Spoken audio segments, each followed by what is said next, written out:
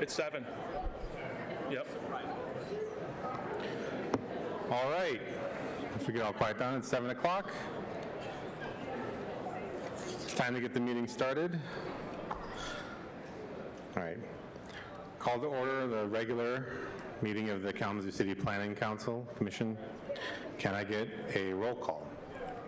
Yes. Audette Baumann? Here. Bissonette? Here. Kostreva? Here. Tolber? Here. Patelko? Here. Wilson? Here. Curtis? Here. And Swan and DeCenzo are excused. They notified us they were not able to make it tonight. All right, thank you. We've got an agenda in front of us. Are there any changes we'd like to make to the formal agenda? Yes, staff would like to move item F1 before item E1 to put the CIP presentation ahead of the public hearing and rezoning request. Understood. All right, can we get a motion to adopt the formal agenda with item F, the capital improvement plan, in front of the public hearing for PC 2025-05? So moved. Second. Motion moved and seconded. All in favor? Aye. Opposed? All right. The agenda is updated. In our packets, we have the minutes from the September meeting, in which we inducted a new member. Welcome. Your first meeting, Mr. Bissonette. Any other changes or comments folks have about the minutes from last time? All right, seeing nothing, can we get a motion to adopt or approve the minutes? Motion to approve. Motion? Seconded. Second, all right, all in favor? Aye. Opposed? All right. Next, do we have any communications or announcements? No. Well, the communication and announcement is there is a special meeting, a joint meeting of the Planning Commission.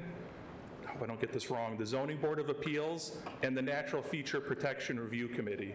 And the intent of the training is to go over the roles and responsibility of each board with the other boards and then highlight where overlap and each body's role in the larger process. So the liaisons from each body will be giving a training on that to the 3 boards. That's going to be November 12th, Wednesday at the 245 North Rose Street at CPED offices. All right, thank you. And then otherwise, just the communications received for the public hearing, which are in the binder up there with you guys. We have a big binder. All right.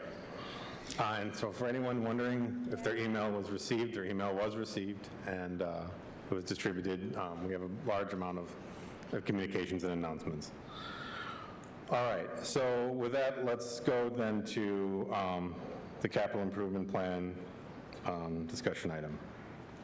All right, this is Director Baker and City Engineer James Baker's here to give a presentation on the capital improvement plan. The role of the Planning Commission is to review it, so there is not an action necessary from you guys on it. Okay.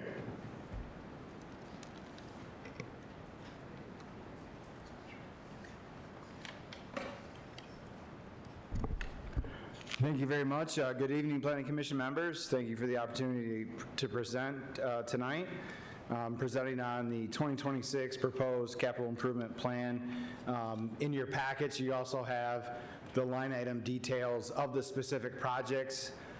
I'm not going to get into the specific projects. I'm going to provide kind of an overview of the different departments that are represented in that plan. So that capital improvement plan provides project funding and capital project deliverables by funding department, and those are general fund, parking, major streets, local streets, water, and wastewater. And to kind of talk through what some of those examples would be, water and wastewater really is focused on regulatory compliance, increased investment in infrastructure, also improving water quality, and we've got some other initiatives that are focused in some of the specific plans. General fund covers parks, facilities, public safety.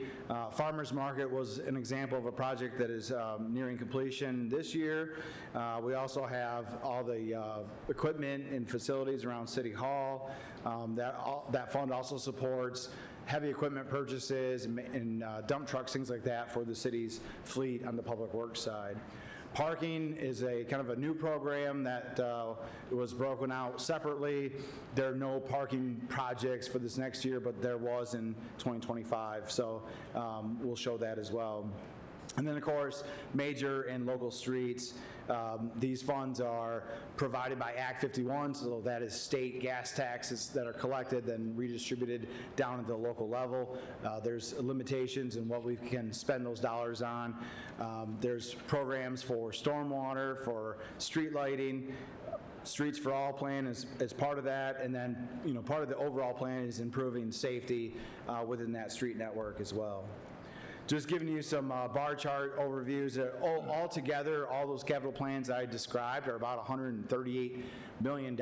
You see the different bar charts here across the different funds. MST, which is your Major Streets Fund, that's quite a large investment showing in 2026, and a lot of that, we'll get into that when we go to the street-specific slide, but a lot of that's that Streets for All program. A majority of those dollars include federal grants that are coming in, they're administered at the local level. General fund, still significant investments there. Local streets, that's $1.6 million. That's double the amount of investment that we had last year. This same slide last year in 2025 had local street funding at $800,000. Water funding, about $47 million. There's a lot of investment continuing there in infrastructure, and wastewater at about $26 million. Parking, zero, but we show it on the slide. Specific in general fund, some projects that you're going to see starting in 2026 include the Arcadia Creek Festival site. A lot of work, involvement in that, a lot of public meetings, a lot of focus on that project. There's some field and equipment upgrades at Homer Stryker Field.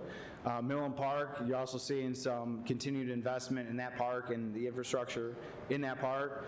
Heavy equipment, fleet, things like dump trucks, loaders, that sort of thing. That's equipment purchases to help support public works. And then public safety, if you look at the line items, there's a pretty significant investment in self-contained breathing apparatus.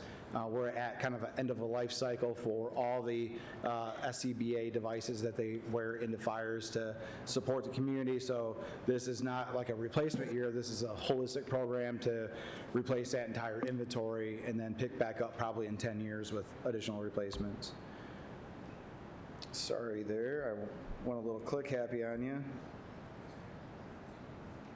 So looking at streets, we got kind of major and local streets. Major streets, the really big projects that we're talking about are our Streets for All projects. These are federal grants that are going to be bringing forward, administered through relationships and contracts with the State Department of Transportation, so MDOT. We plan to begin construction on Kalamazoo Ave, West Main, and Douglas this year. There's additional streets that will happen in future years.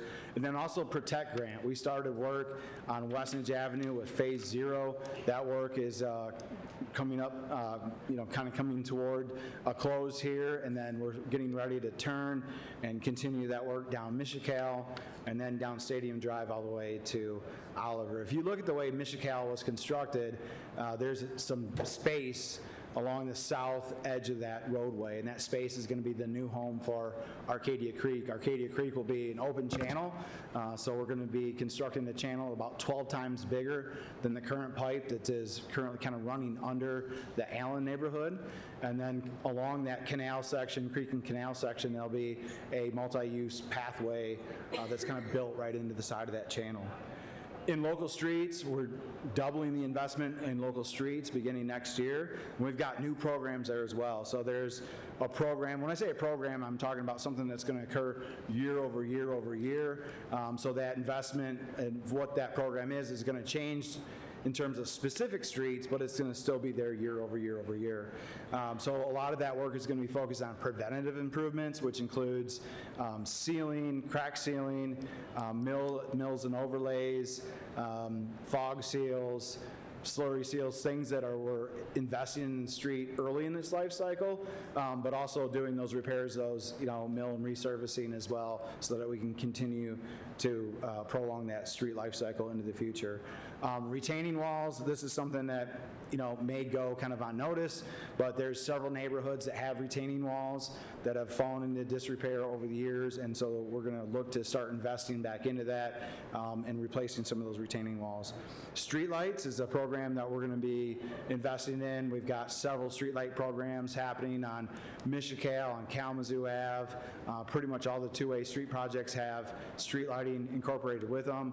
We've done some street lighting projects on some specific streets around Kalamazoo. We also have a streetlight attrition program, so we're working with Consumers Energy. When a high-pressure sodium lamp goes out, we're going to be replacing that with LED, and that's happening all throughout the city. You've probably already noticed some of that work. And then last but not least, stormwater. We're making significant improvements in stormwater. We've got some budget recommendations for the City Commission, line items as well, which include some staffing and requests of support. Stormwater structure cleaning, where we're going to actually be factoring out every structure in the city over a 3-year period. We're also going to be investing in stormwater infrastructure replacement, including green infrastructure, things like storm offlining, and different investments overall. So that work will be coming forward next year.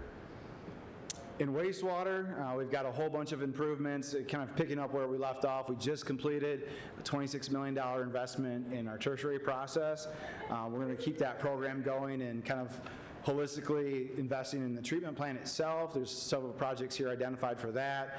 Working in interceptors. Interceptors are those big pipes like highway systems where many little pipes connect to, and then those smaller pipes, those street level pipes we call collector sewers that are on your street itself. So we've got everything from manhole rehab, pipelining, some trenchless work. That means work that we're able to do to renew the infrastructure without digging big holes. And we also have a pretty big project called the Kalamazoo Sustainable Biosolids Project.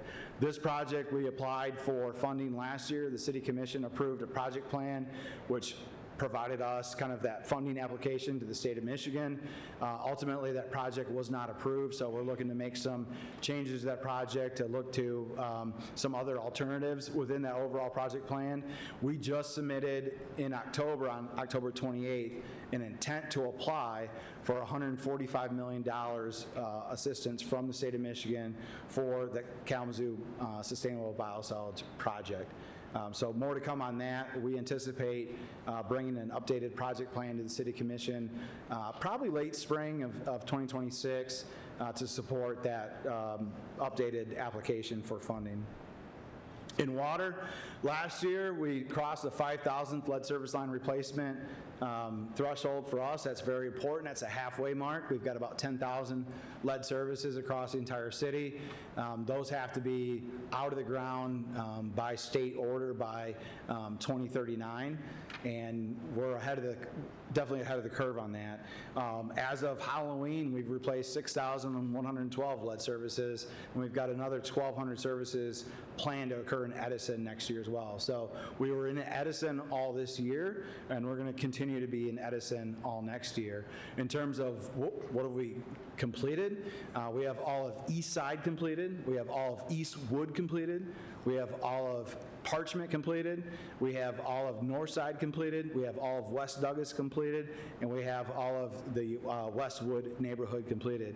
We also have all of Stewart completed, and we're halfway through Edison. Next year will be completed through Edison, and then we're going to shift our focus to Vine, and then south, going into Bronson Boulevard, South Westonage Hill, some of those areas. I also want to highlight work we're doing at the treatment plants. We've got a lot of work focused on consolidating treatment plants. We've got 13 point-of-entry treatment plants. We're working to consolidate that number down, creating bigger footprints and more treatment at certain locations. You saw we're underway right now with a $60 million project at Station 5 and Station 14. So we're constructing one treatment plant at the location of Station 5, and we're pumping in the flow from 14 and 5 together to provide that treatment at one footprint. So that provides overall better accuracy and precision of that treatment process, and it cuts down the number of entry points into the system. We're going to continue that project. We've got a 2029, 2030 project we're planning to do at Central. And you may have seen some property purchases come before the Kalamazoo City Commission in relationship to that project.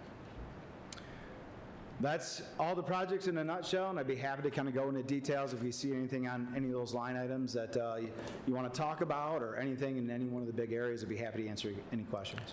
Yeah, I did have a question about the lead servicing line replacement. Is there a general era in which a house would or would not have a lead servicing pipe?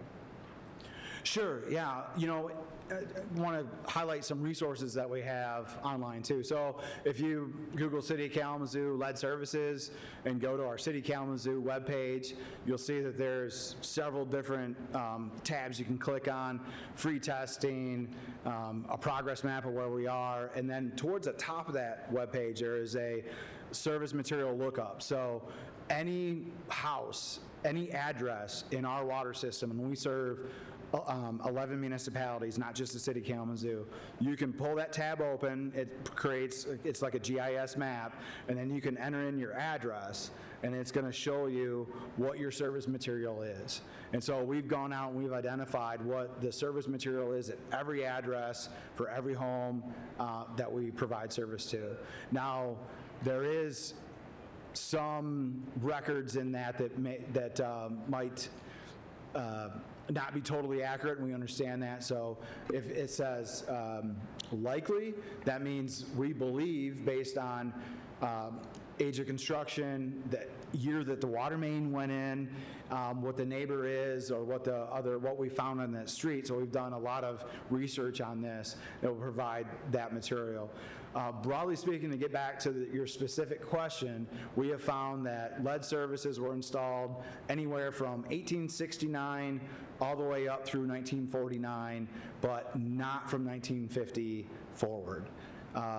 We haven't found a file that said we've stopped installing lead as of 1950, but through our records review and search, we have found that we have not found an address where that service was installed after 1950 that was lead. Now, understanding that the service line could have been in before the home was built, so that's possible the service line went in when the water main was installed. So trying to understand where you're at on that, we would recommend that you use our online tool to provide that information. So thank you for that. I think that's certainly a great question. Thank you. I would quickly pitch in that I'd like to congratulate you. Heck of a job on that infrastructure stuff. Out of sight, out of mind. People don't see that over time, right? It's something underground, but it's been impressive. So, and I'm an infrastructure guy, so. Thank you for that. So, no, yeah. And we're not 100% there, but no. One quick follow-up. How confident are you in federal funds these days? General sense. Sure. That's a great question. So in terms of, I'll go back to our. I'll go back to our slide on major streets. So we talk about our two-way, our Streets for All projects, our Protect grant. We've got, broadly speaking, about $100 million of federal investments that we're going to be putting into this. We're totally confident that the work that we've done to obtain these awards continues to stand today. We've just approved a kind of the next step progress for our Protect grant. So we're utilizing our partnerships with Michigan Department of Transportation. So all of these federal grants for transportation that we're bringing forward will be brought forward with agreements with the state of Michigan. So we've got existing relationships with MDOT. We've maintained those relationships for years and years and years. We do projects every year through Kalamazoo Area Transportation Study. building on those relationships with MDOT. So we've got kind of a standard practice that has been tried and true and proven, and so we're using that same process. We anticipate that in the probably December to February timeframe, it's still a little wide yet on when we'll be ready to bring construction agreements or grant agreements forward to the City Commission for consideration for these projects, and that would be construction agreements with MDOT. Thank you. Thank you. Thank you for the presentation.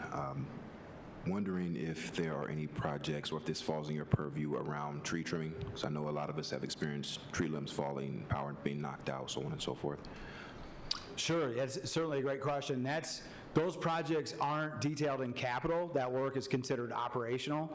That work is funded within 226, which is, that's a code, and I don't expect everybody to know what a code is, but that's our solid waste fund.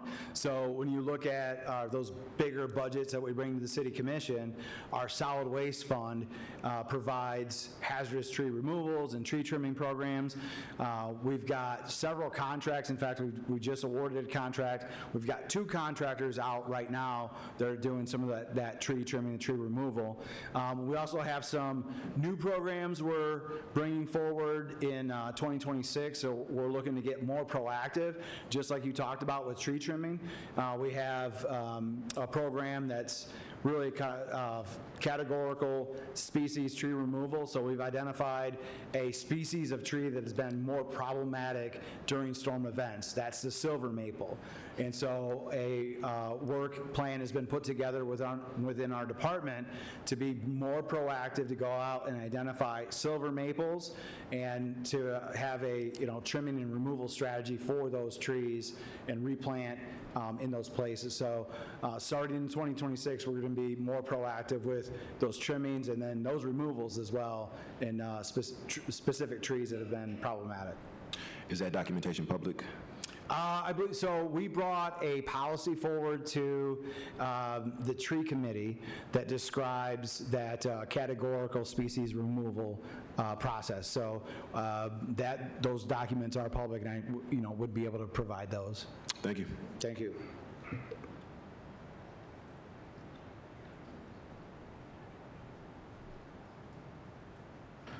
All right, I think that does it for our questions. Do we need any action on this? Okay. All right. Well, thank you for the update. We really appreciate the information. Again, well done on the work and lead servicing updates. I appreciate it. Thank you. Thank you. All right. And with that, I'll bring up item PC 2025-05, the rezoning of, I'll get this right, 4301 Stadium Drive from RM15 residential multi-dwelling and RS5 residential single dwelling to community commercial. I will bring up a few procedures so before we all get started. With planning staff is going to present the application, followed by the applicant himself. The Planning Commission may ask questions to staff and the applicant, and following that, we'll open the public hearing and take the comments. Any people here will get a chance to speak. I know people have already started signing in. We will take callers after the people here have spoken. The number is 888-382-9556. Again, 888-382-9556. I was also asked to note, if any folks do need to use their restroom, there's a single restroom on the first floor, and on the third floor, there's also restrooms, women on the right, men's on the left. All right, so with that, Bobby, whenever you're ready. All right, thank you, Chair Patalco. But before we start the hearing, I'm going to have Attorney Baer speak to the group real quick. Thank you. Thank you, Bobby. Good evening, Commissioners. At this time, the Commission is going to be considering rezoning of a specific piece of property. This is a matter that doesn't come up too often in front of the commission. And I know we have some new commissioners here. So I just want to take a few moments and review some of the procedures and the tasks ahead of the commission in addressing this issue. You're going to be acting as a quasi-judicial body. Well, what does that mean? It's judicial in that you consider the facts presented through testimony, through the documents in the packet, and you make a decision based on those facts. It's quasi-judicial in that you don't have all the powers of a regular judge, such as the judges in the courthouse on Eleanor Street. You are focused on this specific issue and making a decision, which will be what recommendation to make to the City Commission, whether to grant this application or deny this application. Your decision must be based upon the facts presented. Think of the statue of justice with her blindfold holding the scales and weighing the facts for an impartial decision. That's what you will be doing. You need to set aside any bias you may have against any side to this question, and set aside your personal opinions because you're making an impartial decision. Ordinance A83B5 lists the factors to be considered in making this determination. These are factors to be considered. It's not a checklist. The ordinance specifically uses the word factors. Sometimes ordinances, statutes, or even courts will specify certain things and say that they all have to be determined in order to make a decision one way or the other. That is not the case here. You're going to take the facts, you're going to apply them to these factors and determine what weight to give them. Of those factors, the first one being consistent with the comprehensive plan. The ordinance uses the term comprehensive plan.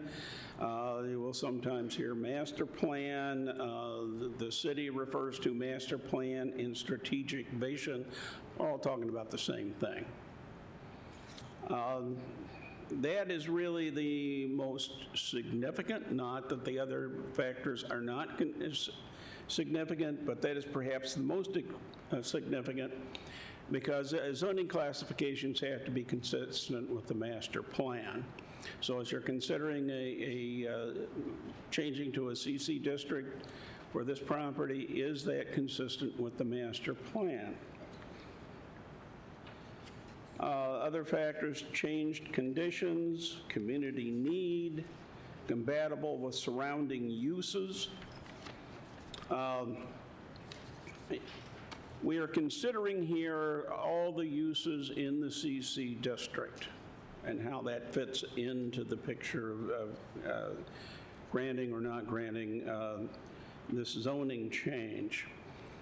This particular property is under the Natural Features Protection Overlay District, so that you will consider the impact that has as far as effect on surrounding uses, because that is a factor. It's something that's going to apply under the Code of Ordinances.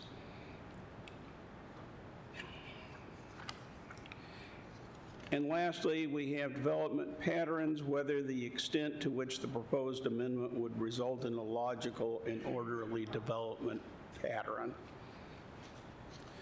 So with those comments, I will turn this back over to Bobby and we will proceed. Thank you. Thank you, sir. Thank you, Attorney Baer. Thank you, Chair Patalko, and good evening, Planning Commissioners, and good evening to all the citizens and interested people in the City Hall tonight and watching online. So I'm going to give the staff presentation on the request to rezone. The request is to rezone from RM15 and RS5 to CC.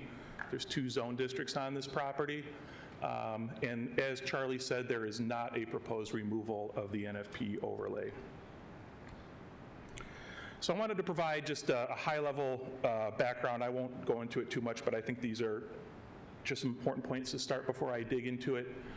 The request was from Stadium Drive 1 LLC. This is the property owner seeking to rezone the property. At the applicant-hosted PPP, Mr. David Rapp introduced himself as an interested buyer in the property in the due diligence phase of a purchase. And one of the due diligence items is to get the building or the property rezoned to the CC zone district. So there's an interested party in the property. There is history to this property. The 3 times that this has come up, or there was comments based on the number of times this has come forward. The zoning ordinance allows a request to come forward at least a year after a decision is made. So there is a right in the ordinance for that. There was an application. It was in 2019 the application received, but it was in January of 2020. The same parcel was 3 parcels at that time, and the request was to rezone from the current zoning to CC and remove the NFP overlay. Those were provided an unfavorable recommendation by the Planning Commission to the City Commission. However, the item never advanced to the City Commission, and it just fizzled, it's gone. An application was provided by the applicant in 2023, the exact same request, no removal of the NFP, rezone it to CC. Public notice was provided, and before the hearing, the applicant chose to withdraw that request. And in 2023 as well, the Community Planning and Economic Development Department, the department I work for, we led a citywide commercial rezoning that was approved, I believe, in October of 2023. And in that request, it was aligning the remaining commercial areas to be in line with the future land use map, and that included this parcel. At that time, there was robust public feedback, and that parcel was removed in the outreach phase of that consideration and not move forward. So that provides the background on some of the early requests or why this request has been in front of this body a few times. So now getting to the property. For a little bit of a visual for the property, what we have in front of us here is a 1997 aerial photograph. I thought it provided a good recent context. We can see the house there on the west side. There used to be an old house there. And I put the elevations on there because I know the NFP consideration is going to be an important one here. And some of the features on this property are the slope, and then the coverage of it would be considered woodlands. I can't say I really don't know sitting here if the wetland setbacks, if they're coming close enough from the neighboring property to be impactful to those standards, but on the nearby property there's wetlands, and there could be some on this property as well. So that shows an interesting feature that some people may have heard about. You see that line along the east there, that is the old Fruit Belt Railroad line that used to go through there. And I believe looking back at it, they probably used a little bit of that hill when they put in 131 because it's riding on top of it over there, so it creates this weird ridge right across the property. And then here is the modern aerial photograph. You can see the house has now been removed. This is a 2025 image, and the entire parcel is tree covered. There's a little bit of a clearing where the house was, where it used to be a yard, but otherwise it is completely tree covered. And what makes this property so unique, this property lies in a transition zone, transition between municipalities, transitions between land uses, and transitions between zoning. So I wanted to choose these photos to highlight the 2 angles of this property, to help highlight the intense commercial zoning on this side versus the land use and the zoning on the other side. So just to put us into context there, they are very, very stark differences. Up to the north, you can see the yellow line. We're looking from the south at the property there. Before I move on, any questions? That kind of covers the highlight of the scene in the area. Any questions before I go on to the rest of the presentation? So there's a new applicant. Does he have anything in mind in terms of what he wants to build, or is that had not been established yet? It's not established yet.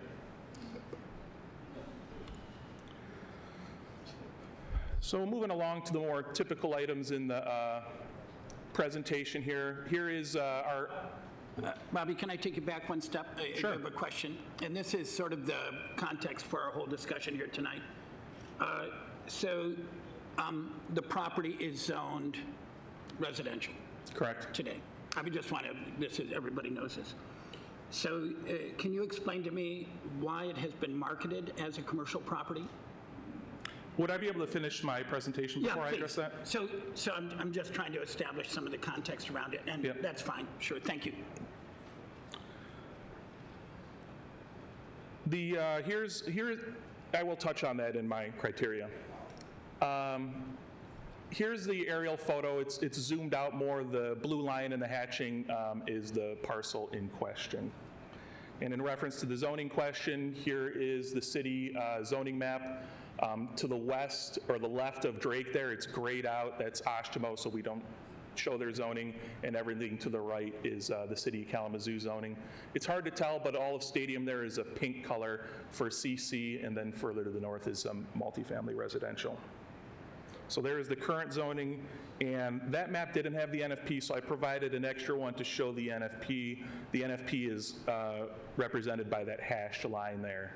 So the parcel is NFP, the property to the south and the property to the east are also NFP. This is a current land use map. A little clarification from some comments I received over the course of the noticing. You'll notice the apartment complex is listed as commercial. That is because it is a commercial classification by assessing. We use those land use classifications, and they're right like 90% of the time. An apartment complex by commercial real estate is often called a commercial property. And I'll save the content neutral sign discussion for another day. And here is the future land use map, which is obviously a big focus of this one. The red there is shown as commercial. The future land use map doesn't have a very broad. It has the live-work zones in commercial, and it highlights this parcel as commercial. So there's the planning and zoning background. This is a rezoning. The applicant utilized our PPP to have a public meeting. And how and what does an applicant use to make that decision? Within the PPP, there's it's like a Venn diagram grid. And this one was a large impact, large geography one. So if it's a small impact, small geography, maybe you can do postcards. With the large impact, large geography, it's a notice and some sort of community event. And they chose to host a public participation meeting at the Anna Whitten Hall. That was a week ago yesterday on October 30th. I think I counted 50 at one point, probably a little more than that came and attended, and that's where Mr. Rapp came and answered questions, as well as Emily with him, who filled out the application.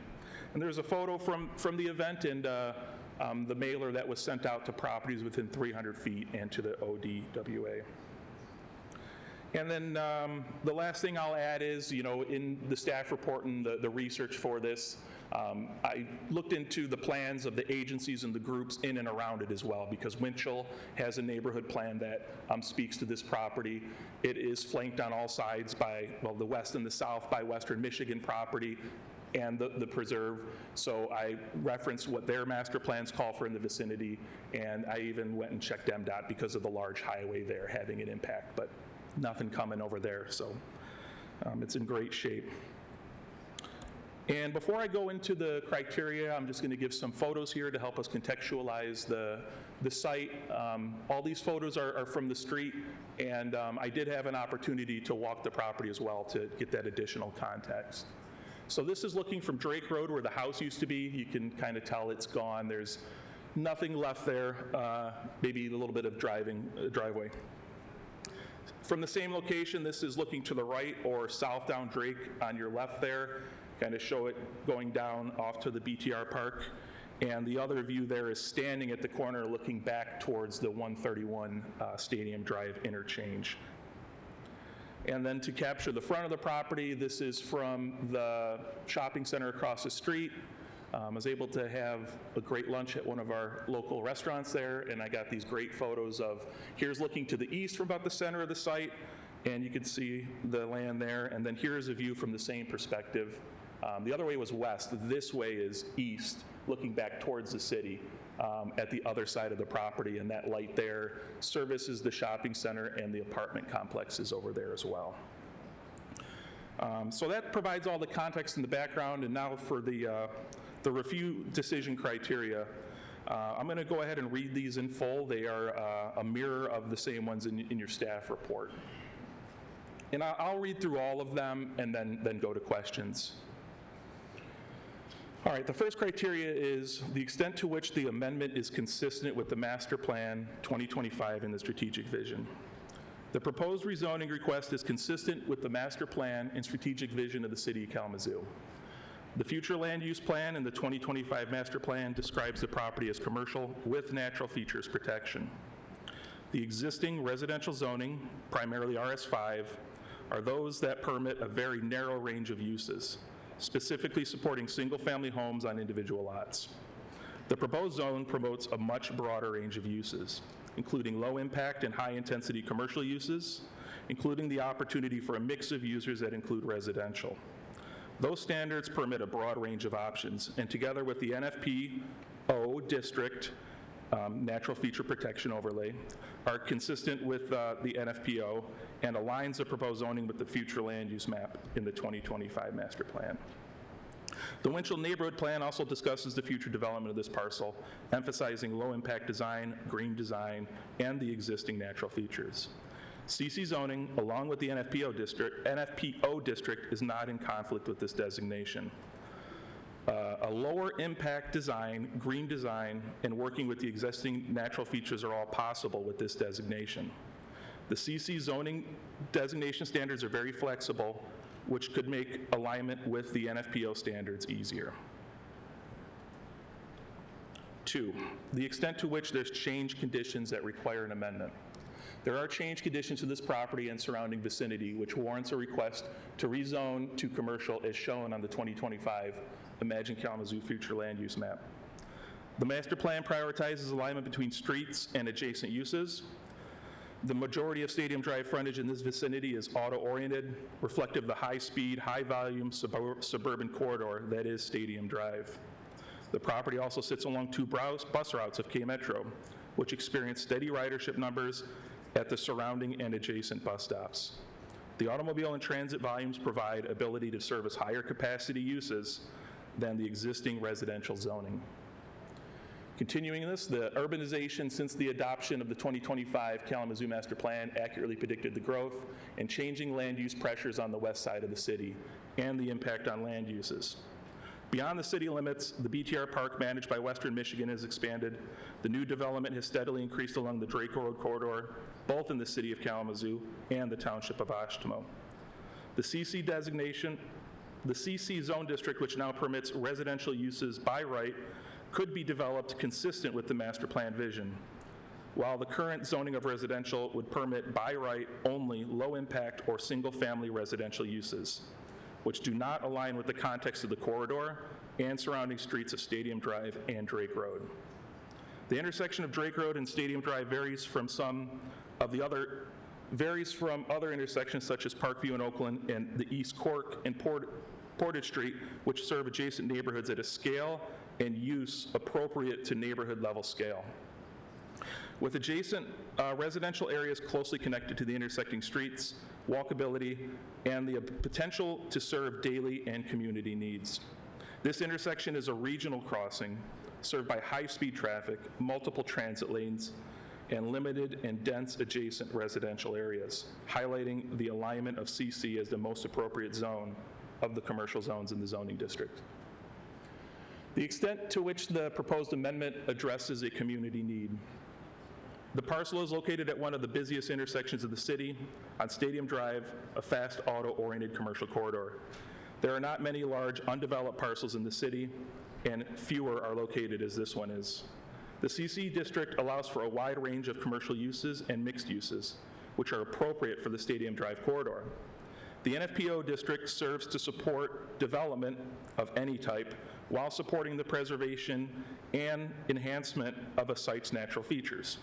Protecting the features with sustainable and equitable development are community goals outlined in the strategic vision. Under the current zoning, only residential uses such as houses, limited duplexes, sports and recreation uses, and other low-impact uses are permitted. If Zone CC, the protection to the natural features are still in place, and the zone district permits higher density, which is supported by the available road capacity and transit in the area where the infrastructure exists. The ability to permit the uses and density along the frontage supports the long-term needs of the community outlined in the strategic vision. The compatibility with surrounding land uses. The proposed rezoning is compatible with existing and proposed uses surrounding the subject land. Per the zoning ordinance, the RS districts are intended to accommodate the development of primarily single-family dwelling units on individual lots and promote owner-occupied housing. This land is not compatible with the surrounding land uses, which include multifamily housing, large-scale retail, and restaurant uses, or the adjacent streets. Both as the streets function as they function today, as they are designated in the master plan.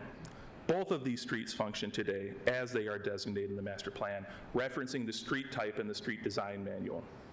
To the west, the land in Oshtemo Township is zoned for business use and owned by Western Michigan University, being that little strip between the highway interchange. Continuing the compatibility surrounding land uses, the existing zoning designation of NFPO is intended to guide site development, balancing growth and redevelopment with protection of our natural features.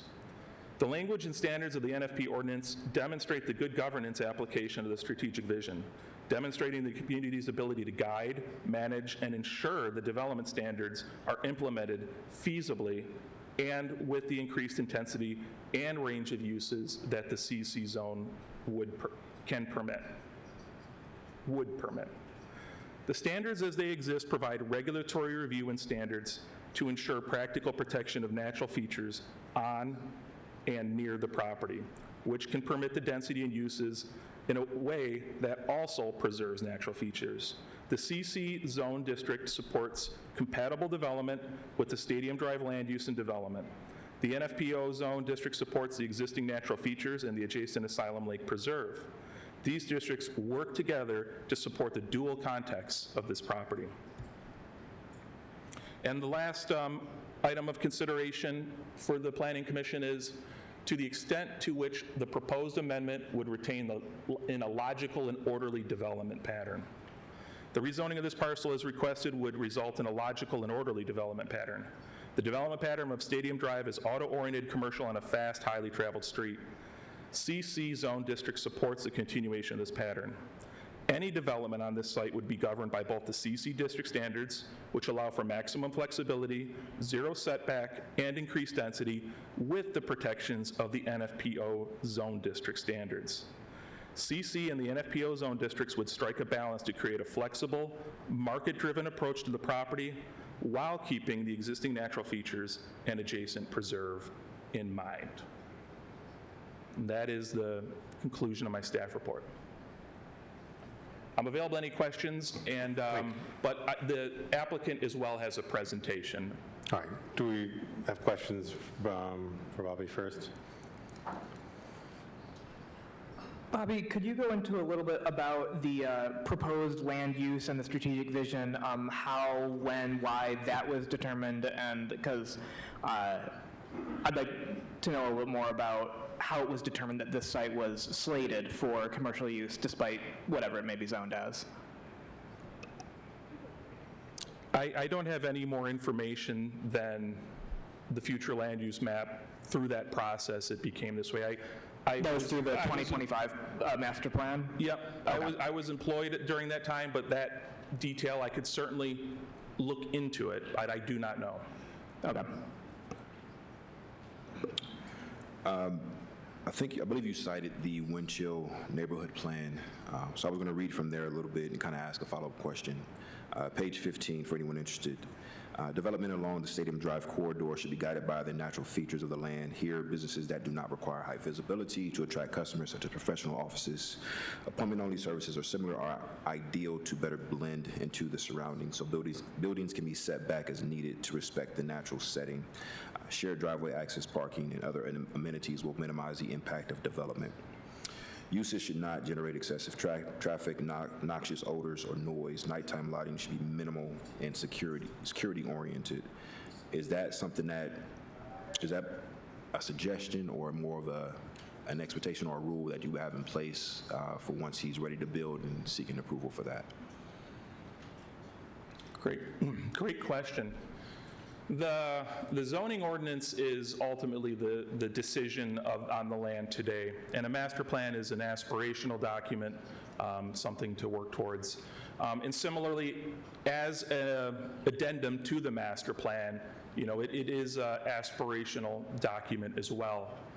In the context of the rezoning, a CC zone district absolutely 100% would support a development of that scale. However, a CC zone district could support other uses too. Follow-up question. What's the approval process look like if this goes through, the land is purchased and he wants to build? Does he have to seek permission to build going forward? Or can he just build whatever he wants? All of the uses permitted in the use table of the CC zone district be permitted, and there's special uses permitted there as well. To answer your question, what does review look like for a property in the CC zone district in the NFP overlay? It would require site plan review, which is a staff review body that you guys delegate that authority to, and it would have to go in front of the Natural Feature Protection Review Committee because it is in the NFP. A site plan review, while administrative, is required to get NFP approval. So a development would have, at minimum, site plan review and a Natural Feature Protection Review Committee approval. Thank you. Could you just explain for us what the natural feature protection overlay actually does, how things are built differently as a result of that? Yes, great question. I'm probably going to mess it up a little bit, but when the NFP was created, it was, NFP isn't no development, it's thoughtful development. So my elevator speech is, everybody knows that a house or a building has setbacks. We can all kind of generally understand that, a windmill or something. The natural feature protection creates those same standards, but for items in the natural world. Setbacks, distances, requirements, where in most zoning code, it's very construction oriented. And we have a set of series of features that are protected by development standards in that ordinance. Those are trees, woodlands, water bodies, swamps, wetlands, let's see, slopes, and I think I'm forgetting another one. Anyways, with these features, this site has woodland and it has slopes. So with woodland, you can remove a percentage of the woods based off of the acreage of the property. With slopes on the site, there's a setback and do not disturb, basically, provision. The equal distance from the height of the slope, slopes at 20% or more greater slope. So I see the 20% or greater slopes along the southern edge of the property and along that railroad line. And the whole property is woodland. So how is that NFP enforced? Like, who is reviewing that they're following all these procedures? The Site Plan Review Committee and a lot of staff that I work with and supervise.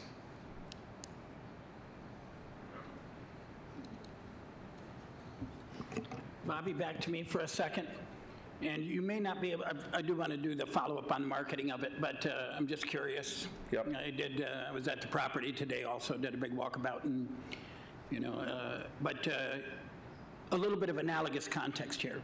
On the one hand, we want to serve the master plan. The master plan, and tell me if I'm wrong at any step here, is that the master plan is not our legally binding obligation. It's to the zoning, correct? For the property today, yes. Yeah, for the property. The things Right. that apply Sure. on it, yes. And I know this is redundant for everyone, but I want to get to this point of How much of Kalamazoo is spot zoned right now that's in violation of the master plan? That is a fantastic question. Well, thank you. Thanks for Yeah. thought about it. Because I know many of these places. Yeah. But do we have a database of the, Yeah. I could reference when I was zoning inspector, but I'll let great. Christina but- answer it. Yeah, sure. Hi, Chris. So, hi, Christina Anderson. I'm Yeah, the city planner, Deputy Director of Community Planning and Economic Development. Since the approval of the 2025 master plan, staff has worked in small pieces to update the zoning standards and the map following the future land use plan. So far we have updated downtown, we've updated all of the commercial districts, all the corridors in town, and what's left are the residential districts. We still need to update those, and we need to update the manufacturing. Through that work, we aligned the zoning code with the future land use plan. Sure. So that has been the work that we have been doing. I can't tell you an exact number of parcels. What I can tell you is that as we brought forth to this board changes to the zoning map and the zoning standards, we use the future land use plan as our guide in that work. Sure. Quick follow-up, if I may. To what extent do we want to bring every property in our city in compliance with the master plan? So I think the master plan is our guiding document. Correct. Right? Yeah, and I see so that, yeah. the goal, and the state tells us that our zoning code should align with the master plan. Should. Right? That's how we have been moving forward. Of course, all of our zoning work is done through a public process. This document was created through a public process. So I think Commissioner Curtis, or Wilson, I apologize, I couldn't see, asked how we got to this point in time. Staff worked up after engaging with the community, a future land use plan, and that was reviewed by the community with the document and ultimately approved by this body and the city commission. So I just wanted to answer that question for you. I'm sorry, I'll do one more shot at this. I know it's redundant, but I want to have my own clarity on this. Is we do not have a database right now of how many spot zonings are in violation of a master plan, correct? So I want to make sure that we're using the right terminology. Go ahead, So yeah, spot please. zoning is when you have a parcel that is zoned something that is incongruent with everything around it, right? It's a one random one. That is different than a future land use designation. So we need to separate those two. Understood. Future land use plan is not spot zoning, right? Because it's not zoning, it's future land use designation. As these parcels change, this is how we'd like them to change. Sure. We do not have a list. What we've been doing for the last 8 years is working to align the future land use, the zoning map with the future land use plan. Understood, thanks. Thanks.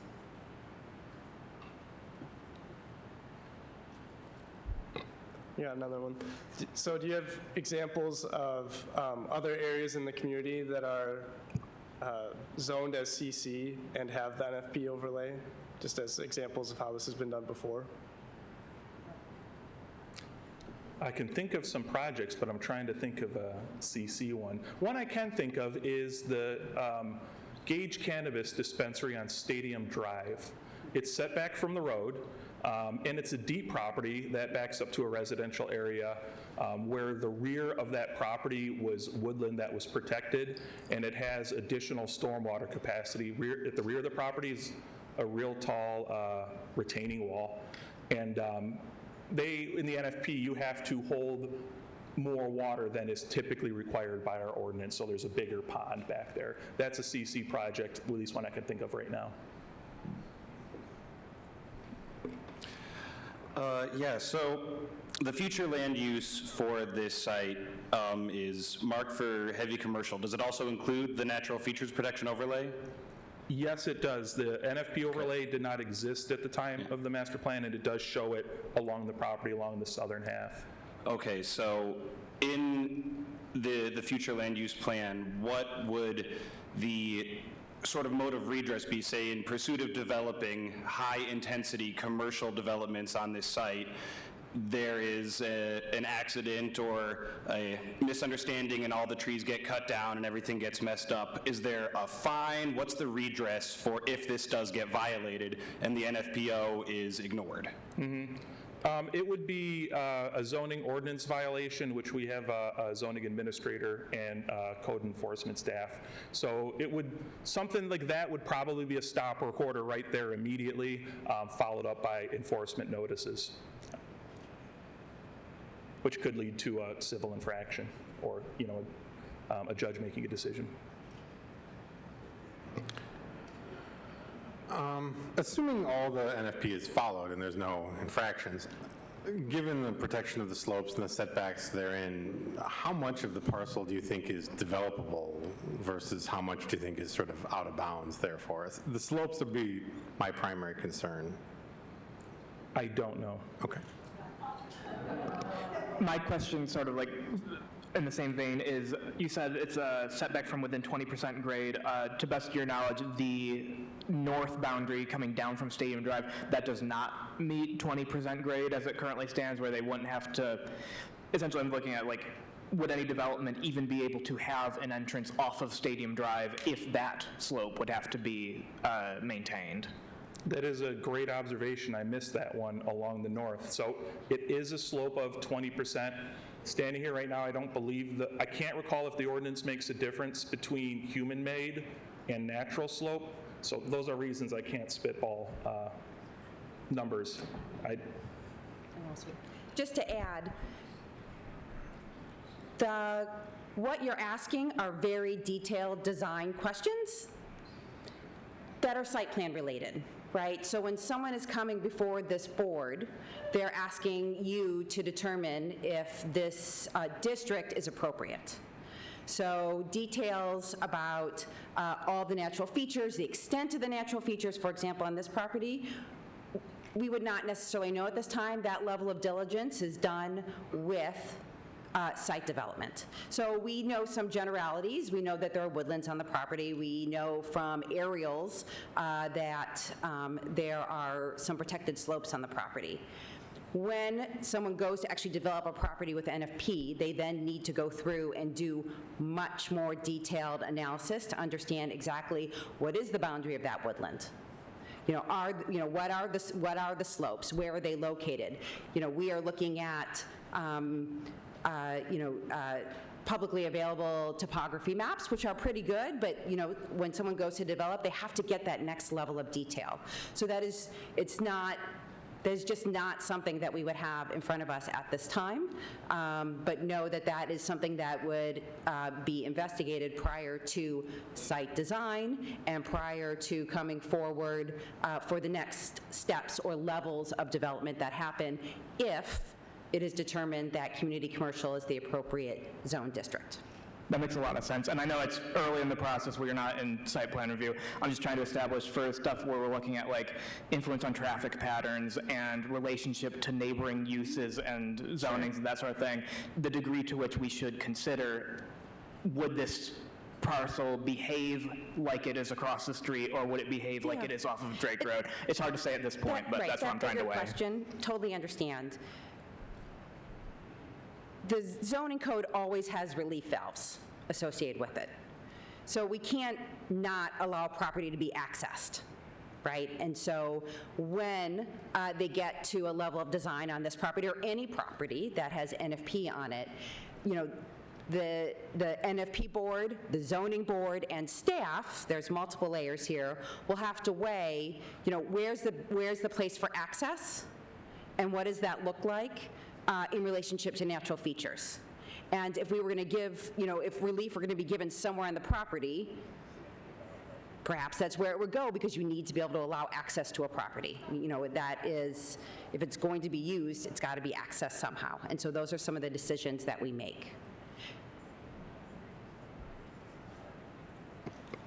Sorry, so does that mean there would potentially be like a waiver or something if they had to, in order to grant access to the property, that would kind of override the NFP limitations? The NFP is in the zoning code. The zoning code's relief valve is that you can request a variance through the Zoning Board of Appeals. Now, any property that's zoned NFP They don't just go to the zoning board of appeals like a standard property would. They also have to get reviewed by the NFP board, so it's a double process. Okay. And I'm just, we're just, again, we don't have the level of detail to talk about that. That would come once they start site design. You don't generally enter that phase until you know that that's a possibility. And so that's why it's set up to say, first, is the district and the set of uses associated with that district appropriate or not, as step one. Thank you, Christina. All right, if we have no more questions, we'll like to hear from the applicant.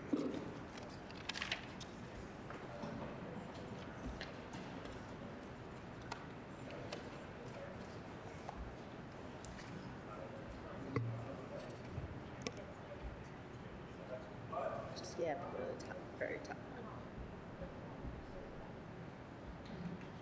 There you go. You just hit that. Should go when you click it. Yeah, maybe you just hit that mouse button.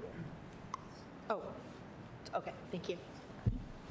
Good evening. My name is Emily Palacios. I represent the landowner, and with me is David Rapp. He is the contract purchaser who's in his due diligence with respect to this property. He and I are going to split our time and try to be brief because the staff gave you a really excellent, detailed report on our request and how it fits with the City of Kalamazoo's comprehensive plan policies and goals, along with the plan's projections for future land use. A couple things I just want to highlight is that while this property is challenging, given its natural features, we recognize that. It is 18.8 acres, and so there is a considerable amount of land that we are working here. The existing zoning pattern is unworkable. The multiple family residential is a narrow strip across the stadium frontage. The balance is single family residential, which in addition to there being no market demand for that type of use at this location, I would suggest that that kind of land use would have a greater potential to harm the preserve than well-managed, well-engineered, modern commercial development, because you don't control the types of pesticides and herbicides and other ways in which private property owners manage their single-family residences. So with a commercial use, which is much more highly regulated, I think the city has a better opportunity of working toward reaching the goals of preserving Asylum Lake and keeping the preserve the special place that it is. The property is being marketed by Calendar Commercial and has been for a period of time. You've seen their signs on the property. I've spoken with the broker, and he has reported that he has received consistent interest in commercial opportunities at this site over the years that he's been marking it. But each time the zoning question comes up and it's not properly zoned, applicant prospectives immediately lose interest, because this is a difficult process and people don't want to put a tremendous amount of time and money into developing detailed plans for something that's going to get shot down at the zoning phase. He reports, as I indicated, no interest in residential development at this location. And in fact, I think the staff very wisely pointed out how difficult a residential neighborhood in this area would be, given the heavy traffic infrastructure in and around this parcel. The broker reported to me today that the Class A retail vacancy rate is less than 5% in this area, which indicates room for the market to expand. In his view, Stadium and Drake has become the most desirable retail sales area in the county, overtaking the Millam and Southwest Niche areas. I just want to remind the commission that the request here is for the CC zoning with the natural features protection overlay remaining in place. We are prepared to work with that district and figure out what can be done with the site, respecting those rules. I just want to close by sharing a couple of slides. I've said that there's no demand for residential development on this parcel, which is what the zoning allows. We do see demand for commercial development, My client has been unable to do anything with the property in the time that he has owned it, but others have made use of his property while he has owned it. These pictures that I'm about to share are of a camp that was established on the property in 2023. This is the condition that the property was left after the trespassers were removed by the city. And then my client instructed to clean up the property. Of course, that's appropriate. But what was left on the property were a variety of environmental wastes that took 5 people an entire month to remove from the property. One of the reasons we are so committed to trying to see this property rezoned is so that it can be developed and managed in a way that these are not the things that are happening on this beautiful piece of property next to the Asylum Lake Preserve. All right, folks, if we could just keep the voices down, please. Yeah, please. We'd like to hear from the applicant. Folks will have a chance to speak when it's their turn. Sure. I'll be very brief. My name's Dave Rapp. I am the applicant. I'm under contract to purchase the property. I'm just really starting the process right now, and I'm working through the rezoning. So just a little quick background on me. I'm based in Grand Rapids. I have been involved in developing properties kind of throughout West Michigan for 25 plus minus years, different types of projects, from residential projects to industrial projects, you name it. Been involved in projects like this that are complicated. You know, at this point, we need to seek rezoning of the property to see if we can get it rezoned to commercial, because without that, there's not, as Emily expressed, and the planning department, that we can't do a whole lot until we have that information. This site is certainly you know, a complicated site. There's a lot of topography. There's a lot of emotion around the southern edge of it. There's an overlay. There's you know, traffic, curb cuts, things that we're going to have to deal with along the way. But before we can even start addressing those issues and talking about what types of tenants would go there, we need to first seek the rezoning to commercial. Thank you. Any questions for the applicant? Thank you. I've got a question.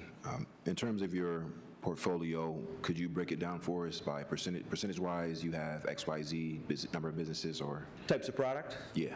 It's a wide range. I would say it's more industrial and land-related than retail, but do a lot of more specific site-related stuff for retail users, more standalone retail uses. A lot less strip centers, a lot more user-driven developments. Okay. Have you ever done any projects, maybe not NFP related, but built-in sensitive areas where you had to kind of work around these kind of situations before? Yeah, I mean, I don't have specific examples of it, but I think that there's, you know, every project you get involved in, there's always something that you have to address sensitivity-wise. So definitely, when we work through projects, we're addressing the concerns of the people as best as we can too.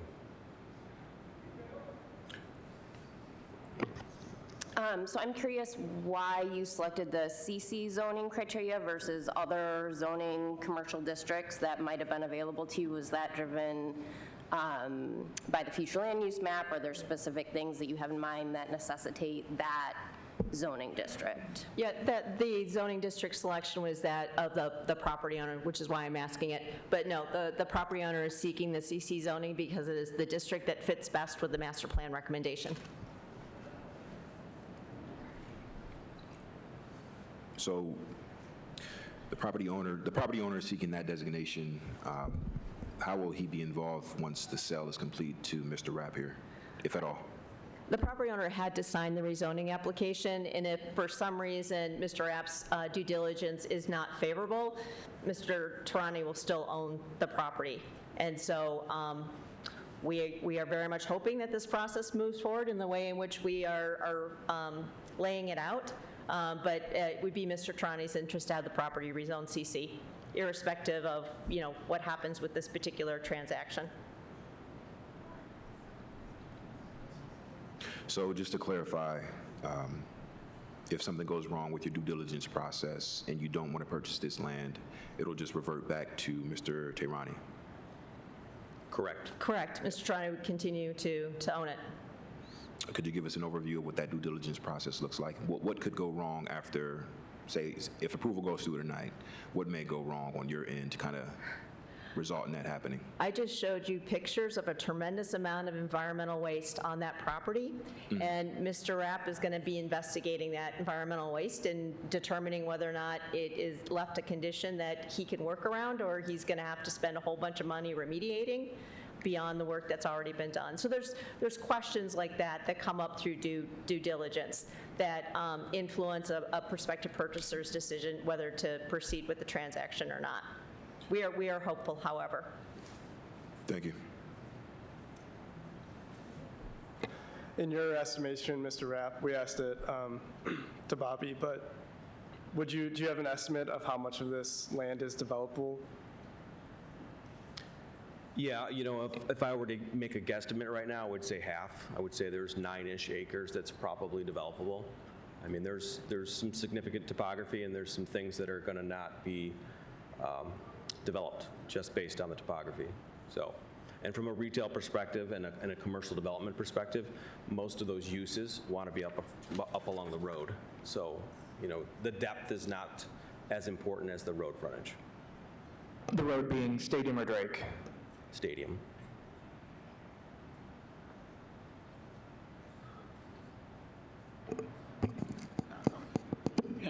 And maybe this is a difficult question, but I have to ask it, you know, in the spirit of transparency and accountability. Do you have any intention on turning the property over if you receive this request? What would you mean by turn it over? Sell it. It's a large piece of property. It may not remain owned by a single owner, depending on how the development lays out. Just a question of intentionality. You may not know, maybe you do know, but. I mean, I certainly could see some users wanting to own the portions of the real estate rather than lease it. So I certainly see that there's some uses that will want to own. Yeah. Thank you.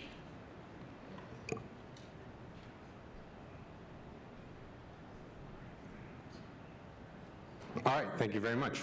Thank you. Okay, so with that, it's now time to open the public hearing. So I'd like to make Bobby, do you have a thing before I? Okay. So I'd like to make a few suggestions just to make sure that everyone gets a chance to speak and heard. For the folks in the audience, we ask that you please be respectful of the speakers. I'd ask you to sort of refrain from clapping and cheering, even if you support it. Snaps, jazz hands has worked well in the past, but it allows the speaker to continue speaking without interrupting them and cutting into their time. And all those presents will have a chance to speak, or we will again take call-ins at 888-382-9556. So for those waiting to speak, yeah, if you could, as we've already done, line up the windows in the back. Please sign in at the clipboard before you start speaking, and then when it's your turn, if you could state your name and you can state your address. People have done that in the past. There is a 3-minute time limit, and after that, the microphone will automatically turn off. So the Planning Commission will not be answering questions. This is your opportunity to make your voice heard. Pardon? Mr. Chairman, just wondering, do we have any planned breaks? As a 72-year-old guy, I'm just asking. When Once might be again, able to presume? if you could just wait a second. Oh, you already have that. Thank you. I have a list. I will wait. All right. So, please speak only once so that everyone who wants to has a chance to come up and have the opportunity. If comment time goes for a while, we will take a break, maybe more than one, but everyone will have a chance to speak. So if you're coming up and I wave you down, it's not because I don't want to hear you. We're going to need some breaks potentially. And folks, if you can tell me too. If I miss a window, just lean forward and say it's time for a break. It's okay. So again, as we've heard from the staff and the applicant, the issue in front of us tonight is a general rezoning from single-family residential and multifamily to community commercial, and all the potential uses that go along with that. I know there's been a lot of discussion about the car wash or whatnot, but that is not the current issue tonight. Beyond that, vehicle services are one of the permitted uses in community commercial, though it does require a special use permit to do that. Any kind of vehicle services aren't necessarily allowed by right. So in general, we're speaking about commercial rezoning and therein, but hopefully we've kind of all heard our talking points. Chair Patelko for housekeeping, I guess. Yeah, perfect. Everybody's lining up, but I just want to let people know in the community room, as this line starts down, if they're not already in line, we will go to the community room and the hall room and make sure that every space where there's people outside of this room have a chance to speak. And if you could one more time read the phone call-in and maybe reference that we will, you don't need to call in while in person, you know, a little bit as these start to wind down, then we will open up the phone call comments. Right. You'll be sitting on hold until, is how it works on the phone call comments. So again, the phone number is 888-382-9556. And for anybody sort of sitting out in the hall, we can definitely hear the noise. So again, if everyone can kind of be quiet so that the speakers have their opportunity to have their voices heard. Even if you support them, again, if you show your support in various ways, that allows them to keep talking uninterrupted. All right, and so with that, we'll take our first speaker. Just a question how we can change the natural area. So, like I said before, we're not going to be taking any questions tonight. If you've got a comment you want to make, you can go ahead and make it, but we're not going to answer questions. The last time we did this, it was put a natural area, and that's all I have to say. And I sent a email to the state this morning. Thank you.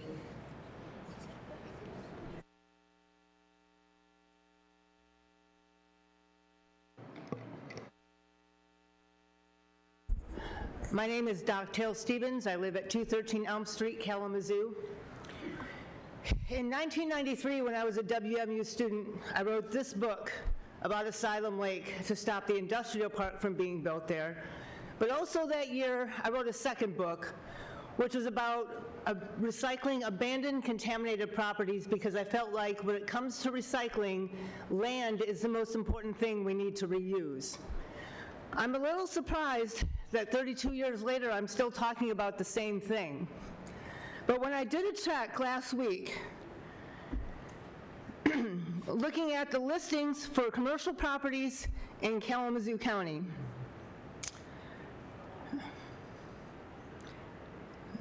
sorry, I have to find my place here. There are 46 commercial properties for sale and 38 commercial properties for rent. When we ask the question, does it rezoning this property meet a community need? I don't believe it does. I believe we have plenty of commercial properties available for either development or redevelopment or rent. When we asked at the PPP meeting last week, we asked Mr. Rapp, what is the community need that you are meeting? He said, he admitted to us, it's not about a need, it's about the value of the land. Well, I think the people here are here today to tell you that we value the natural properties of the land adjacent to the Stadium Drive property. And that wasn't really mentioned in their application when they talked about compatible property use. They talked about the commercial property across the street, but they didn't talk about the large acreage to the south. And I will hope that you will consider that when you deny this zoning request. Thank you.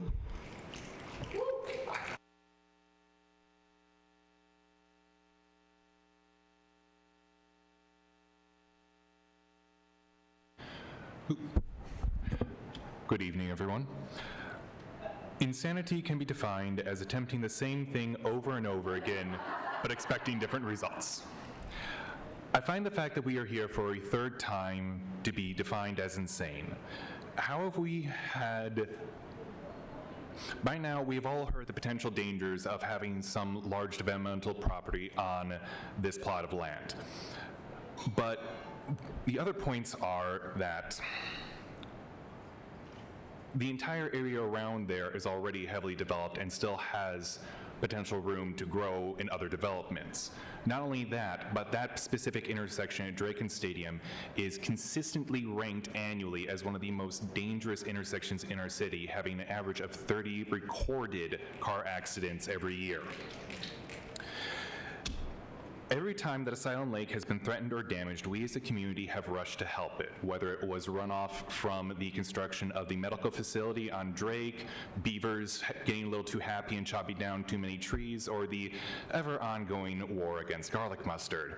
We have banded together to protect this property.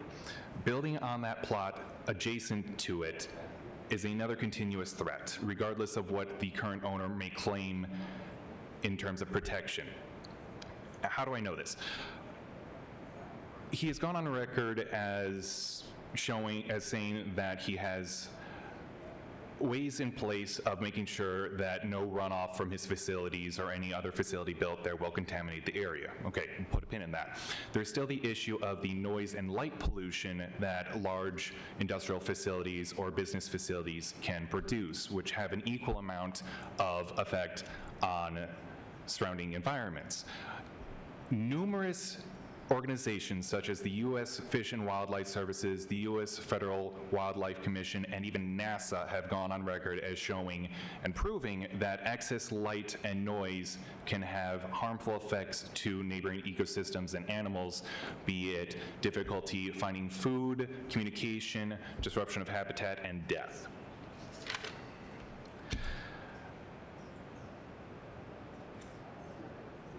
I do not trust any person that says something is guaranteed 100%. Something's what's said about a very certain ship, and I think we all know how that story ended.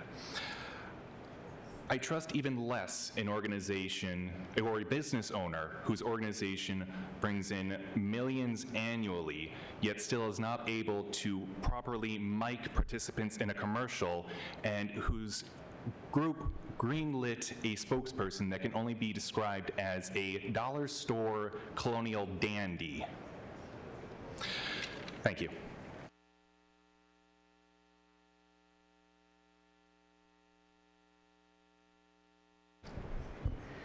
Hello. I have lived by Asylum Lake my entire life. I remember my late brother making a documentary trying to save it from becoming a golf course when that was the danger. I remember the other meetings. It holds a very important spot in my heart. And I attended the Thursday meeting last Thursday, and I have to say I was not impressed. When addressed about the environmental questions of these land protections, we asked about water contamination, runoff. They did not have answers. When asked about his plan for what he wanted to do, he did not have answers other than, if I build it, they will come kind of ideas. If I have this land, there will be interest, then I will build it, however they want it.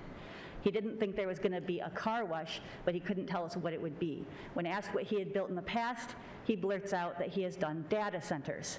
We ask, are you going to put a data center here? He says no. However, anyone who is environmentally conscious, who understands the kind of land this is, would never build a data center. They are extremely ecologically harmful, and anyone with the moral level to invest in that is not someone I want investing near my Asylum Lake. Asylum Lake is important. It is a very dangerous corner, and we just don't need more retail crap there. We want safety. We want no light pollution. And to be honest, being on that corner, I apologize, it just doesn't make sense. As for the pictures of homeless people, that's like saying we shouldn't have any natural areas. Homelessness is a problem in Kalamazoo. It's another thing that we need to address in other areas. However, because it exists and because a problem can exist is not a reason to devastate a property that once cut into, once destroyed, cannot be repaired. Thank you.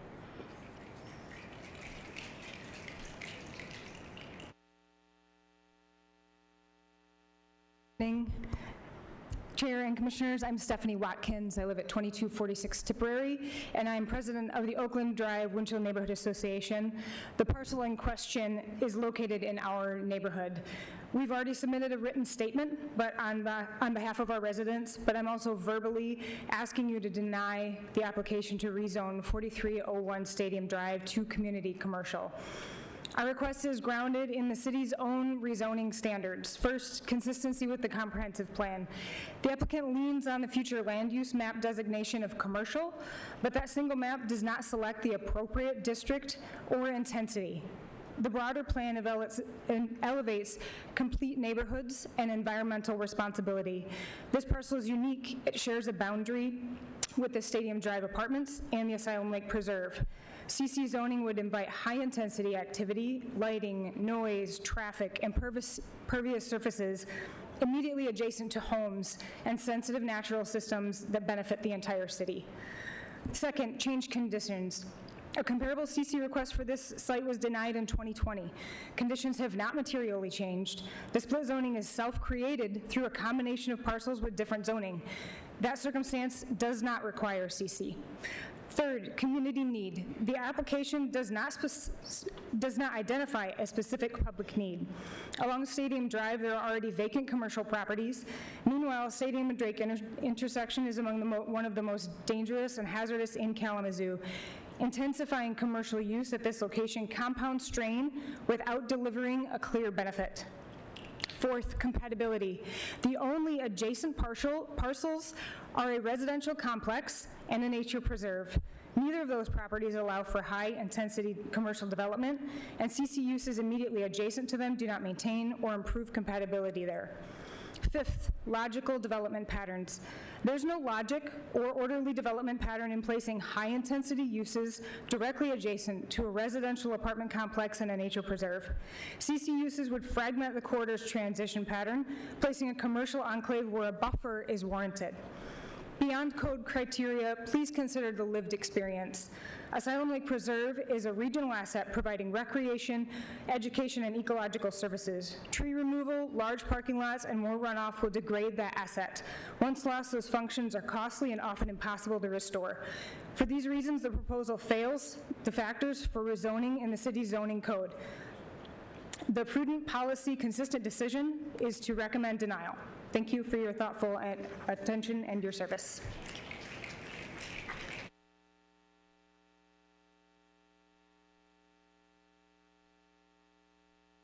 My name is Tiffany Shriver, 2423 Lamont Drive, and I'm here on behalf of the Asylum Lake Policy and Management Council, or ALPMC, to respectively but firmly oppose the proposed rezoning of 4301 Stadium Drive to community commercial, as previously submitted to the Commission.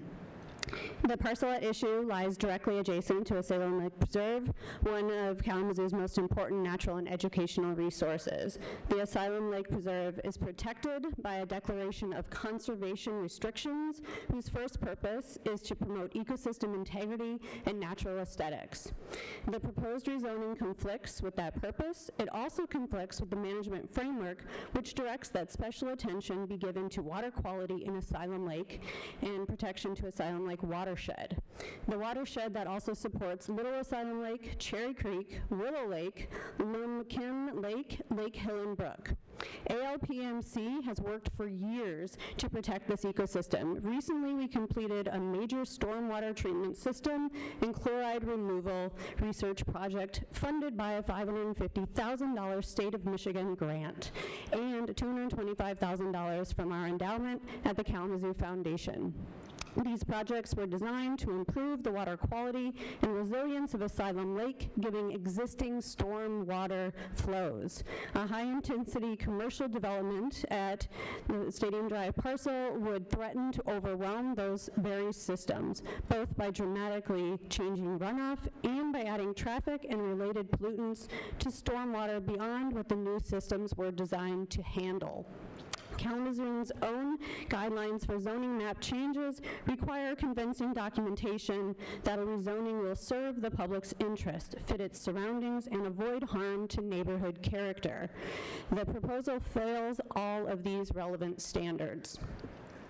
It also contradicts the intent of the city's Natural Features Protection Overlay District, which was created to help safeguard wetlands, trees, water resources, and habitats, precisely the features that Asylum Lake Preserve was established to protect. Rezoning to community commercial use would invite the possibility of gas stations, car washes, large parking areas perched above the preserve. That would mean more light, more noise, more road salt, and chemical runoff, and fewer species. There would be permanent losses of habitat and biodiversity, and a diminished experience for everyone who visits the preserve to learn, reflect, or simply enjoy nature. For all these reasons, the Asylum Lake Policy and Management Council urges you to reject the proposed rezoning of 4301 Stadium Drive. Protecting this property from inappropriate commercial development is essential to preserving the environmental integrity .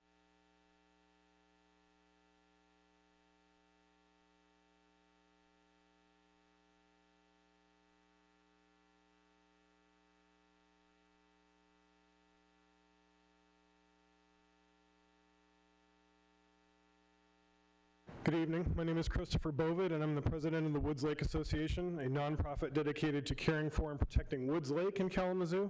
I'm here on behalf of our association to urge you to recommend denial of the rezoning request for 4301 Stadium Drive. Our association offers a unique and highly relevant perspective in that we have experienced firsthand the harms that high-intensity commercial uses allowed under CC zoning can inflict on a Kalamazoo Lake ecosystem and the land around it. The area surrounding Woods Lake has endured decades of contamination and environmental damage from intense commercial uses, including a fuel leak from a gas station's underground storage tank, groundwater and soil contamination from a former dry cleaning facility, blowing trash and salt and contaminated stormwater from parking lots and roadways. Even with our continuous efforts to protect and remediate the lake, these pollutants from intense commercial uses still threaten the water quality, aquatic life, and public health. We live every day with the consequences of those past zoning decisions, and we don't want to see the same harms repeated at Asylum Lake. The parcel at issue is uniquely sensitive compared to the others on Stadium Drive in that it shares property lines not with commercial properties, but rather with a nature preserve and residential housing.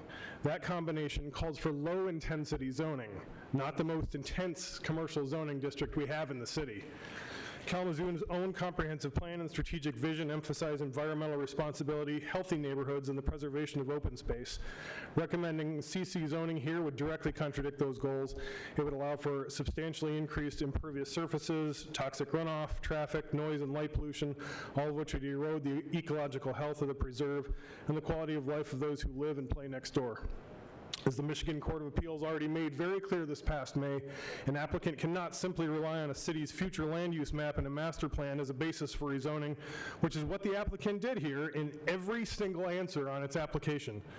What the applicant did not do in its application is identify any actual changed condition now requiring CC zoning for this property. Other than discussing the future land use map, the applicant also did not demonstrate any community need for additional CC zone land at this location. And finally, there's no compatibility whatsoever between CC zoning and the only two properties that actually share a property line with this parcel. And any claim that intense commercially zoned property might be an appropriate transition between a nature preserve and residential housing is entirely disingenuous. As those of us at Woods Lake have learned, it's much harder and more expensive to remediate environmental damage from intense commercial uses after the fact than it is to prevent it in the first place. You have an opportunity tonight to recommend a decision for prevention, stewardship, and consistency with Kalamazoo's vision for a green and healthy city. On behalf of the Woods Lake Association and everyone who cares about the future of Kalamazoo's lakes and natural spaces, I respectfully ask you to recommend denial of this zoning request. Thank you.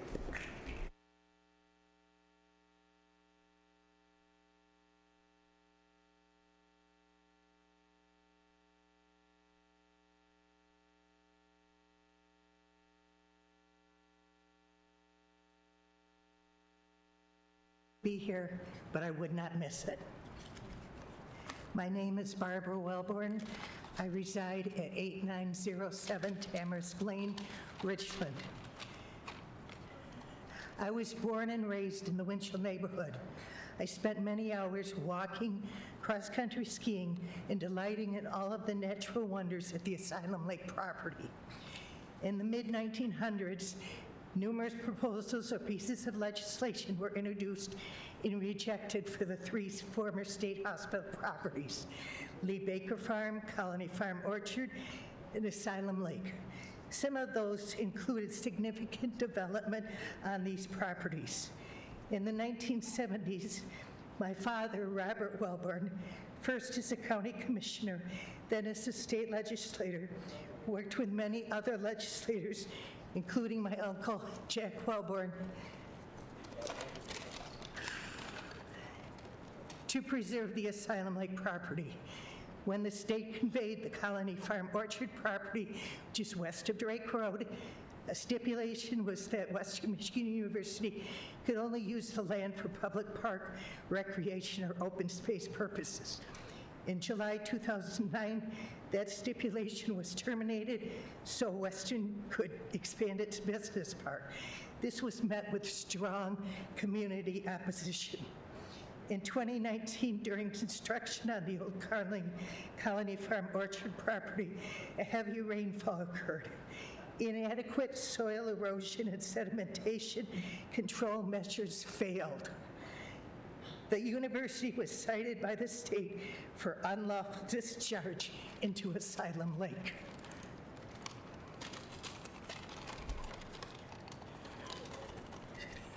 Sorry. My breathing treatments give me the shakes.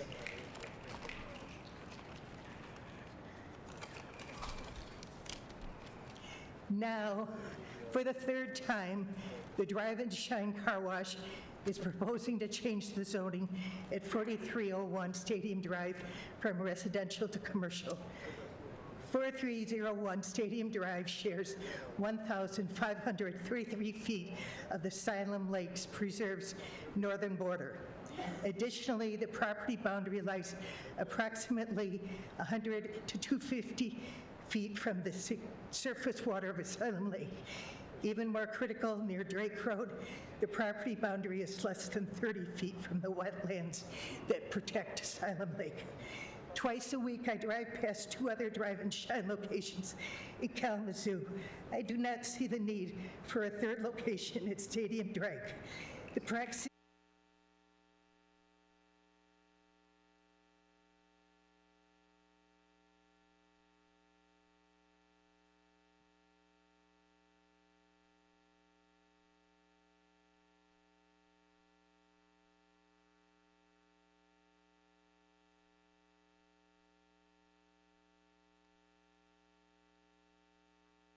I'm Katie Bloom. I live at 2323 Rambling Road in the Winchell neighborhood.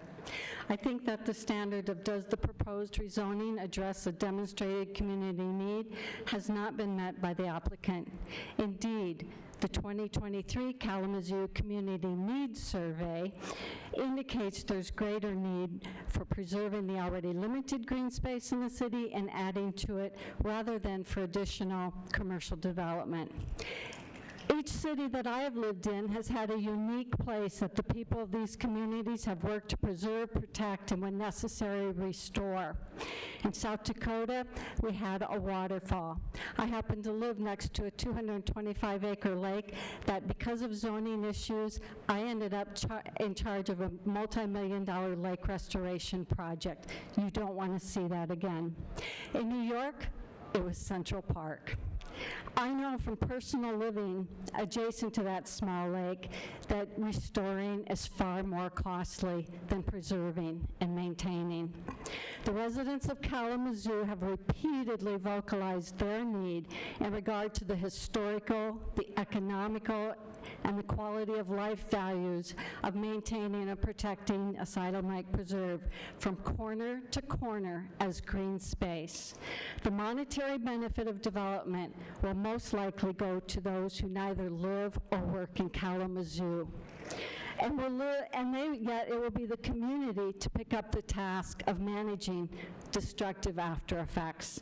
Just as New Yorkers would likely be aghast at the idea of commercial development of Central Park, so too are we in Kalamazoo when developers want to destroy a natural green space that's already vulnerable.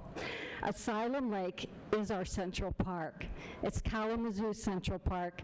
No to development.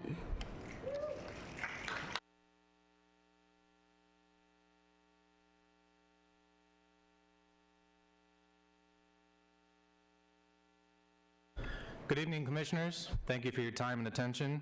My name is Ian Magnuson. I live at 3801 Winchell. I'm in the Winchell neighborhood, and I overlook Asylum Lake when I wake up in the morning. I served on the Environmental Concerns Committee for 4.5 years, during which time I did my small part to help shepherd the adoption of the Natural Features Protection Overlay, the Community Sustainability Plan, and I actually was sitting in Commissioner Tolber's seat when we filled this chamber, one of the few previous times when the city declared a climate emergency. I'm here to oppose the rezoning of 4301 Stadium Drive. 5 questions are being considered by all of you today, and many have spoken eloquently on them, and many more will tonight, I'm sure, but I'm interested in a 6th implicit question, actually. I had a great college professor who informed me a great lesson that the global is local, and I learned that the national is also local, and right now the United States is facing a really important choice. It's fitting that this is election week. New Yorkers chose the right thing on Tuesday when they overwhelmingly chose the right choice. That choice is between money and democracy. I'd like to consider who is in favor of this development. It's 2 individuals, 1 in Grand Rapids and 1 in northern Indiana. Who opposes it? Well, as of before this meeting, at least 14,000 individuals have signed a petition opposing this rezoning. I'm sure your inboxes are flooded with emails. I know the city's inbox must be overwhelming. And there's also dozens of hours committed by local volunteers to fill this chamber tonight with at least 100 people behind me and who knows how many more outside and watching at home. The question that I want to leave with tonight is, what does it mean for the city to approve this in spite of overwhelming local Democratic opposition?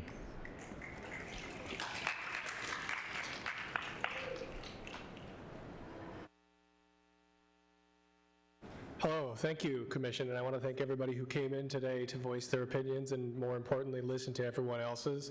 I'm really impressed by this, and I'm really proud that this is how democracy works in this city. I have enjoyed Asylum Lake for almost all of my adult life. I have enjoyed walking its trails, seeing the family of deer, the wily beavers. I've enjoyed the grasslands. I've enjoyed just sitting around the lake with friends, having wonderful conversations. And I would really like to urge you to reject this rezoning application. Now, I know the master plan calls us to protect and preserve our environment, and it asks us to be good stewards of the environment. So I encourage you to reject this proposal and consider yourself a good steward of the environment and the things that we have in our town that are beautiful and wonderful. Thank you very much.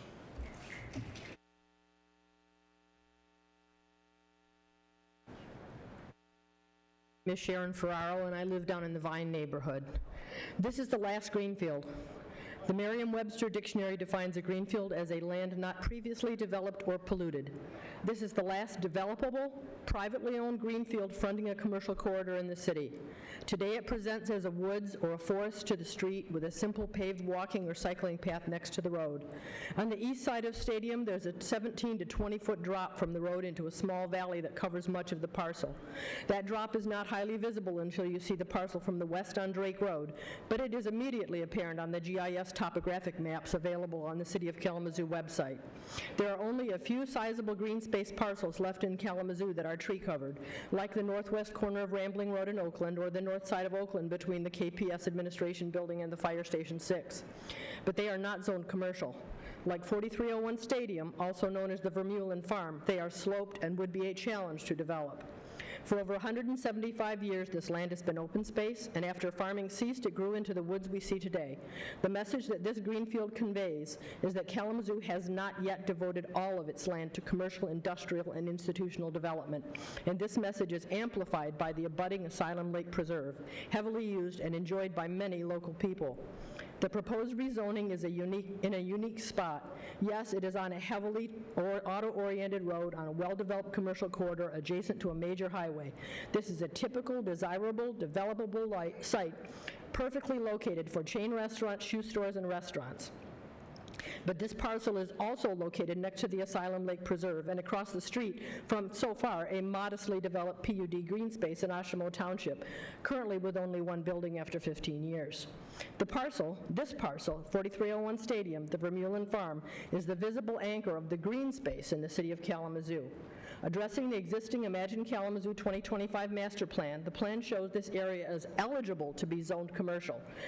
It is not necessary that the zoning become commercial.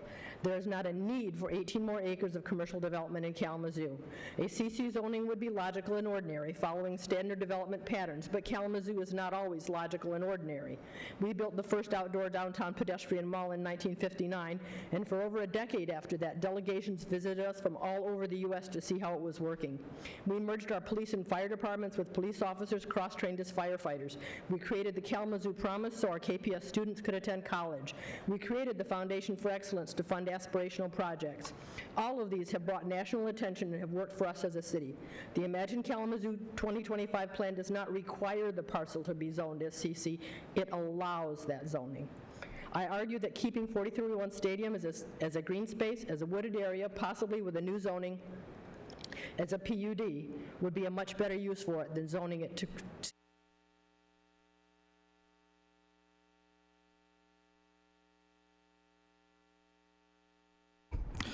My name is Gabriel Jerome, and I stand here before you not only as a resident of Kalamazoo, but as someone who deeply wants to believe in this city's promise to protect what makes it beautiful and worth living in.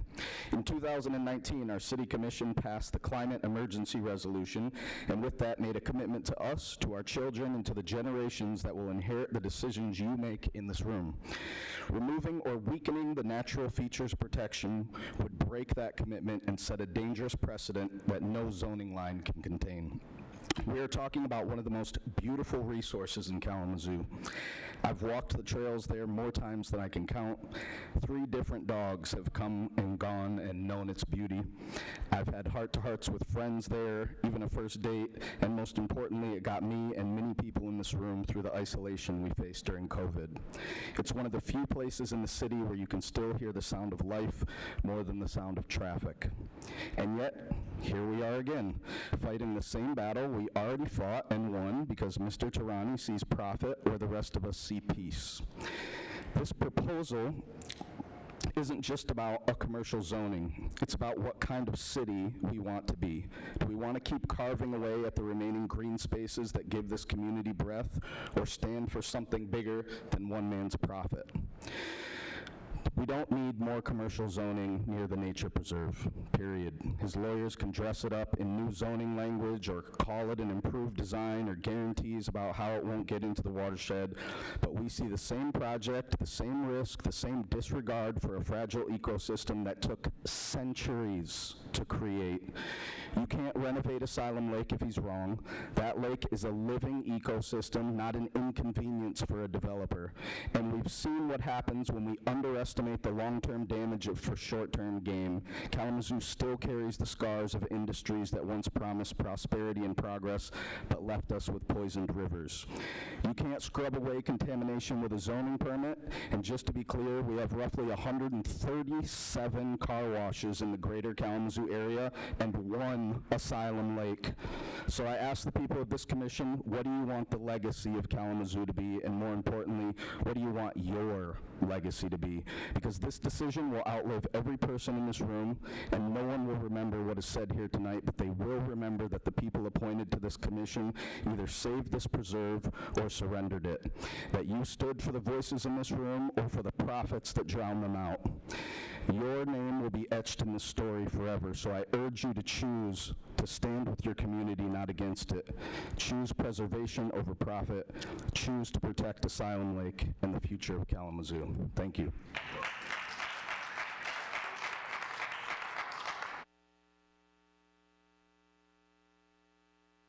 Evening, commissioners, as well as all of the beautiful, angry people behind me. I'm so glad to see so many people showing up today. My name is Eve Hibbard. I'm a student at Western. I know there's a couple of us here tonight. I got a couple quick things to say. I think that even if it is in the coveted master plan, calling it commercial with natural features is an oxymoron in itself. This property is instrumental in Kalamazoo's protection of keeping public resources public, as well as keeping our environment for all of us. And as many other people have said, no, it should not be wasted on another car wash.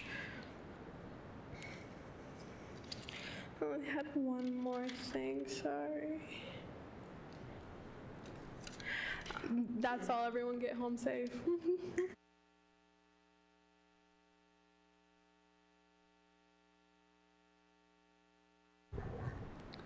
Evening, Commissioners. I'm Josh Kaiser, 1523 Lay Boulevard.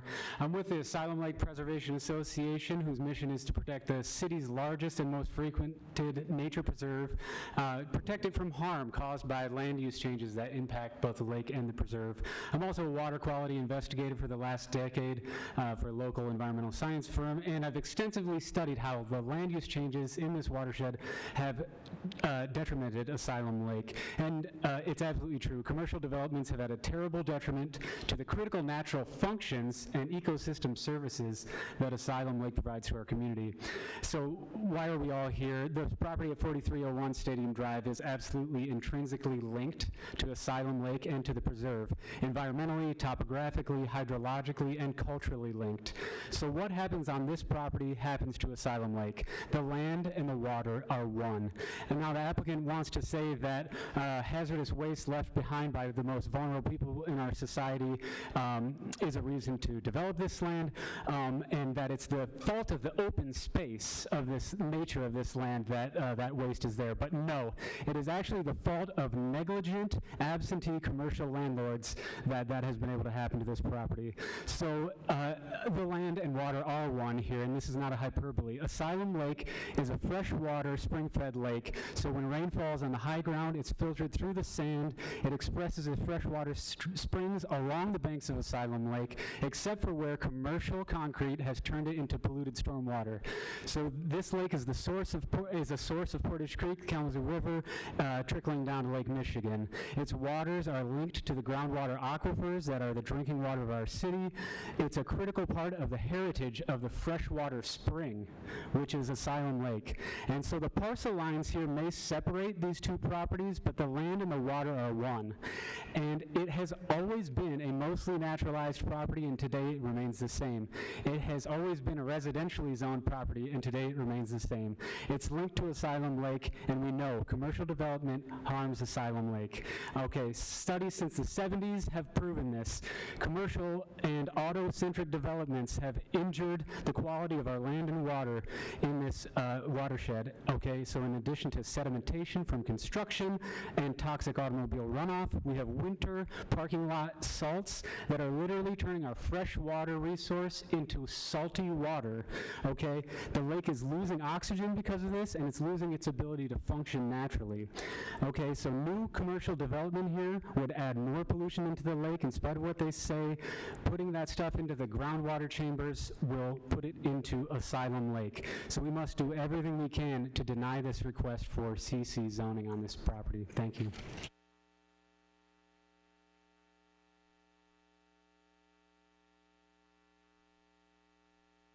My name is Aaron.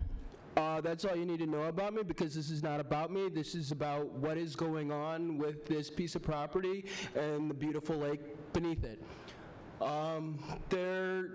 Like many people here have said, there is absolutely no reason for this to be even happening. We got plenty of unused commercial and residential space here in Kalamazoo. I mean, many of us here have even been to Lillian Anderson Arboretum, and the development going on around that is taking away from the beauty of that place, and I do not want to see the same thing happen to the preserve here at Asylum Lake.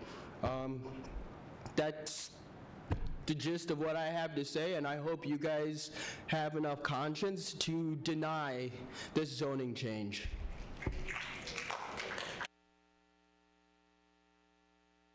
Good evening, Steve Vandenbush, 621 South Park Street. I just wanted to identify a few resources that haven't been included in the information so far. An archaeological assessment that Western Michigan University did report by Rory Becker and Dr. Michael Nasani. As a resource for you all, the hydrology study that Josh mentioned is also very important to this decision. And then thirdly, understanding and remembering that we are on Potawatomi land. The Matcha-Benashe-Wish Band had a village at the head of the Kalamazoo River. They likely occupied Asylum Lake in and around it, although we don't have archaeological evidence. It's likely that that is the case.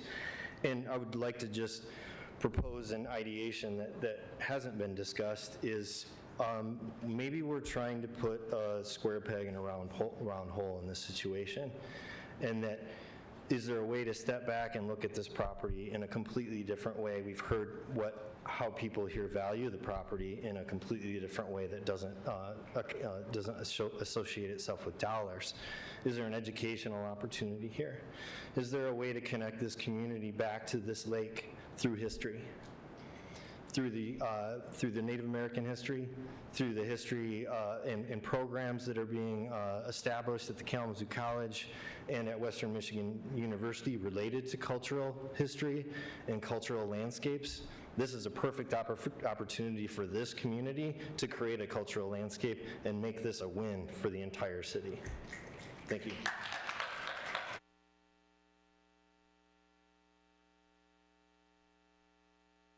That's a brilliant idea, and I'm not saying that because I taught at Kalamazoo College for 30 years. My name is Carol Anderson. I live at 328 Fairview. I'm a frequent user of Asylum Lake, and I've got to say I have slogged through that property more times than you can count, ending up on Drake and then walking back through, right? It's very steep. The water is, plenty of people said, will just wash right down into Asylum Lake. I have three things to say. First, the applicant has not proven their case. There is no compelling evidence outside of good intentions in the application that I read through. No data, no evidence. Oh, it's just going to be good for us, and it's a good area because there's a lot of traffic there, and it's a high value property. There is no evidence in the application whatsoever, and that may be the way you guys do business. It's not the way I do business. Secondly, it's my understanding that you need to address the 5 questions of the master plan. Is this request consistent with the 2035 master plan and strategic vision? No, because there's no evidence. Are there conditions that have changed that support the zoning change? Third time, plenty of people have said it. Third time's craziness. No, there are no conditions that have changed because there's no evidence in the application. Do the changes address a community need? No. In fact, you've heard plenty of community need that says say no to this proposal. Are the proposed changes compatible with the surrounding properties? Again, you've heard plenty of people say no. Will the changes result in logical and orderly development patterns? No. Right? There's more traffic. Let's add more. Right? Doesn't exactly make sense. I'd just like to echo something somebody before me said. If the last 9 months of our national politics have taught us anything, it's time for things to change. That means listening to your constituents, listening to the community members who have been here now, many of them 3 times, and start putting things forward that is not money. And there's an urgency. I don't know what you need to do, but I want, as somebody else has also suggested, I want you to adopt this area and change the master plan so it's a green buffer zone between Stadium and Asylum Lake.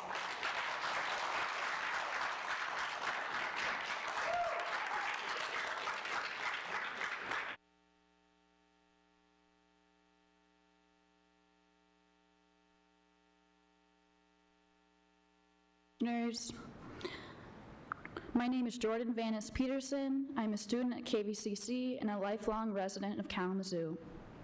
The people of Kalamazoo have spoken up before to say that we do not want any rezoning near Asylum Lake Preserve, and we will say it again. Moving forward with rezoning of this land at the corner of Drake and Stadium would be in direct opposition to the goals of the Imagine Kalamazoo project, specifically violating the community sustainability plan of protecting the long-term health of the environment and working towards nature-based solutions that benefit the community. Changing of the zoning of this land from residential to commercial would be a direct threat and have a permanent impact on the habitat, wildlife, and the lake itself at Asylum Preserve.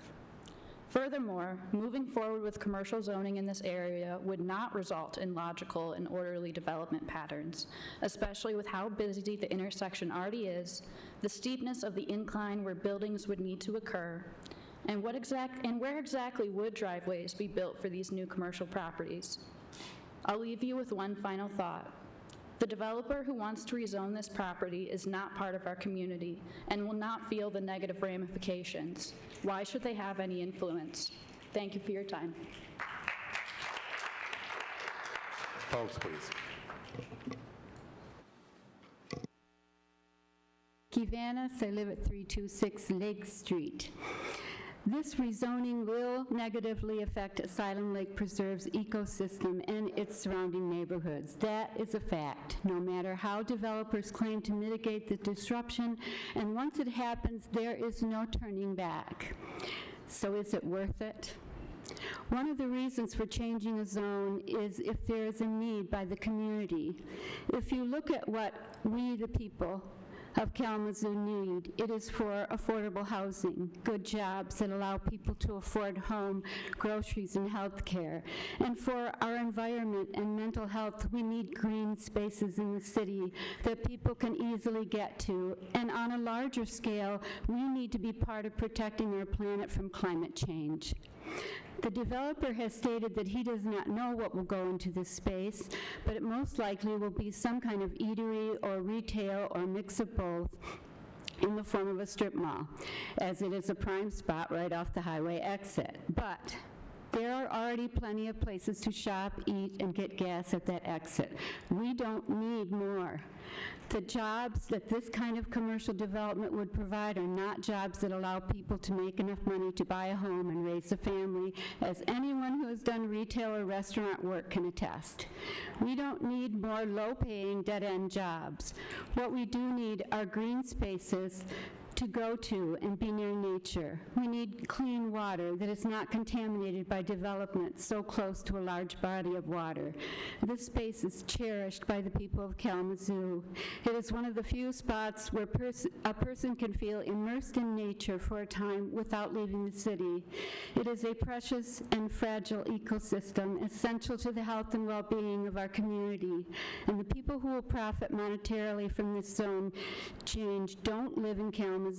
They don't care about what we will lose, but we do.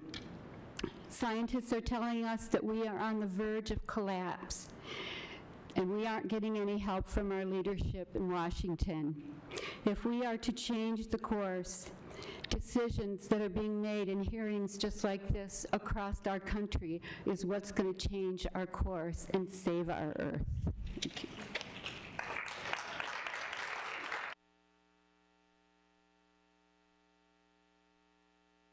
Commissioner, my name is Nancy Arca-DePone. I've been a resident of Kalamazoo my entire life. I'm not going to repeat what everybody has talked about, the benefits and ecological protections. I think what we have to think about doing as a city is maybe sending this piece of land back to the Imagine Kalamazoo land mass ideas and what it should be used for, and find another zoning accommodation for this piece of property. It's too close to the Asylum Lake. We don't need more commercial. It's not appropriate for residential. It's in a category all of its own. Thank you.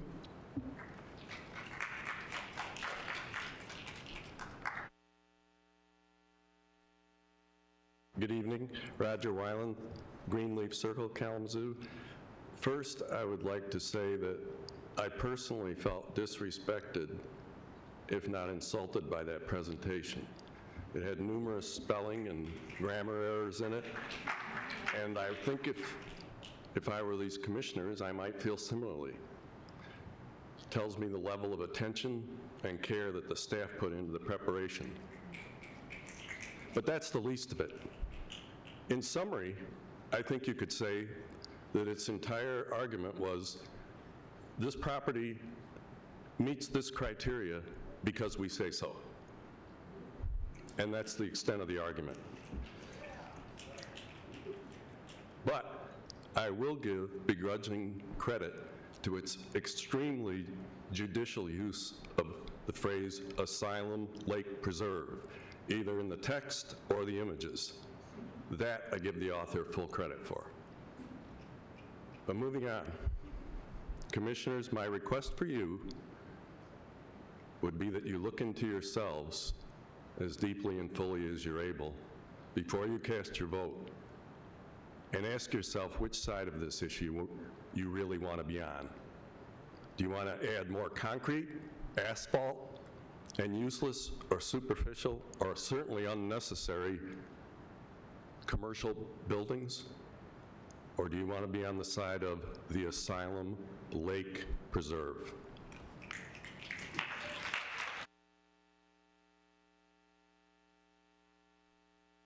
My name is Rosemary Knapp. I live on 1481 Ellington Drive. I'm a student at Western Michigan University, majoring in environmental geology and minoring in environmental sustainability.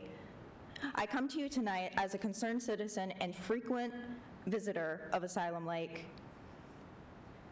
I tell you all this information because I want you to see me as more than the middleman between money and your wallet. I am a person, and I am here. In the presentation, it was called green, that there would be green ways to overtake this green area. How green is it to destroy a natural preserve? 14,000 people signed a petition that opposed this. If you want your consumer base to actually consume and go shopping at this area, this is your consumer base. These people who directly oppose it are going to be the consumers, and they're not going to consume if they oppose it. It's not logical.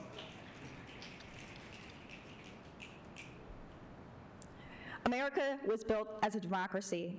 How democratic is it to ignore the people in favor of money for your wallet? Commissioners, please think logically about this. Even if you do not care about the environment, how logical is it to put something there? I will end this by reminding everyone that we are on stolen land. This is not ours to destroy. Thank you.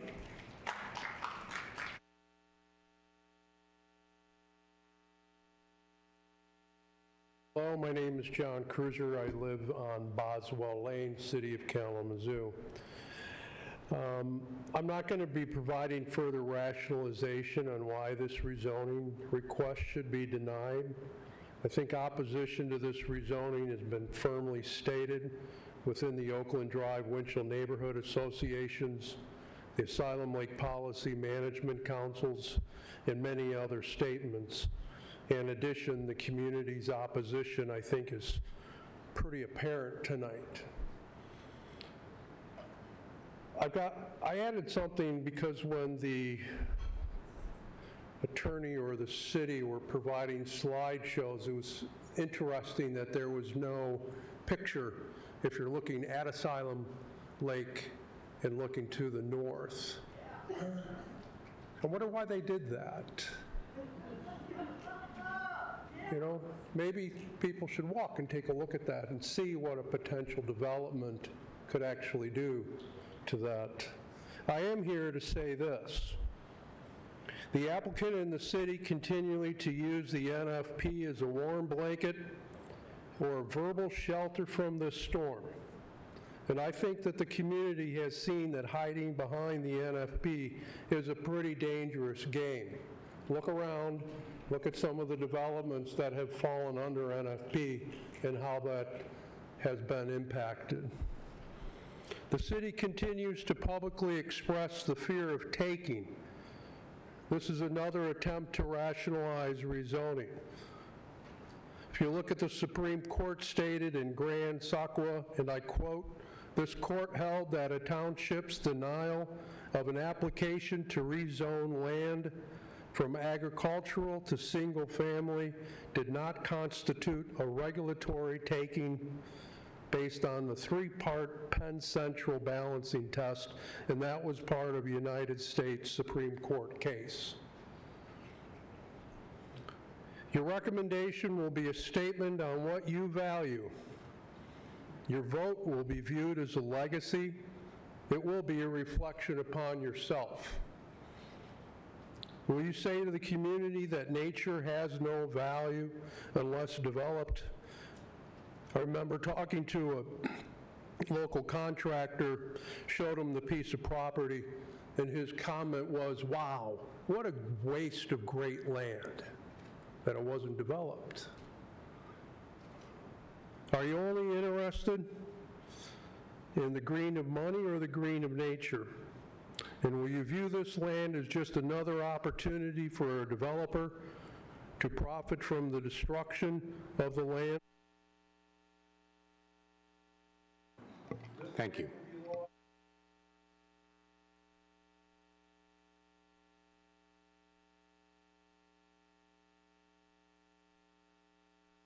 All right, we're going to take a 10-minute break.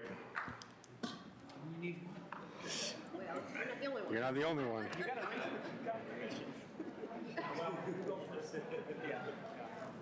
What are you talking about?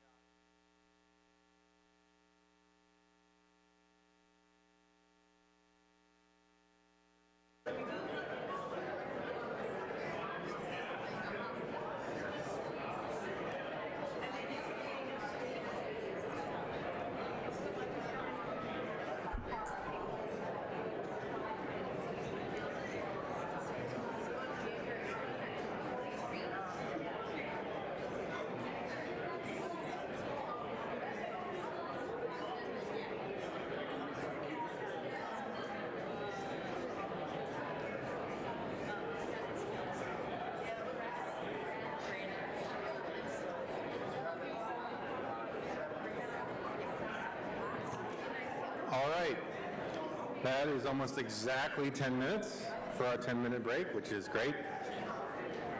All right, if we could,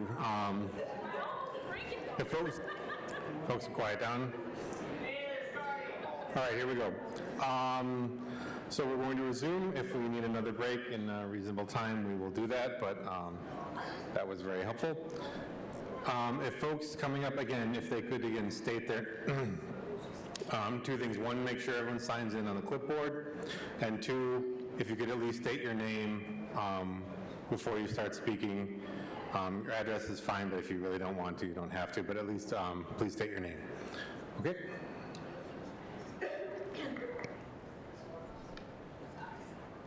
Hello. Okay, so my name is Sophia. I am 29 years old. I moved here from Pawpaw for college.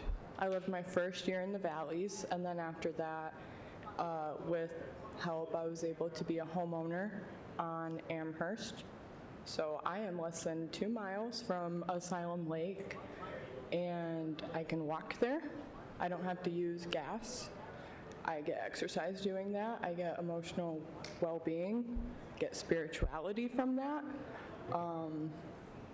I don't know where these folks live, but first row right there kind of feels like Mr. Potter's, and I feel like George Bailey, so felt like that's kind of timing for It's a Wonderful Life reference. I feel like this matters in that climate is changing, and I'm going to be living for quite some time, hopefully, so things like this will affect me, I fear, longer than it would affect those that are profiting off it. I think that's a point of concern. I did not prepare a speech for this because I wanted to kind of speak on my lived experience. I have had Asylum Lake help me through breakups. I've had them help me through deaths. I've had them help me through changes in life. I've dealt with some depression after graduating college and just trying to find my identity from that because I've always been a student. That's something that matters a lot to me, but I'm also an environmental activist in the capacity that I can do so. I compost, I go pick up garbage, I walk there, I enjoy my green space, and I enjoy all the people that I have learned that exist in my community through this, and I just want to keep growing that because it matters quite a lot to me as a resident of this area, living less than 2 miles from that lake. I want to remind you, I'm not sure where folks here live, but I don't assume it's quite that close, and they probably don't walk it quite as often as I do. Thank you for your time, and please be a body of commissioners that I can keep electing, moving forward, and respecting, eh? Take care. Have a good night. Oh, and if you do live in my neighborhood, it's trash night.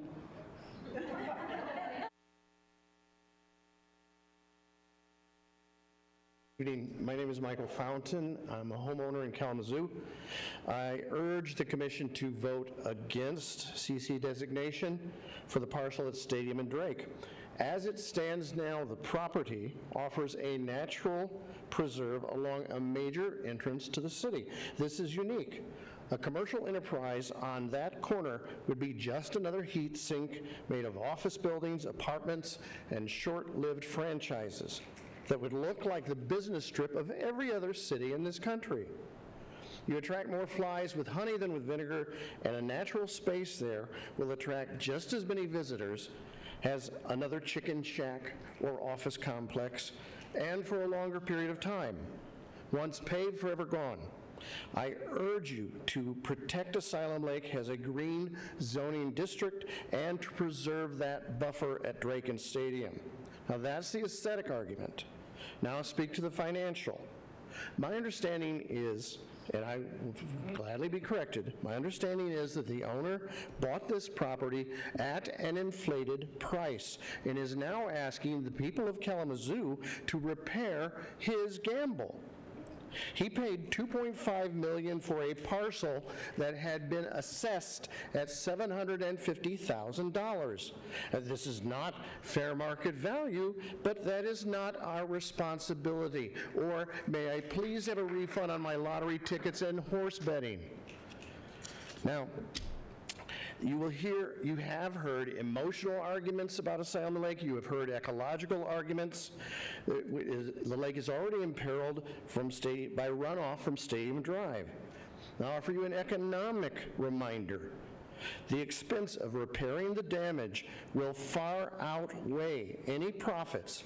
That profit will not benefit citizens as a whole, and the blight will be permanent. I remind you of the Allied Paper Superfund site at Cork Street in Alcott. At its peak, Allied Paper was our second largest employer, with jobs for 1,300 employees. I understand why we wanted those jobs, but it cost us $245 million to clean up after them. Mr. Rapp from, I believe, Advantage Commercial Real Estate stated that, quote, he is not purchasing until he has assurance that it will be rezoned. This would be a permanent modification, let's say end quote. This would be a permanent modification of the land. Are we being promised 1,300 jobs again to replace our green infrastructure? Will any profit outweigh the permanent damage done to the largest open space in Kalamazoo, uphill in San...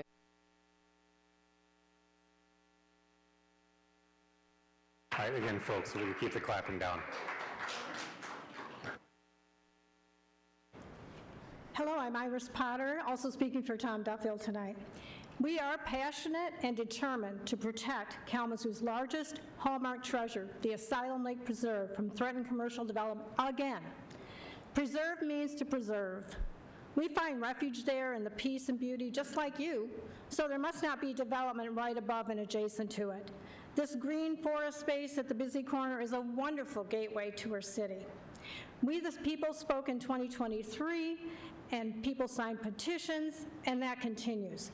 We speak again and have fully participated and engaged according to your public participation policy. This zoning request doesn't fit the strategic goal of, quote, environmental responsibility for a green and healthy city. The master plan does give importance to the public and recognition. That was left out earlier. This is not a judicial process.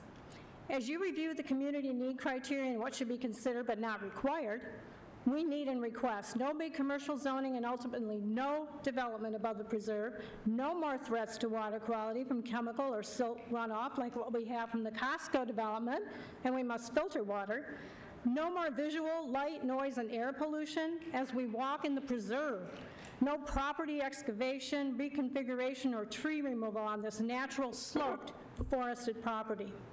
The Natural Features Protection Overlay has been diluted over the years, so take note. No more loss of this excellent wildlife habitat to development. Much was lost to the big business park already. No more strip mall buildings for leasing, industry, or anything huge that this big Grand Rapids developer plans. No more traffic leading to increased noise and accident potential. As you review what has changed, Stadium Drive is now saturated with all the businesses that we need, with several unleased spaces. And nothing else has changed since before. The master plan, Imagine 2025, are aspirations and visions that can change. They are not an obligation to a developer. We support the Asylum Lake Policy and Management Council and ALPA because they know the preserve and pushed hard over many years to protect it for us. We also do need a green space zoning, so please do consider that. So to close, we request to be heard and respected by our city leaders, planners, and commissions. Please, no catering to this out-of-town developer with no investment in our city. Just hear the people's voices saying, protect our preserve, and not recommend approval of this zoning request. Thank you.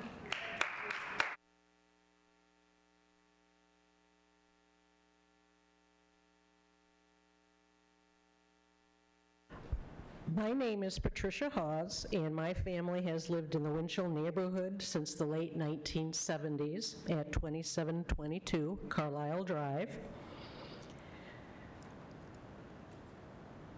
The destruction of trees, wetlands, and wildlife, including birds protected under the Migratory Bird Treaty Act, is inexcusable. Once this habitat is gone, it can never truly be replaced. The state of Michigan's own slogan, Pure Michigan, is the official tourism and economic development slogan for the state of Michigan, symbolizing the state's fresh, clean, and natural beauty from its Great Lakes and inland lakes to its scenic landscapes. This campaign was created to attract visitors by highlighting the state's unique outdoor experiences and natural resources. The Stadium Drive and Drake Road corridor is already one of the busiest and most dangerous intersections in Kalamazoo. Adding commercial zoning to this area will increase traffic volume, congestion, and accidents involving injuries and fatalities. This will place additional strain on our already overworked first responders, police, fire, and even hospital staff, and further burden local taxpayers. But perhaps most importantly, this preserve is more than land. It is a refuge, a place of peace, reflection, and connection. It's where grandparents show their grandchildren a beaver dam, where parents teach their children about turtles basking in the sun, and where people go to breathe, heal, and find balance in these stressful times. I urge you to uphold the spirit of pure Michigan and protect this preserve for current residents and future generations. Thank you.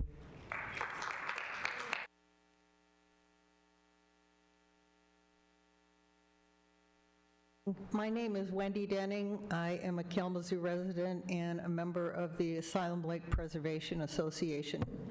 Please vote against changing the zoning of 4301 Stadium Drive from residential to commercial. In this modern day and age of global warming, green space in any municipality or community should be considered a treasured jewel and protected. The property at 4301 is a green space, and we should fight to keep it green. Green spaces and trees clean our air, help cool us, muffle noise, provide respite to our soul, and is home to those who live there that have no voice. Kalamazoo has an abundance of commercial properties, some of which are vacant and blighted. More commercial space is not a need. Kalamazoo does not have an abundance of green spaces. The green spaces our community does have need to be maintained and protected for our future generations. It's ecologically prudent to protect the green space at 4301 Stadium. I have a vision of what should happen. I call this the Legacy Project. I have been meeting with community members, and I propose to form an entity for the purpose of purchasing the property from Mr. Tarani for an amount to make him whole. I respectfully request Mr. Tarani give the Legacy Project a reasonable, adequate time to assemble the key players, including himself, to determine a sale price and conditions. Once done, the Legacy Project hires a consulting firm to launch and manage the capital campaign. It would be a win-win for Kalamazoo, for everyone. The goodwill would be enormous and endless. Mr. Tarani would be the hero for enabling preservation of the green space at 4301 Stadium. Every person contributing to the Legacy Project would be able to proudly say that they have taken part in creating and leaving behind them for future generations this gift, this priceless gem to our children and our community. Please deny the zoning change to enable Kalamazoo to proceed with the Legacy Project at 4301 Stadium. Incidentally, somebody asked, staff was asked and did not answer this question. If, due to the challenging topography, if no access exists, how would that be dealt with? Thank you.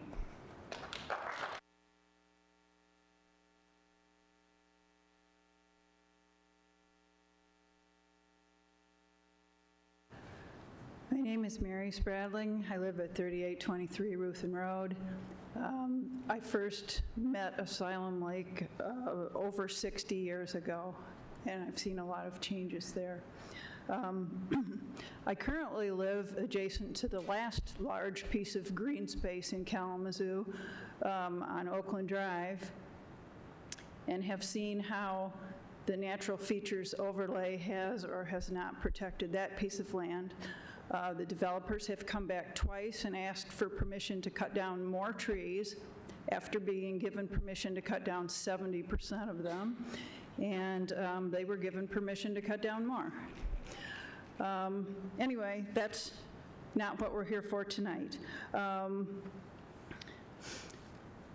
I think it's rather disingenuous to say that the only thing that's up against the property that's for sale is two busy streets and an apartment building, and it's all commercial, and therefore it should be commercial. It's totally ignoring what's behind it. But one of the problems here is that Kalamazoo has no designation for green space. And as the Planning Commission, maybe you can work on that. I know that this piece of land can't be designated like that unless it's purchased by someone who wants to do that. But the whole of Asylum Lake Preserve is zoned for family housing. So perhaps that's something that should be thought about, because I hope you're not planning on giving permission to, put a bunch of housing developments on the rest of the property.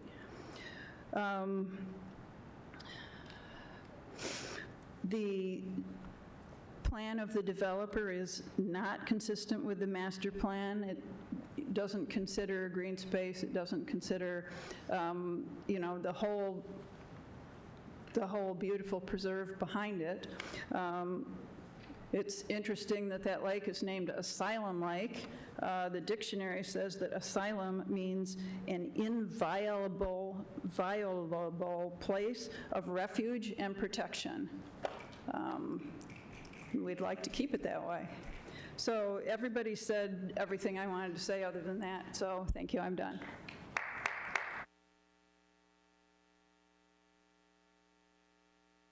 Sherry Sims. I live at 2517 Pine Ridge Road. Let me begin by saying that I am disappointed that once again the city planning staff has refused to acknowledge that they at one point made an error in judgment regarding the need for commercial development at 4301 Stadium Drive. I, like many of my neighbors, friends, citizens throughout the city, have been following with the requests for the development of all kinds of things near the preserve for many, many, many years. And while there has been a relentless effort on the part of the city to put commercial establishments there, there has also been a renewed, equal, and even stronger opposition to that from everyday citizens and even business people when they become aware and they're informed and they understand the situation. People here tonight before me have countered the staff's arguments, and it seems that the city staff is not listening and that they have no intention to listen. The city last updated its master plan in 2017 and did work on it for the years before, and I was aware of much of that work. I can't find where it was last reviewed. They're supposed to be doing that every 5 years, and I'm sure they have. But when they first did that plan, late in the process was when the commercial designation was placed on that piece of property, not at the beginning of the process, late in the process. And it was done without a great deal of public interest and public discussion. Yes, there was some, but like I said, it was very late in the process. And all that time, the city is still advocating for environmental preservation, but they're seemingly blind and deaf regarding that one particular parcel. And it's surrounded, as people said, by residential areas on its close borders. Well, over the next few years, the community became aware of the risk of that decision and became stronger in advocating for the preserve and the retention of residential zoning. The NFPO was established, a minimum protection, in order to still allow commercial development. They did not want to get rid of it at all. In 2020 and since, there has been a realization that the city and the people are not on the same page. They seem unreasonably stuck on this issue and this piece of land. Since the last rezoning request, both the Asylum Lake Policy and Management Council and the Oakland Drive and Winchell Neighborhood Association has changed their positions, but not the city. Not the city staff. There have been other issues that the city staff has and other departments have. Thank you.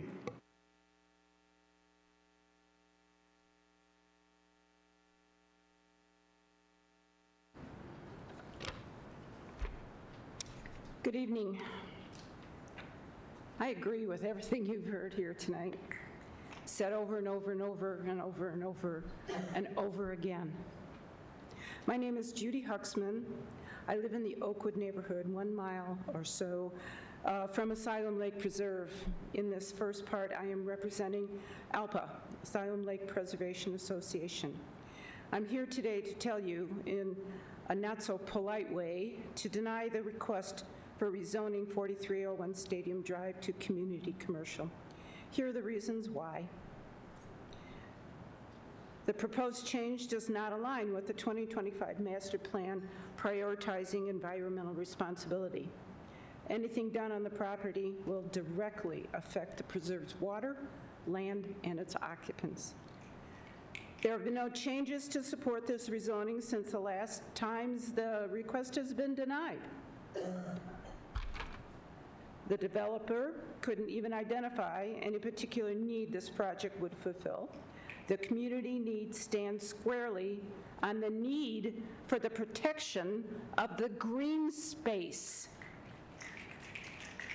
The adjacent properties are residential housing and fragile natural green space. Preserve. It just doesn't fit. It doesn't fit. That being said, this next part is my own perspective.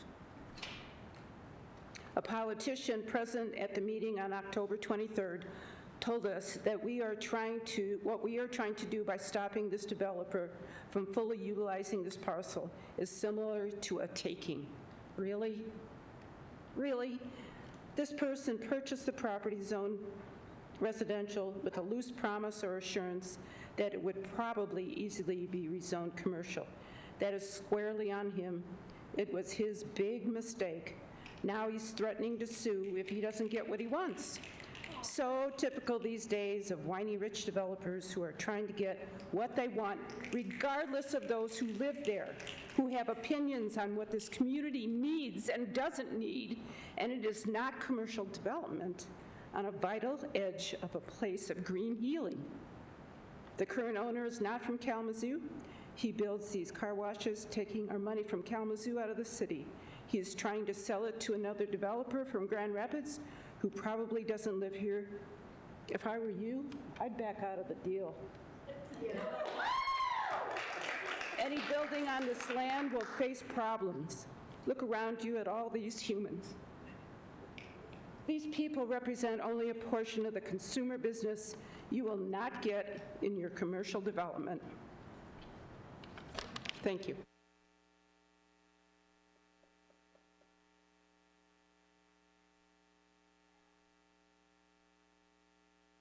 Prince Boris, 3603 Madison Street in Oakwood for 37 years.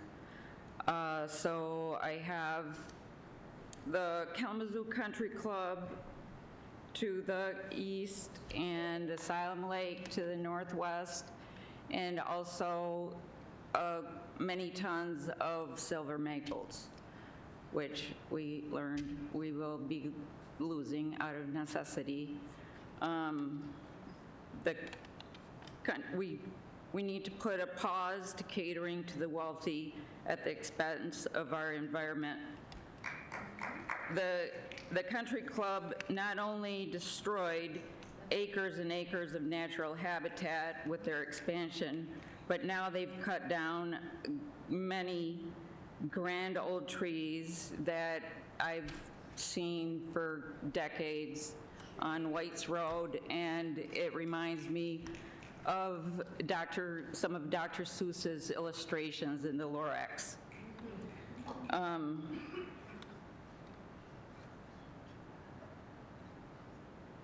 So please leave Asylum Lake alone.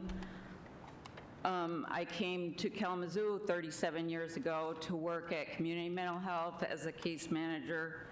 One of my first clients invited me there as a meeting place, and no, she did not live there. It was a refuge for her. That's all.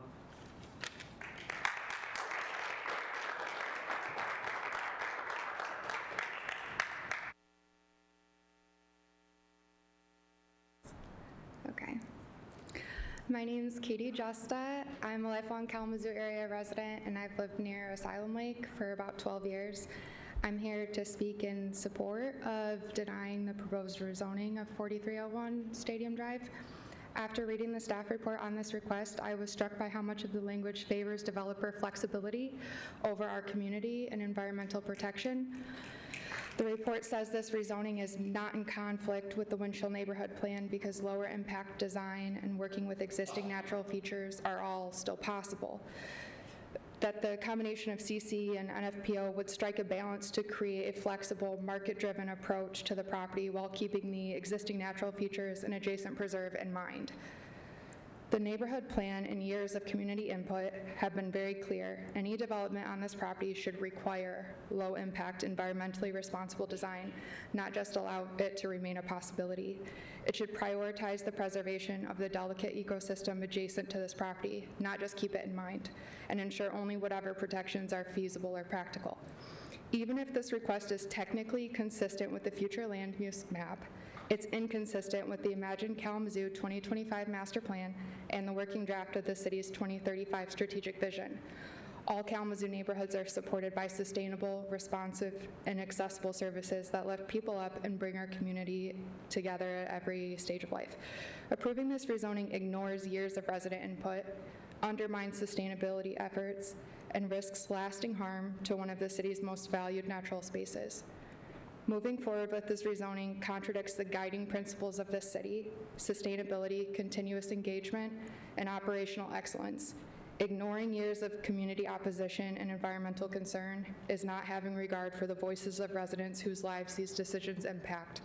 And permitting the possibility of high-intensity commercial use adjacent to Asylum Lake is not prioritizing the protection of our natural environment today and for generations to come.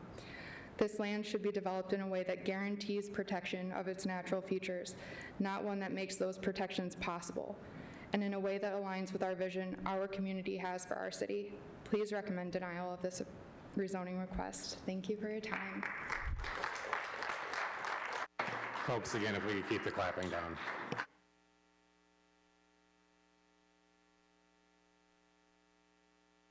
Good evening, Commissioners. My name is David Burkham. I'm a Kalamazoo resident. I am speaking tonight to urge the rejection of the applicant's request. I would like to aim my comment tonight certainly in the direction of the applicant's failure to prove that there is a need for this property to change. There's a failure to demonstrate that this is a logical change to be made to the zoning. And I center this around the idea that many have more eloquently stated that the community is against this. There's no need for any of these properties. And I would like to remind the Commission that the bulk of these developments that currently occupy the space around Asylum Lake and this parcel are all built within the last 25 years. Costco, Trader Joe's, Western's BTR campus. None of this is terribly recent, and that should be kept in mind. There is no logic to that. This is simply an imposed development by those with far more power than the people who bring their individual voices here tonight. I say that because this, to me, demonstrates the totalizing logic of development. Everything must be developed, everything must have a use, everything must be extracted and exploited, and I certainly hope you can find reason to disagree with that.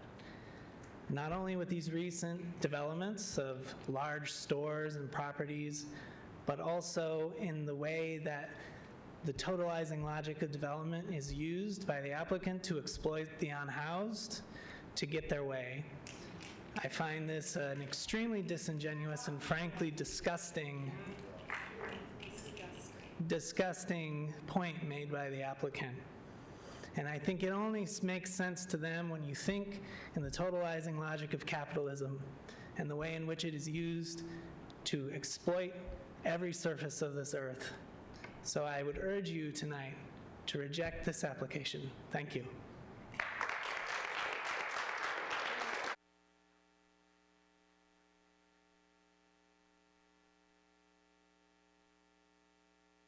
Hello, my name is Tammy Hibner. I live in Kalamazoo. I'm a resident. My question is, when is enough enough?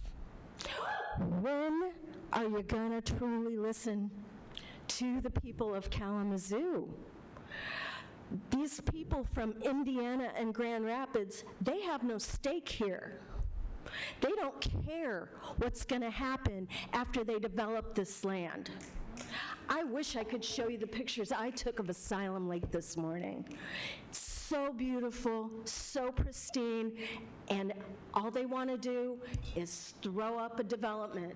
Maybe a car wash, maybe a strip mall, it doesn't matter. It's already one of the most dangerous corners in the city. So we're going to add another driveway, we're going to add another strip of businesses that we don't need? No.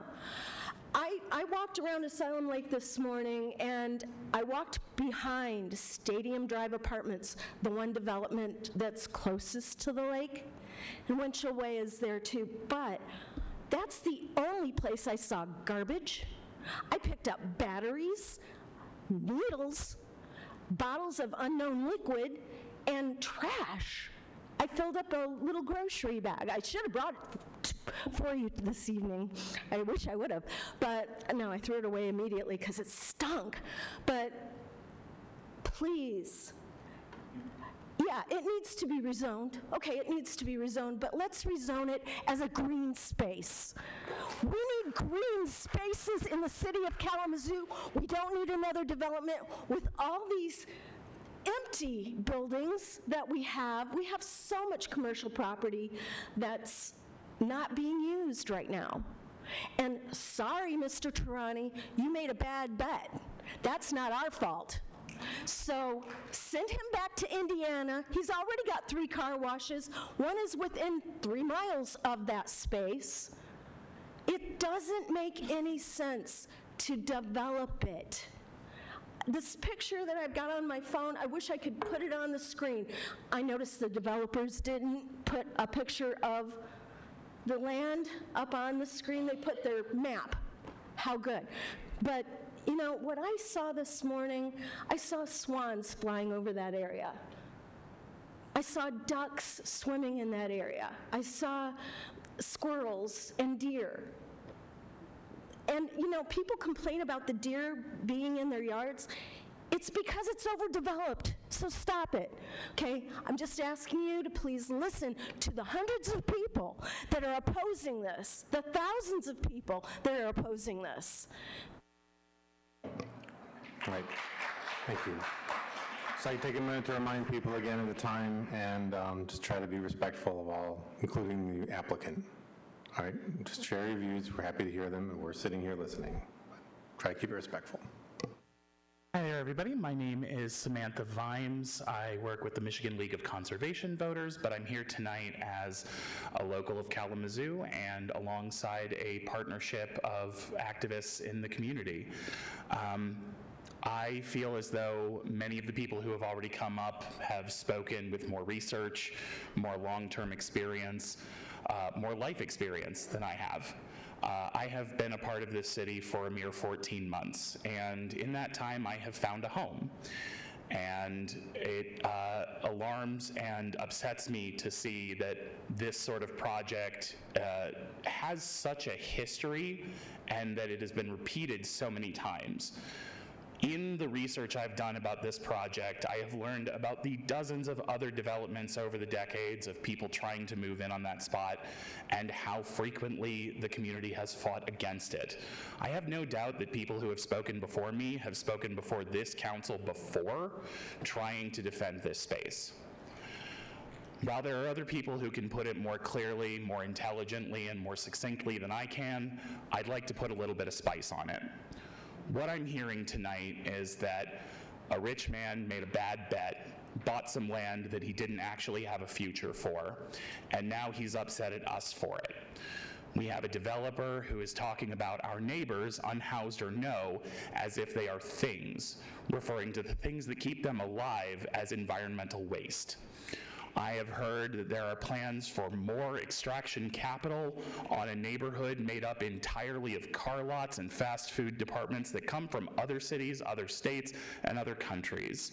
That is one of the most dangerous places in town as a pedestrian, and it is absolutely inaccessible to most people living in the area.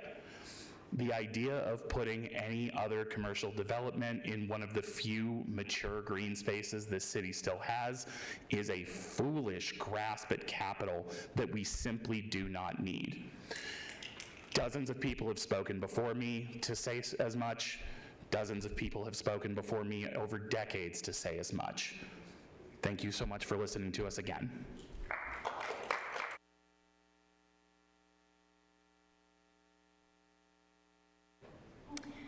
Good evening. My name is Bee, and I would like to tell you about a rare species of bee called the rusty-patched bumblebee that was found here in Kalamazoo at Asylum Lake.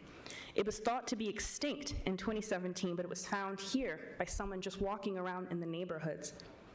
With rezoning that land, the repopulation of that species could be interrupted and it could be completely extinct. Asylum Lake is an environmentally sensitive land, and to rezone it for commercial properties will completely destroy the land. We're talking about multi-generational loss of living creatures. We don't even know about the topsoil and the erosion from the construction that can harm this land. Not to mention that this portion of Stadium is the 7th most dangerous intersection in Kalamazoo. That added traffic will just make it more dangerous. This goes against the Kalamazoo master plan and does not meet a community need. And I will take a quote that I got from the Kalamazoo 2025 master plan that says, "Every increment of construction should be done in such a way as to heal the city," and this will do the exact opposite. Please deny this request. Thank you.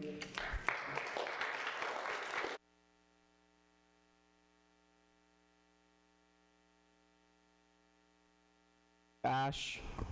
I also live in Kalamazoo.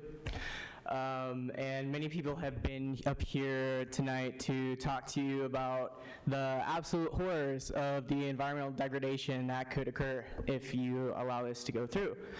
I'd like to take some time to talk to you and make a plight for our homeless community. Like a few other speakers here, I find it really disgusting and shameful to talk about them in such a way when those are our neighbors. We live here with them. They live here with us. We are all in community together. And to speak about them as if they are a blight on our community instead of members of the community is really, really shameful and disgusting. If we need space for the homeless people, We need to house them. It really is that simple. We need to have housing for these people that they can afford. If you want the people out of Asylum Lake and you don't want them to pollute Asylum Lake and you don't want them to pollute your land, we need to give them housing. Thanks.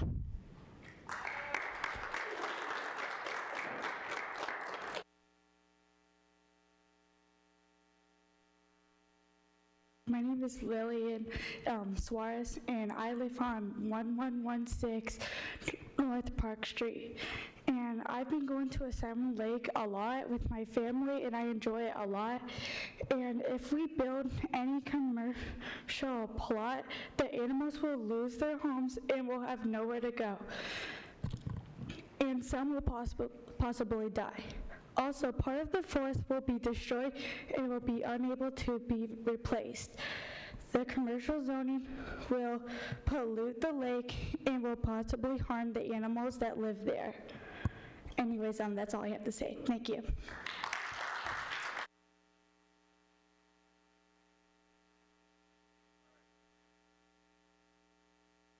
Aaron Thiel, 158 Imperial Street.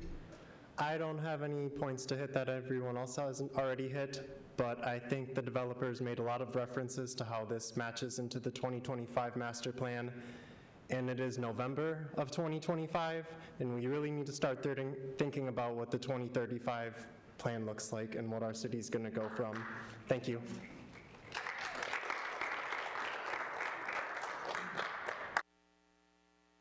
Good evening. My name is Alyssa Khan, and I live at 2211 Rambling Road in the Winchell neighborhood.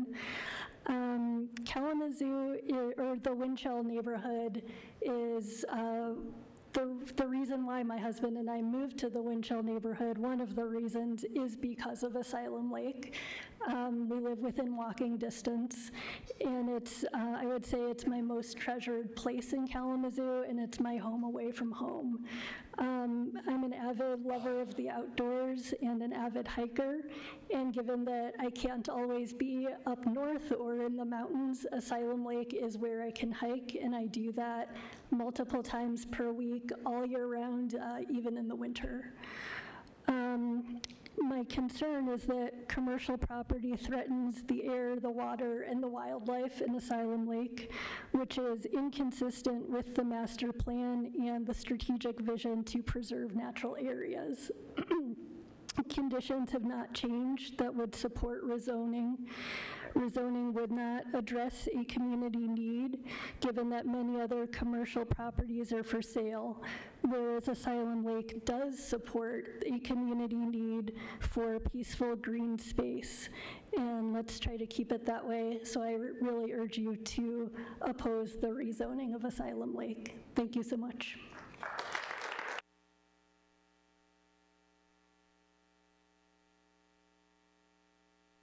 Hello, my name is Laura Moss. I live on Denway Drive in Kalamazoo. About a year ago, I retired from WMU Landscape Services, where I had the pleasure of stewarding Asylum Lake Preserve as part of my work. I was responsible for mowing and picking up trash and all sorts of things that made picking up trash the best thing a person could do for a living. And I think what a lot of people maybe you don't understand is what a fragile balance it is at Asylum Preserve and any green space. There are so many threats, from commercial buildings to invasive plants and vandalism, and just it's always a balance, and there's always threats to it. And like many people before me have said, this green space is a treasure. This is not something that we get back if something happens.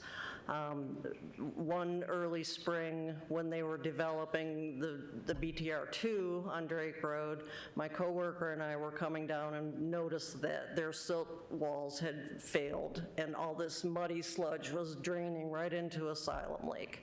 Nobody plans that to happen. Nobody builds a car wash and expects it to destroy the lake or the quality of the water. But that stuff happens, and it happens frequently, and the consequences for it are little or none. And once the contractors are gone and the businesses are there, you don't know what landscapers are spraying on there. You don't know what invasives are growing along the edge of that property. I have seen it hundreds of times in my profession that landscapers nowadays, they spray and they mow and they weed whack and they're gone. They don't know an invasive from a brick. And the stuff, I can point it out everywhere in Kalamazoo. It happens, and it doesn't take much. You look at the west side of the lake already is full of Phragmites, which is horribly invasive, and between Western and the city, the care of the preserve has been degraded to the point where they don't have a natural features manager anymore full-time. They have, cut staff so that these things can't be kept on top of. And I strongly urge you to vote against letting it be degraded anymore and stand up for what you know is Kalamazoo's treasure. Thank you.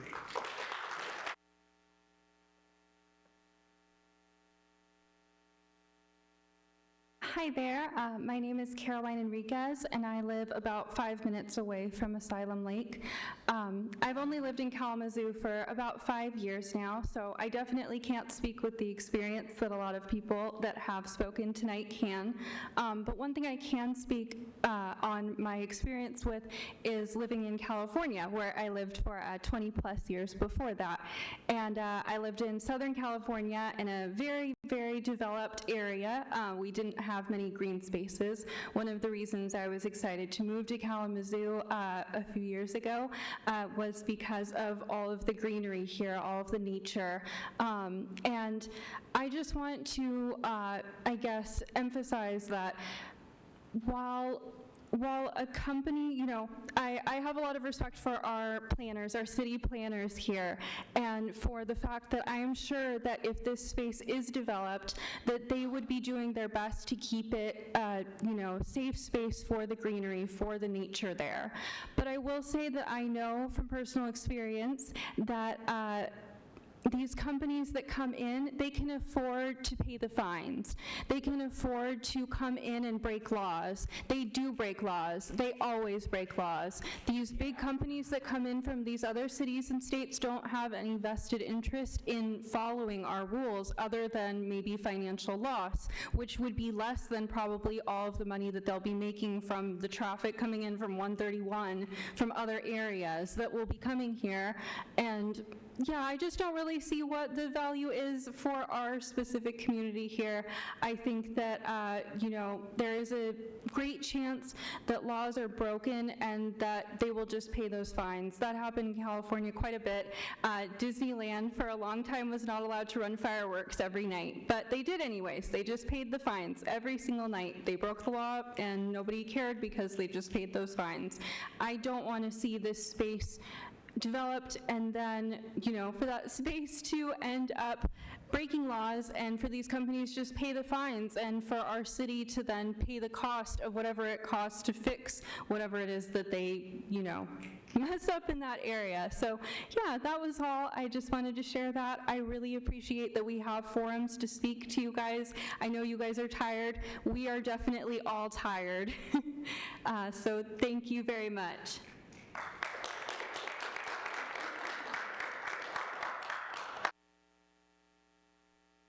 My name is Lori Lang, and I live in Portage, Michigan. I can tell you that there are many people here who have already said everything that we're going to say, and far better than I have. But I will tell you that as a master naturalist and a forager who has put countless miles on the Asylum Lake trails, that I can tell you that our community is literally starving for green spaces, especially as those commercial areas encroach ever closer and they're dwindling those spaces to a handful. With 48 other commercial properties that are currently on the market, there are many other choices to choose for an enterprising venture. But at the end of the day, we're not here to tell you all of the reasons why we need a green space. We are here to be put on record for requesting a denial of this applicant's request for CC commercial for this section of property. There is no concrete plan in place by the applicant. It's nebulous at best. And with the previous request for a drive-and shine car wash, there is clearly no need for this, as there is 1 9/10 of a mile down the street on Stadium. If you want to be part of this amazing community, then please listen to us.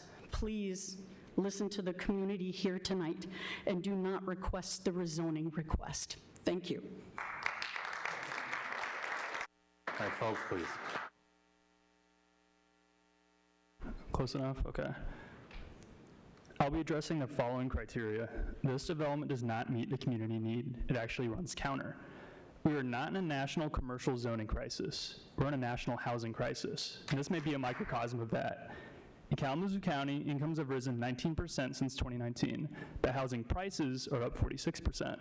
The federal government says households should not pay more than 30% of their pre-tax income to housing costs. If you pay more than 30%, you're cost burdened by housing. Yet in 2023, 30% of all Kalamazoo households are financially burdened by housing. 48%, almost half, of Kalamazoo County renters pay more than 30% of their income on housing. On the way home tonight, all of us are going to pass the homeless downtown, and then we'll pass people sleeping in their cars for the night. I see them every week. And then out of everyone else we see, 1/3 of them will be burdened by the cost of their housing. We're in this housing crisis because market forces and profit do not always align with community needs. Due to complex market forces, housing is not as profitable as it used to be. We heard tonight that there is no residential development interest in this property, only commercial, despite those crushing statistics that I just listed. This board exists at the intersection of free market whims and community need. It is the obligation of this board to reject proposals like this when they tell us that our community needs are not profitable enough. The precedent this board would set by ruling in favor of commercial zoning on residential land in 2025, despite our desperate need for housing, is counterintuitive to this board's purpose. This property should be residential or bust being preserved. The board should reject commercial zoning for this property. Thank you.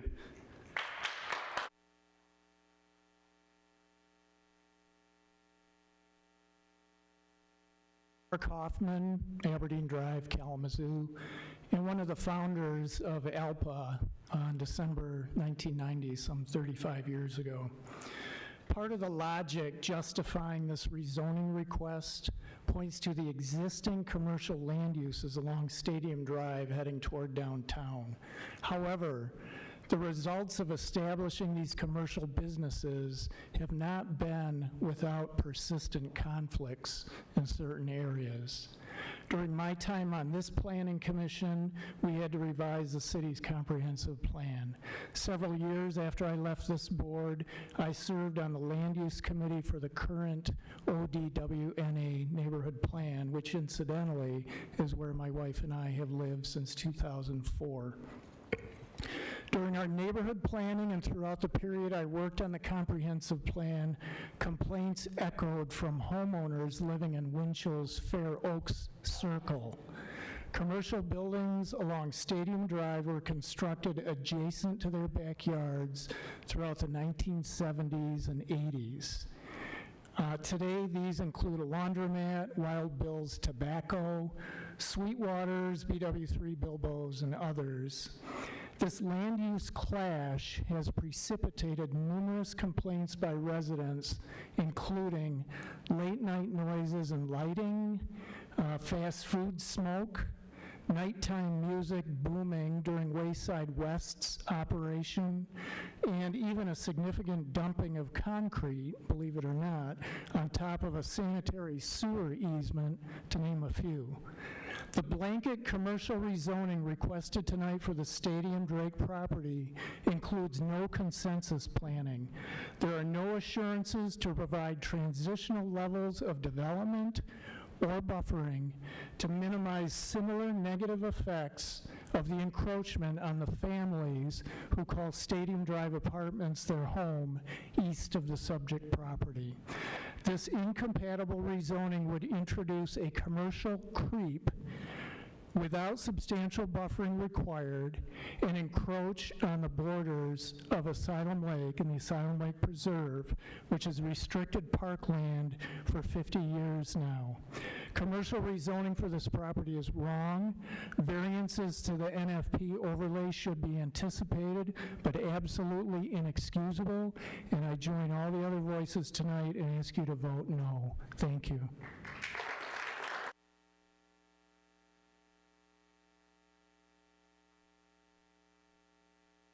Robert Peelish. I live at 2228 Springmont Avenue in the Oakwood neighborhood since 1988.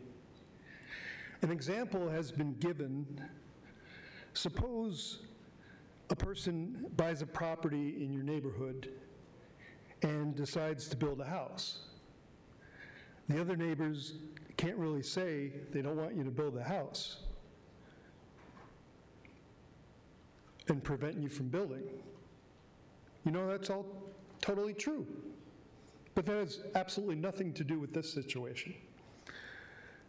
Attractive land that is a historical property on a commercial avenue was erroneously considered just like any other property and included in a plan to be rezoned commercial. The entire community has risen up to advise the city that there are serious environmental results impending if that error is perpetuated. Over 200 people attended the last meeting to discuss the error, and so far 14,000 people have signed a petition to make the city planners aware of the error in planning. As with the Kleinstock Preserve, the Lillian Anderson Preserve, the potential for plans to purchase the property and entrust it to a permanent steward with a 501c3 nonprofit is very strong. We need to protect the green space and wetland for posterity. I mean, I was one of the founding members, along with Mark, in 1990 of ALPA, and you know, it's 35 years ago, okay? In another 35 years, I don't think I'm gonna be here, all right? So we gotta do something permanent, you know, because I can't keep coming up here every 2 years forever, okay? So Kalamazoo is a jewel of a city and does not have to become the victim of uncontrolled urban blight. This is only a small area we ask you to protect. As I speak, there are several areas in Kalamazoo that are being deforested for development. Let's not allow developers to destroy Kalamazoo's Walden Pond.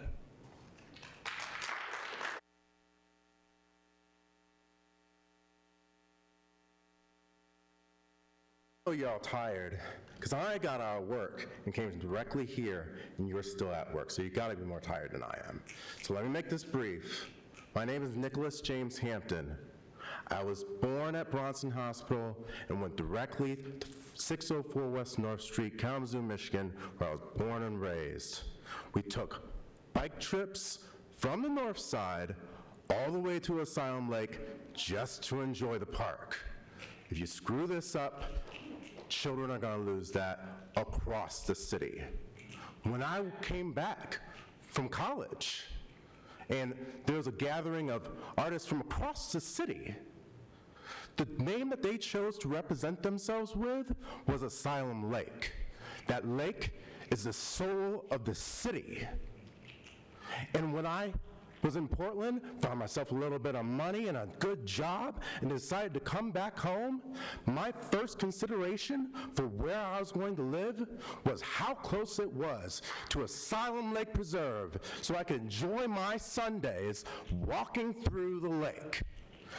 Do not tell me that there's a good developmental cause that these men and women can find to destroy my lake. That is my lake.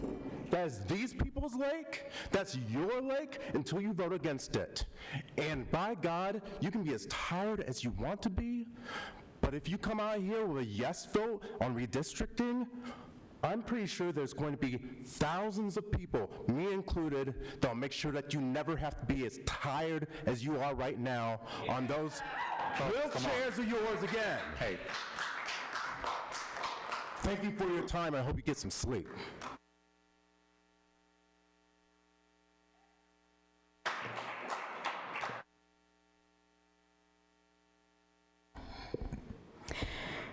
Hey y'all, I'm Sarah, 20-year resident of Kalamazoo, 15-year homeowner on Cedar Street, former association board chair of the Vine neighborhood, and I'm tired. We're tired. Most of us would rather be at home right now instead of having to drag ourselves back in here again to remind y'all again of who you are here to serve. 5 years ago, I stood here while one of our most centrally located and universally beloved nature preserves was facing this same exact damn threat from an out-of-state car wash baron who has since diminished our business corridors with his Vegas Strip drive and shine eyesores that he was then threatening to slop next to Asylum Lake. I have a serious question for all of you. Have you been there? Have you walked those majestic trails? Have you watched a sunset over that water as your heart breaks and heals? If you haven't, do you really dare to presume to have the right to determine the fate of our most sacred land? 5 years ago, I was here late into that night to offer a gentle reminder that you all are here to represent the interests and to trust the best judgment, not of developers, not of entrepreneurs, not of yourselves, but to represent the best interests of the people of Kalamazoo. And here we are again, and this time I come with no gentleness, because this city keeps seeming to forget that no matter how much of our sacred land, air, and water they poison every day, the capitalists who own the levers of power in this town need not, should not, must not own your deference and compliance just because they've bought most of the seats at your tables. I urge you all to read the fucking room. If you're offended by my frustration, I urge you to be more offended by the relentless corporatist destruction of our ecosystem locally and globally. It is crystal clear that the people of Kalamazoo have spoken again. There is clearly no debate on this issue among the people of Kalamazoo. I expect you to fulfill your oaths to the residents of our imperfect but beloved city by bending to the will of the people and once again uncompromisingly denying this damn rezoning request and denying the removal of the natural features protection overlay and send these out-of-town opportunists packing again. Yeah! Folks, all right. If I hear any more curse words or other disrespectful language, I'm going to mute the microphone. So I appreciate everyone's time.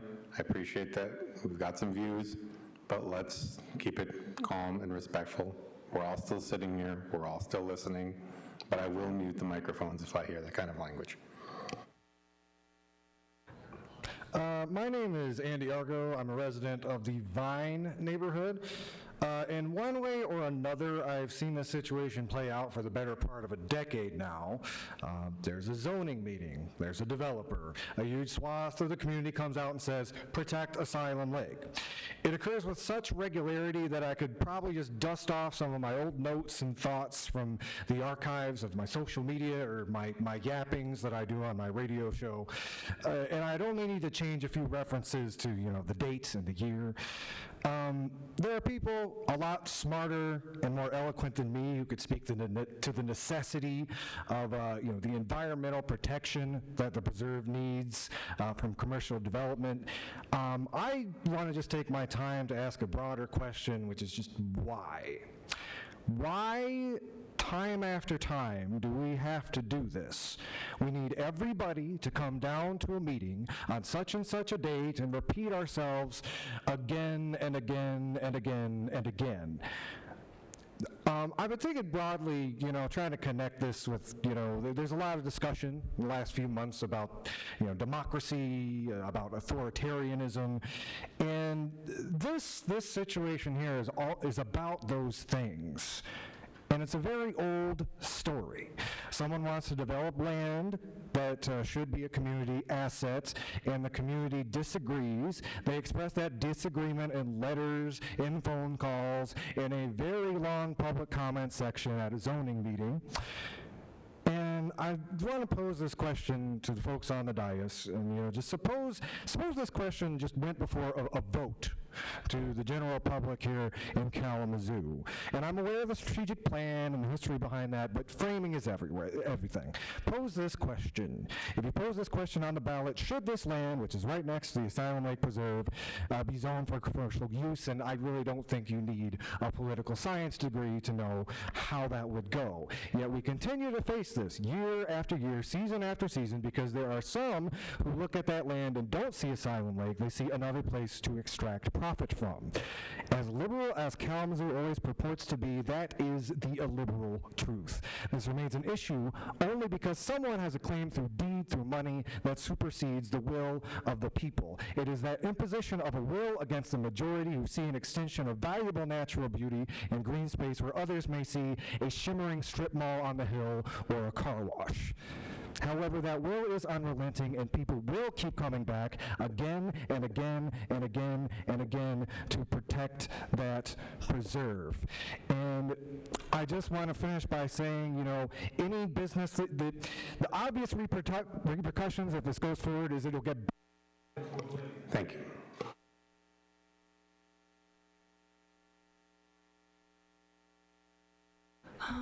As previously established, we're all very tired. I also work at 6:30 in the morning, so I'll do my best to make this fast and keep my language PG.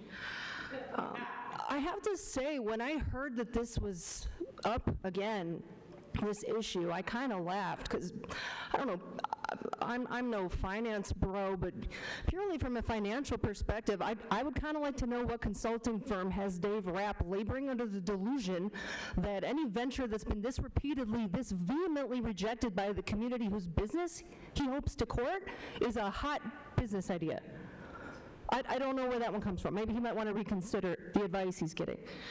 I also think it's funny that in response to the concerns already raised by the community about the nature of the development, we don't get any information at all. It's apparently a surprise. But we've been assured that it will serve the needs of the community. As touched as I am that a Grand Rapids real estate development firm knows about my needs, let alone is centering them, I kind of feel like if the nature of this development was going to be such a boon to Kalamazoo, surely it would furnish the majority of the pitch. Bit odd to me that that's a secret when that's supposedly going to be such a blessing for this community. In a world where the amount of unsullied nature still accessible to the public that isn't behind a paywall continues to shrink, I know I, for one, cannot wait to take my future children and show them the spot where their father proposed marriage to me in the shadow of a car wash megaplex. Or whatever hideous eyesore of a strip mall was most recently vacated by yet another failed business. Look, risk is intrinsic to investment. Anyone who's invested knows that.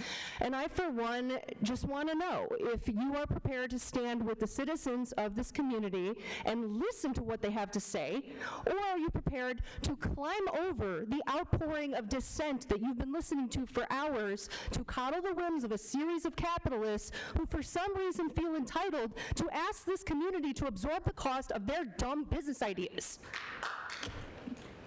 Peace out, we're good.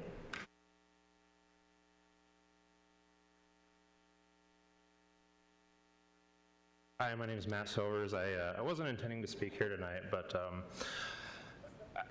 while everybody has brought up a lot of arguments about the environmental impacts in the area, and I wholeheartedly agree with those, I care deeply about those issues too. The one thing that I've seen strangely absent from all of this is a really detailed economic discussion. I know some people have touched on this, but the point that this has been like commercially necessary for the community to me is laughable, given that the strip mall across the street has had vacancies in it for years. The anchor store in that same strip mall is declaring bankruptcy and will be gone.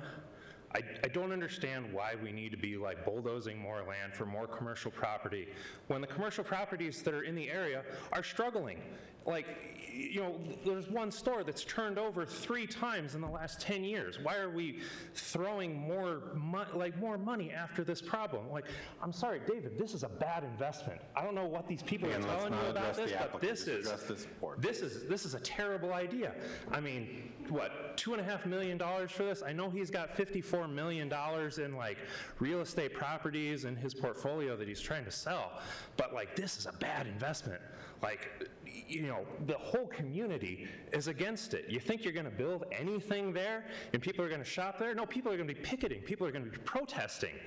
And that's not even considering the amount of money that's going to go into constructing it. Like, I moved here to Michigan as a temporary construction worker, and I can tell you that that lot is going to be prohibitively expensive to build anything on.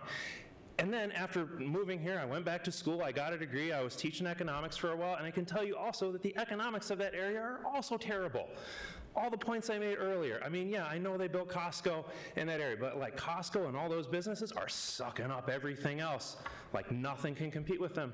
So why are you gonna put more stuff in there? I mean, the smart thing to do is to, you know, expand residential areas, you know. The lot right next to it is an apartment complex, and I know people have voiced you know, opposition to that, but that is a far better investment and use of that area than commercial stuff, which is just going to wither and die. You know, and we're going to have more vacant businesses, another empty strip mall, like right across the street from where people are coming into the city. And it used to be one of the most beautiful spots, you know, forest, rolling hills, just gorgeous. And now it's just like every other strip mall in America. And I mean, that doesn't make any economic or commercial sense for that area. And I think it's just, you know, without taking emotion out of the equation, I think it's logically the worst thing you could do for that corner. But anyway, thank you. I'm actually going to call for another 5-minute recess, just 5 minutes, and just stretch legs and take a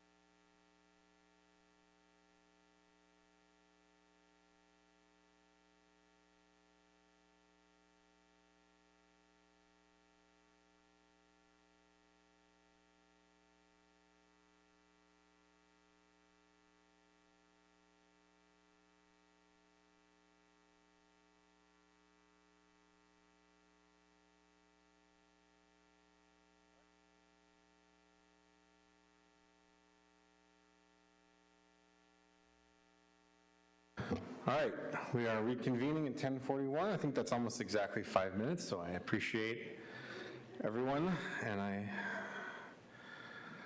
ready to roll again. You've had your 5 minutes to prepare for me. My name's Sean Kermath. I'm a Kalamazoo resident. I teach philosophy at Western Michigan.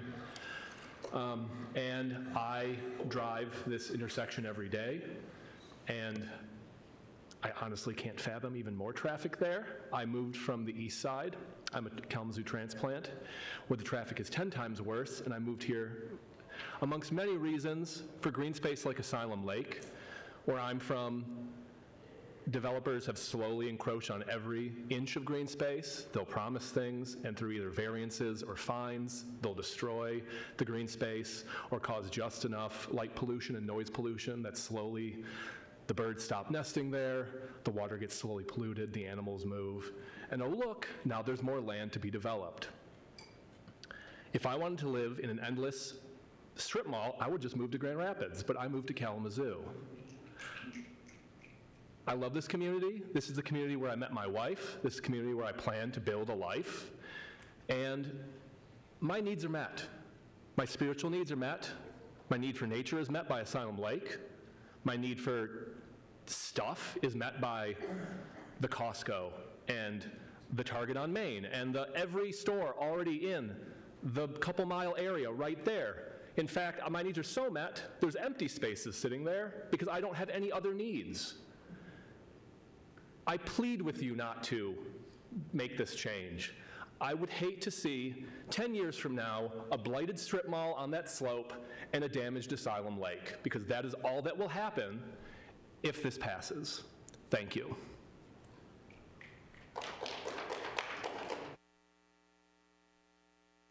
My name's Rex Bruggeman. I live at 806 Ellendale in Kalamazoo in the Arcadia neighborhood. I'm the president of the Arcadia Neighborhood Association. Just want to repeat a few points with regard to the applicable standards, in particular 5B, C, and D, whether and the extent to which there are changed conditions that require an amendment. I believe facts have certainly been presented this evening to show that there are not changed conditions that require an amendment. Whether and the extent to which the proposed amendment addresses a demonstrated community need, the proposed amendment does not address a demonstrated community need. And finally, the factor compatible with surrounding uses, whether and the extent to which the proposed amendment is compatible with existing and proposed uses surrounding the subject land, it is not. And I think the facts presented tonight are absolutely clear on that point.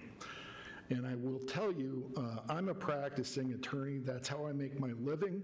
And so I have a tendency in this situation to focus on kind of the way things are framed and the applicable standards and so forth. But in terms of the relevant facts presented tonight, I would say to you that what I find most compelling are the descriptions of people's emotional relationship with the Asylum Lake space, and I think they're well-grounded concerns, in particular with all things that can impact their experience of that space, because I think our green spaces have just a profound impact on us, and the ability to just walk into and walk through a green space is enormously healing and emotionally regulating in a way that we really need now more than ever. And I just think, again, the people who've told you their experience and their emotional relationship with this place, 30 years ago as a lawyer, I would have been the least focused on that. I would have been most focused on the technical and the economic points in the master plan. Now, with more life experience and lived experience, I just think you look to, does this erode the experience within that space? It will. It just will.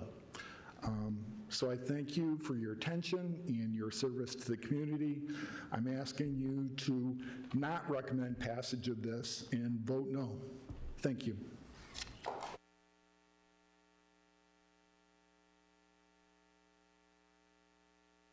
My name is Jeff Mitchell. I live at 4471 Mulberry Lane in Kalamazoo Township. This rezoning request is not consistent with the vision that this board or the commission has for Kalamazoo. The city has emphasized a priority to preserve, restore, and mitigate damage to natural areas, including preserves, creeks, and rivers. This request would allow for development that threatens to create new damage at the Asylum Lake Preserve, while the city is actively focused on restoring and mitigating existing damage that's been done by previous poor decisions. It simply does not align with the city's vision. A happy, healthy city is a city that listens to the feedback of the community. It's a city that prioritizes the needs of the many over the interests of a few, and certainly over the interests of a few out-of-towners. I don't believe there's been any material changes since this last request was withdrawn last summer. The community has showed a continued outpouring of support, urging the city to reject this rezoning request. And to my understanding, when I checked this afternoon as I was writing these notes, 14,264 people had signed the change.org petition urging you all to reject this rezoning request. This rezoning request does not even specify how the property will be used or why it's necessary to be rezoned commercial. My understanding is that the obligation is on the person who's making the request to explain why it's necessary, why there is a community need, how this rezoning request is going to meet that need. We've, however, explained why the Asylum Lake Preserve serves a very real community need for residents and for visitors to Kalamazoo. Allowing for additional commercial development adjacent to Asylum Lake would have an irreversible detrimental impact on the ecology and the topography of the preserve. Existing commercial development in the area has already been documented to have impacted the watershed of the preserve. There's a real community need to preserve our green spaces, and the city of Kalamazoo has emphasized that commitment to the preservation of our green spaces. This is your opportunity to demonstrate your commitment to that. Disregard for future environmental impact has already had a long-lasting effect on our environment and is still impacting our community today and into the future. We're dealing with PFAS cleanup. We're dealing with heavy metals. Don't let us deal with whatever is going to come from additional commercial development. I just would add that this is the 10th most dangerous intersection in 2021, the 7th most dangerous in 2022. Thank you. 2023. Don't let it be.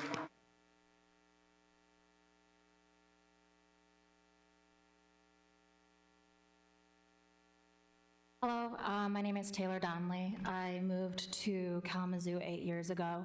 I live in the Vine neighborhood. I own 3 businesses in Kalamazoo. One is a partnership LLC and 2 sole proprietorships. So I have experience in looking for places to put my businesses.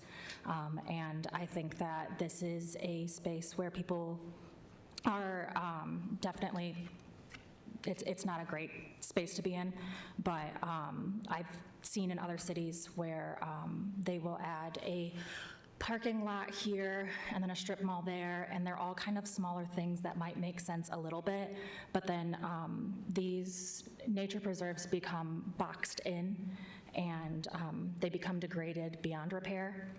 They showed pictures earlier. That isn't necessarily even a little bit of what I'm talking about, and I think that if we believe that it's bad now, I don't see how that's going to improve it by adding more commercial spaces. I also believe that making this decision isn't just about one parcel of land. It's about what kind of Kalamazoo that we want to live in. So do we want a city that protects wild spaces within our borders or trades them away piece by piece? So I encourage that we do not change the zoning.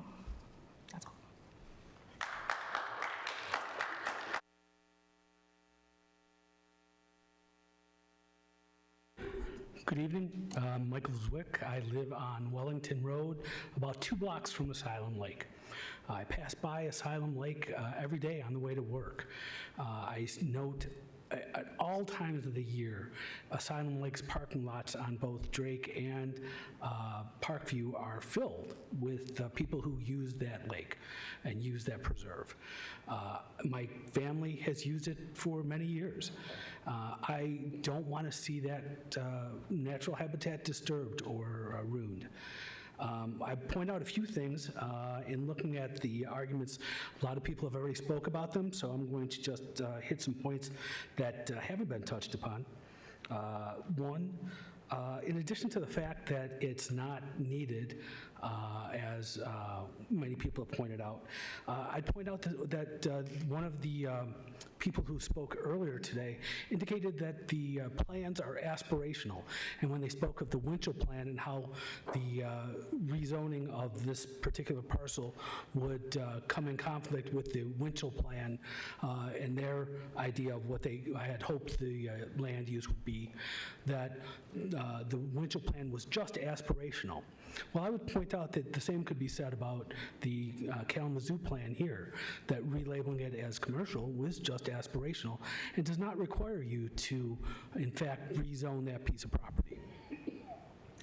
I'd also point out that the nature of this kind of a transaction is piecemeal. And the piecemeal nature of this, where there can be an appeal, 3 years later, another appeal, 3 years later, another appeal, and it'll be handled by different boards. So one of the questions was brought up, one speaker brought up that the request for change, if it was granted because it's the NFP protection, there would be a zoning appeals board hearing and an NFP board hearing. And they said that in the argument that that would somehow potentially stop anything from bad from being agreed upon for the land use. I'd point out that those kind of conflicts don't necessarily protect anyone. We can still have a conflict between the Zoning Appeals Board and the NFP Board, and there's no real clear way to say, well, the NFP is going to win on this one. There's no protection, no guarantee that the NFP will come out ahead. So based on that, I'd say that I'd equate this to a spoiled kid asking again and again, can I have more candy now? Can I have more candy now? And I think we just need to send him back to his room and say no. Thank you.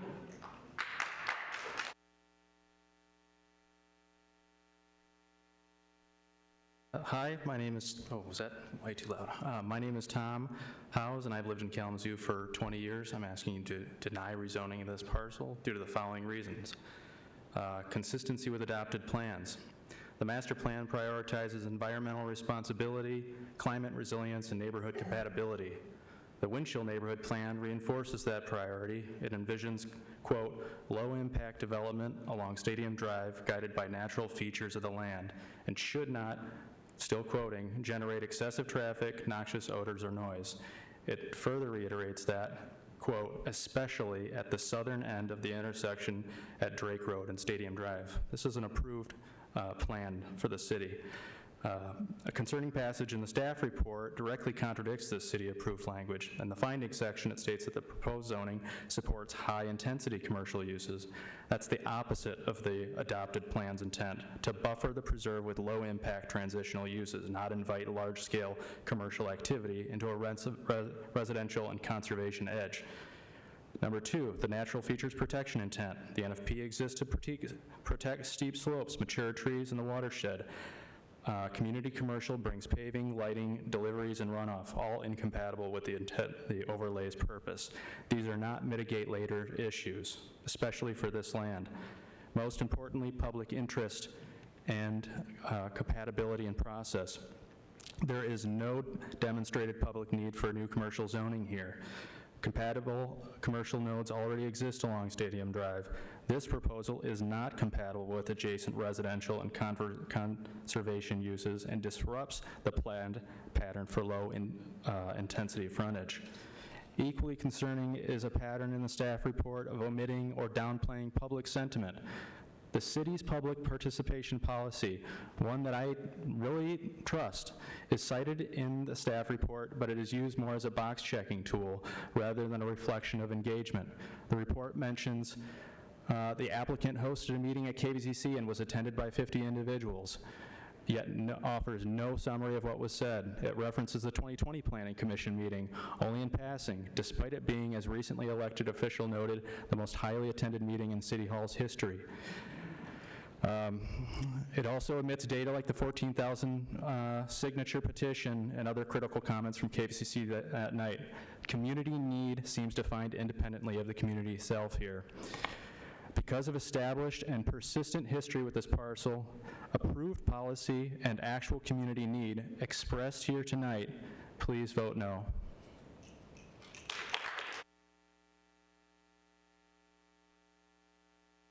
Commissioners, my fellow citizens in Kalamazoo, my name is Zachary Laster and I reside in the city at 110 East Michigan Ave.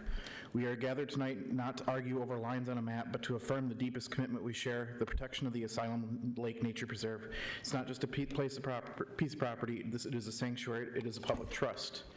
We are here to uphold a promise made long ago. In 1973, the Kalamazoo County Parks and Recreation Commission and the Kalamazoo Planning Commission officially adopted a resolution for this property to be preserved for all county citizens to enjoy. This commitment is not new. It is a 5-decade-old mandate. This commitment must override any private, temporary, commercial objective. Now, we understand the desire for profit, and we sympathize with financial setback, but it is also a fundamental truth that the existing rules were known, and the responsibility for due diligence rests with the buyer. A financial disappointment does not justify upending the future of an entire natural resource. And yet, in a cynical attempt to sway this commission, we have seen photographs of a tragic symptom of a larger crisis, photographs of human beings experiencing homelessness used not to seek true solutions, but to justify an intense commercial intrusion at the edge of Asylum Lake. Yeah. We cannot allow the representative of this developer to weaponize the vulnerability of our neighbors to serve a private financial agenda. We cannot confuse the failure of developers to develop needed housing with the permanent destruction of a natural buffer. The presence of that encampment is not a call for commercial development. It is a clear symptom of a neglected property and irresponsible, greedy developers. Let us not use a picture of desperation to distort the facts. We are asked tonight to authorize community commercial development, a designation for big box, heavy traffic, and massive parking lots. This is a choice for the most intensive development. This level of development will introduce massive increases in permeable surfaces and stormwater runoff, creating irreversible catastrophic threat to the fragile watershed and the water quality of Asylum Lake itself. Some things once lost can never be bought back. The integrity of the Asylum Lake watershed is one of them. We cannot choose the expediency of commercial tax base over the long-term health of a permanency of an ecosystem. This is a choice between between a short-term gain for one and enduring loss for all.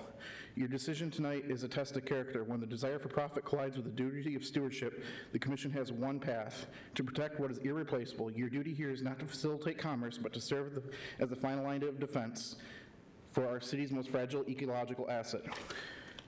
We have the power and the profound duty to say that the shared natural heritage of Asylum Lake is more important than any single developer.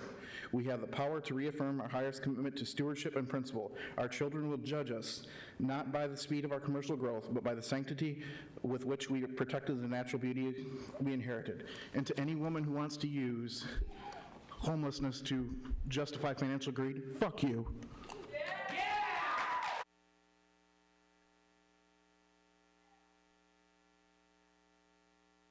This is Paul Bolt. I'm a Ostmo resident, but then I recently moved over to 3326 Tamsin. But when I was over at 5909 Horizon Heights, behind the latitude there, latitude 42, the noise from the road was pretty heavy during the winter. And then during the summer, the foliage would go there and cut the noise in half from the highway. Now, with this development going into that corner, when you're coming up Drake, you can actually see the lake, correct? If you drive by there. So then, yep, there's a little area where you can see it coming down. So if you let a developer go in there and chop the trees down, that green space over there that people like to hike in, all that noise is going to travel right into that area and the neighborhoods behind there. So I'm against this rezoning, and I would like to see it as a permanent green space as well. Thank you, and have a good night.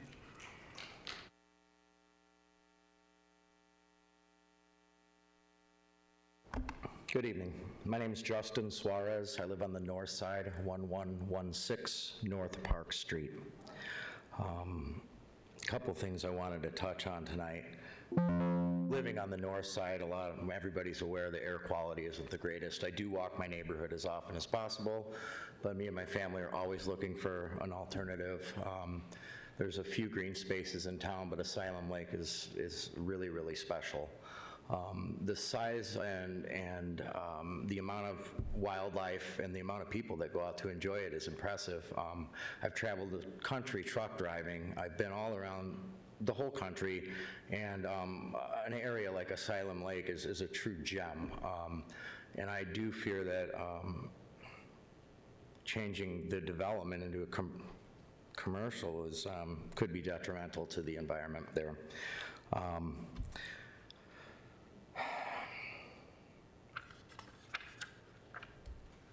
Couple things. At the public meeting, there was not a lot of information given by the developer. He talked about he's got a lot of experience but couldn't really give any real examples of what he wanted to do here. He just said, you know, whatever we build, we're sure that, you know, people will like it and they'll buy. I do find it concerning the using homeless mess as an excuse to develop. Because I mean, if you pave that, that's, you know, I don't really think that's doing better for the environment. And we do have a problem with that in our community as well, which is a separate issue. But that kind of just shows I don't know, it just seems a little disrespectful to our community to come in here and use that as a reason that they should build here, you know, and it seems like the only people that are going to profit from this are the developers, not the community. So I'm asking you to deny the request tonight. Thank you.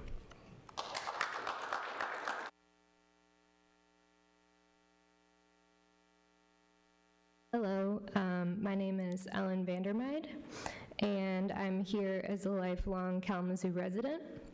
I live at 110 Woodward Avenue in the Stewart neighborhood. I know we're all tired. I got up at 6 a.m. today to teach art to high school students. And I will take refuge in Asylum Lake tomorrow morning with my dog, Oliver.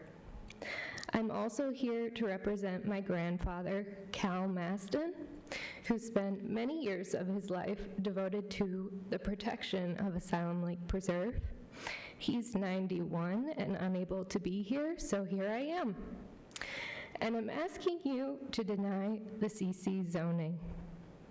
There is no community need for this development. For the future of Kalamazoo, we must protect the few green spaces that we have. My grandfather talks to me about the movements of turkeys in his neighborhood. He tells me about the trees and the deer and what they eat. He has opinions about why they like the things they eat. And I'm worried that this way of life is dying. And so here I am. Please vote no.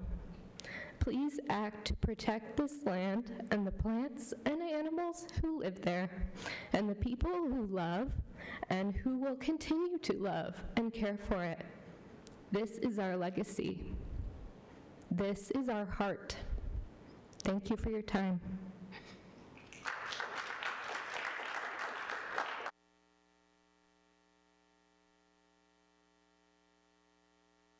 Thank you for being here. Thank you, everybody, for being here. If it's your first time like me, thank you. And if it's your third or fourth, thank you. I have a long history with Kalamazoo. I grew up south of here in Sturgis, and that was not a community that I could thrive in. I came to Kalamazoo for college, fell in love with the city, but had to move away for a job. And 2 springs ago, I was fortunate enough to buy a house this year in the Winchell neighborhood. My wife and I had recently talked about moving here. She had graduated from a doctoral program, and we were entertaining a move to various locations across the country. We came back to Kalamazoo, and we knew right away it was the right fit. Part of it was because of the sense of community, the strong sense of community in the green space.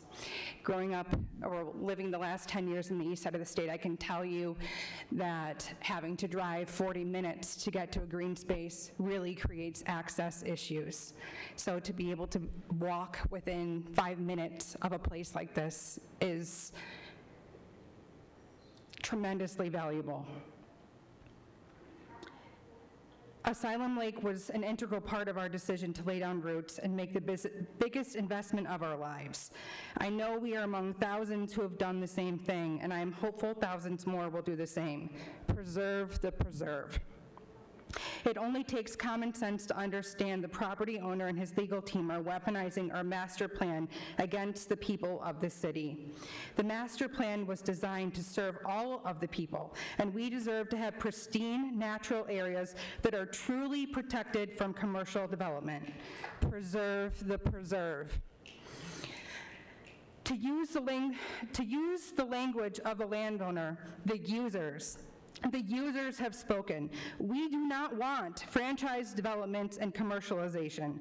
This land is far more valuable to this city as is, especially given the accelerating impacts of climate change.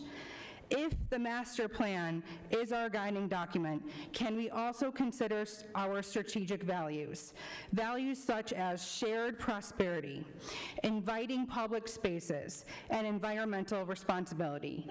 The master plan describes investing in natural areas as a major goal. Investment can look like a lot of things besides commercial development.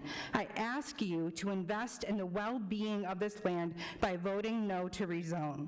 Invest in our shared prosperity. Preserve the preserve. Lastly, a previous speaker shared with us the definition of insanity and applied it exquisitely to our shared experience tonight. I would urge you to go a step further than your predecessors, and on behalf of future residents, thank you. Thank you.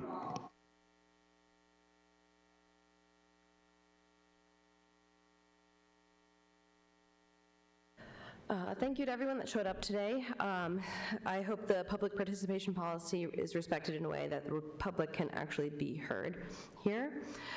I know you're here to go by the facts, and I appreciate seeing some of you at recent meetings, the public participation meeting and some other public meetings that were to get you more familiar with this, since I know none of you were on this board because of term limits when this originally was coming up. As far as the points that you are here to consider, I believe you have heard both sides of that, and much more participation from the actual public for why we believe this is not a part of the strategic vision for the city and a part of the master plan. And so I don't need to say super many specifics on that, but I just want to say, repeating other people's points, you are not only not required to suggest the approval of this parcel rezone request based on the 2025 master plan future use potential zoning, which by the way was not specified as community commercial, it was specified only as commercial, not the most intensive type of commercial, which is specifically why the Planning Commission last time said that commercial zoning did not make sense. I encourage you to understand that as we are going through the Imagine Kalamazoo 2035 master plan, that it is pretty clear that the public would not agree with that current ending 2025 master plan future use and would be more in favor of any other zoning other than commercial, especially not community commercial. So. Thank you.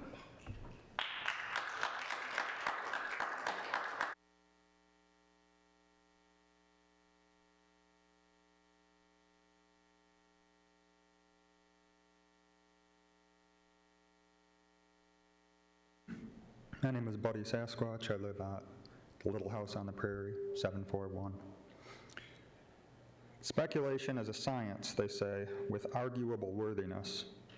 My heart goes out to the individual capital holders who looked at the projected strategic plan for the city and speculated so heavily on potential zoning changes that they pledged double the purchase price for a property so zonally ill-suited for anything other than low-impact use. The master strategic plan is not just big, it is a gargantuan body of information. Such undertakings, with the best of diligence, will have oversights that require redress at some various points. While it was developed with community participation, it would seem that the property in question is a point requiring redress. The community has turned out significantly 3 times to address this specific shortcoming, conservatively anticipating 100 community members turning out from 7 p.m. on to after 11. With an average wage of $10 per hour, that's $1,000 per hour, $4,000 for just this evening. The average time value of those gathered here is with certainty greater than $10 per hour.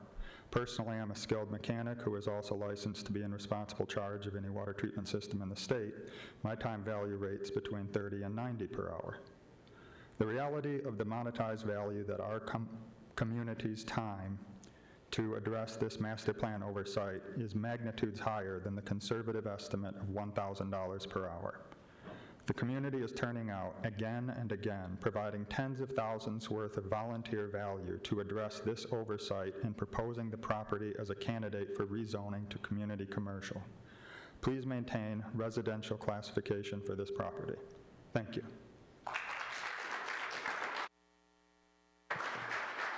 Okay. So that does it for our in-person speakers, but do we have anyone who's been holding on the line this entire time?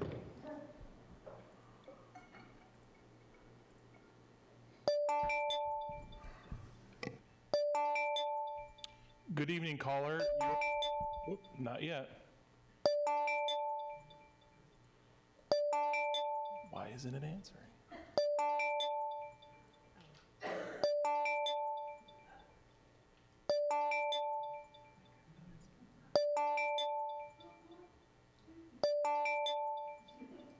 Hold on one second. It says the microphone is blocked. Give me 1 second.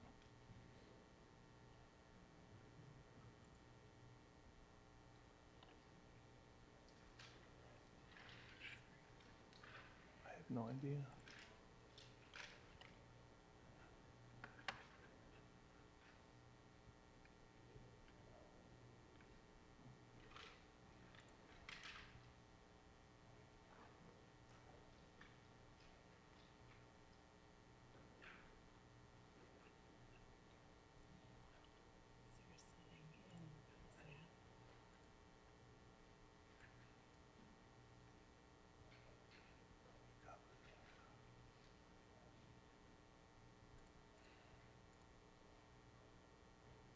Change your browser settings. I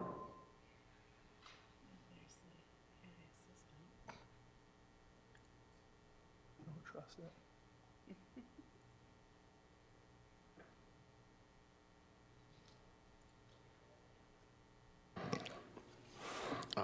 Anyway, for anyone who is still trying to call in, the number is 888-382-9556. Trying to go through the settings, it says our microphone.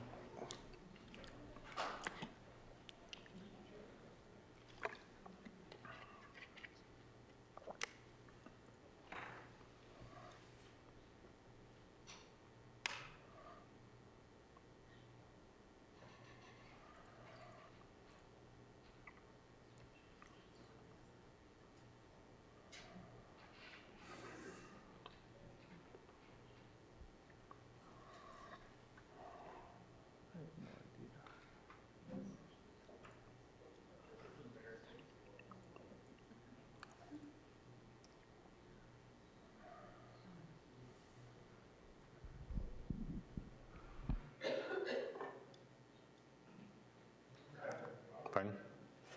Says our mic is, we don't have access to the mic. I'm trying to get it. Okay.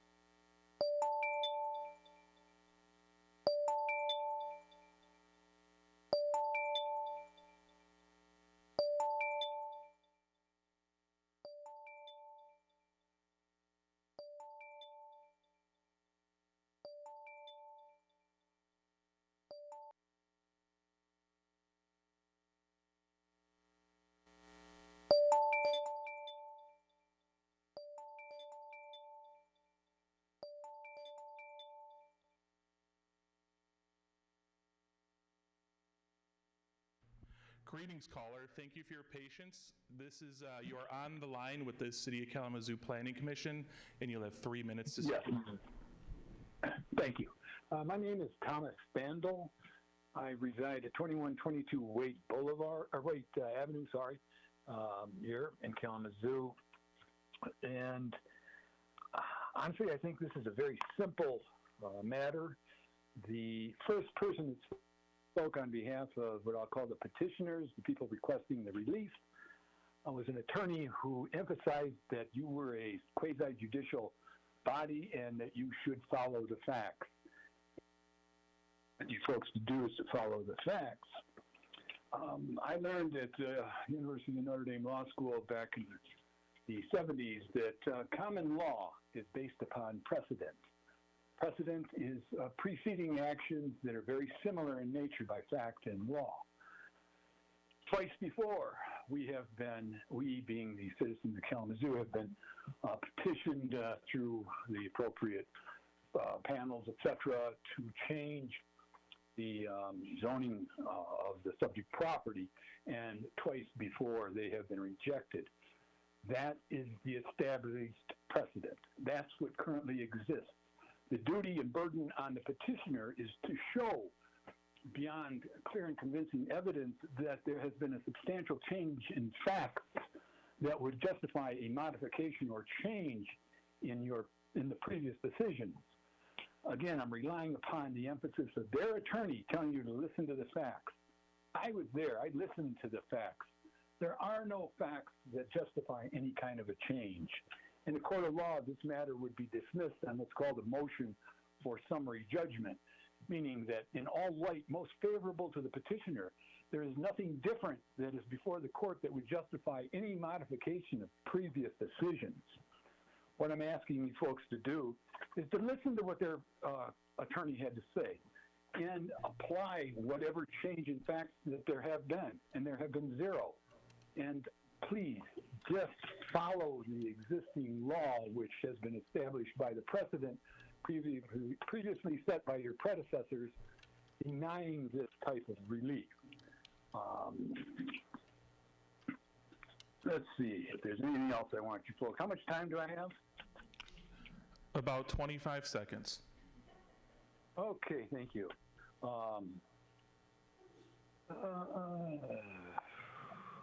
Now, I think I've hit every point that I think is germane to this issue. Please represent the interests of your constituents, not the incidents of what I'll call carpetbaggers coming in from outside our jurisdiction and asking for something that's ours so that they can get some money from us. Thank you very much.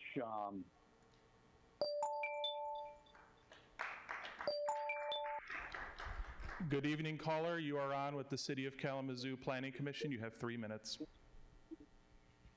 Hi, thank you. This is Chris Wills. I live in Kalamazoo in the Winchell neighborhood, and 5 years ago I started a petition against this change of zoning, and I just wanted to let the commission know that we are now up to 14,244 signatures against rezoning of this property. And I hope that we'll take that into consideration. Thank you.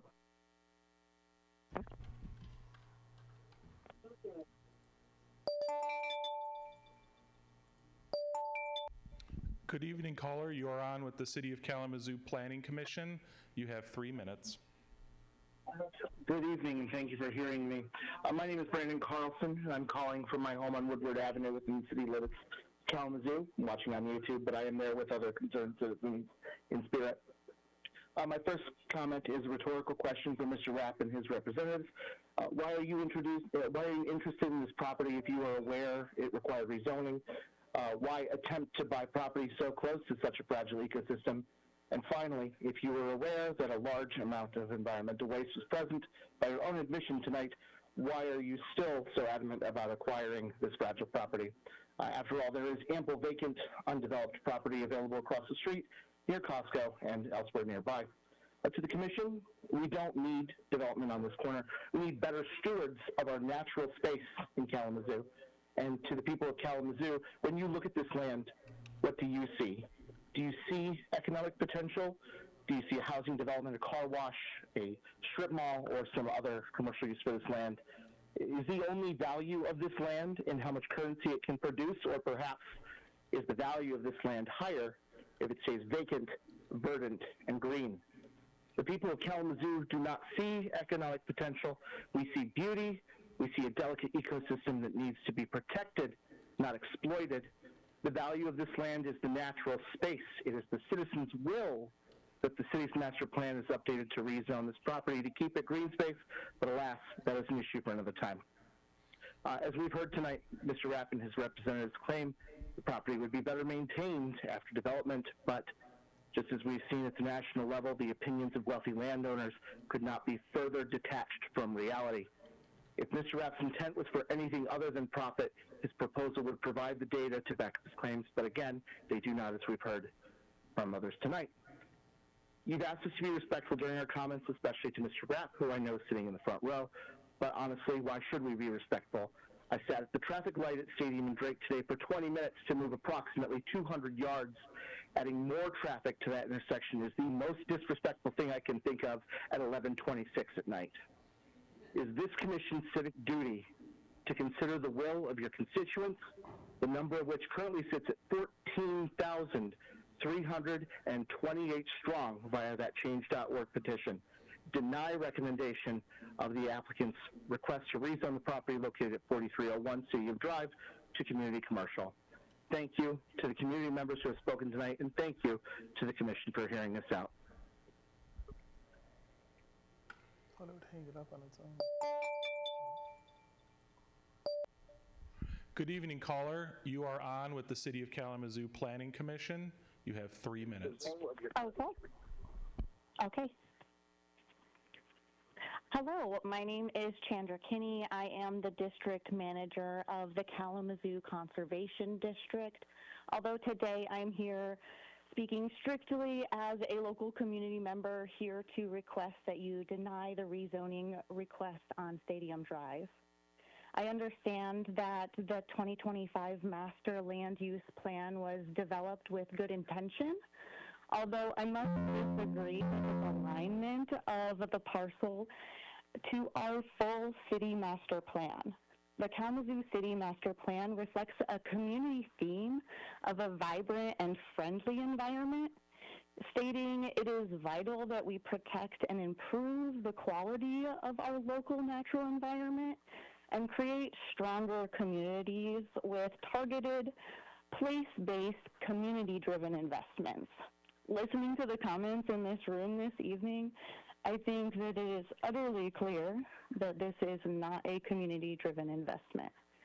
In fact, this development doesn't actually seem to fall under any of our strategic planning goals. It does not provide a green and healthy city. It certainly does not aid in stabilizing the local economy to benefit of all. And it does not create a safer community. Thus, I urge you to align with your own strategic goals and provide our city with good governance, making and implementing public decisions in ways that are collaborative, inclusive, and data-driven. And our community has overloaded you with a lot of data and facts, and they have certainly brought their heart with them as well. That's all I have today, so thank you.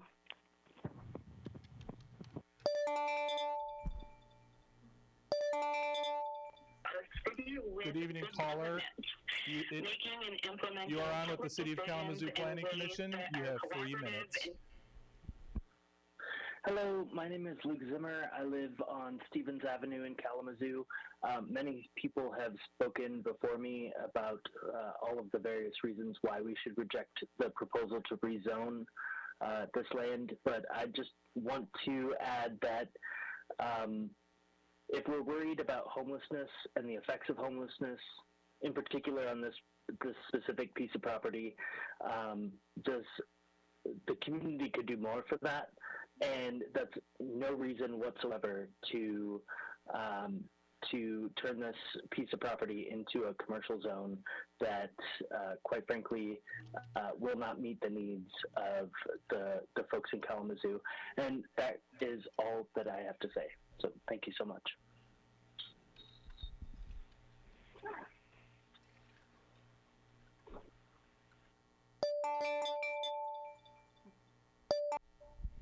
Good evening, caller. You are on with the City of Kalamazoo Planning Commission, and you have 3 minutes. Hi, I am a Kalamazoo resident. My name is Rachel Mandrick, and I don't think that you guys should be approving the rezoning here. It does not fit with the 2035 master plan that the city has put forward that has emphasized sustainability for our city. Sustainability is the development that meets the needs of the present without compromising future generations.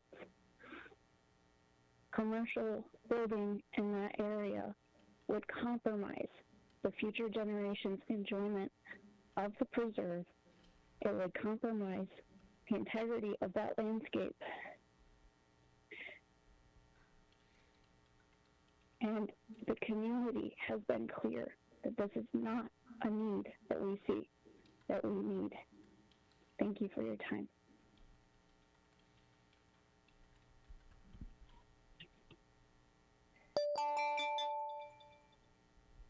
Good evening, caller. You are on with the City of Kalamazoo Planning Commission. You have 3 minutes. This message has been transcribed. One moment while I notify the caller. Hi, I am a former resident of Kalamazoo. My name is Mara. I grew up in Kalamazoo. I don't have an elaborate sort of thing planned to say because I'm kind of doing this on the fly. I just want to make a point to say that it's absolutely ridiculous that it's 11:30 at night and I'm having to do this again because this discussion has come up again, despite the fact that the people of Kalamazoo have already stated quite eloquently before me that this is something that's not a great idea. Just want to throw in my hat and say that I think it's a terrible idea. I respect the land, I respect the animals there, and I love my city, and I appreciate all of the people who are working so hard to fight this so adamantly. It's a terrible idea. Thanks. I yield the rest of my time.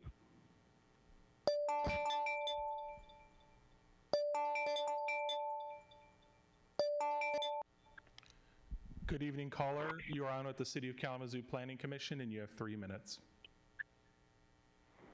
Hello, my name is Alessandra. I live at 3720 Winchell Ave.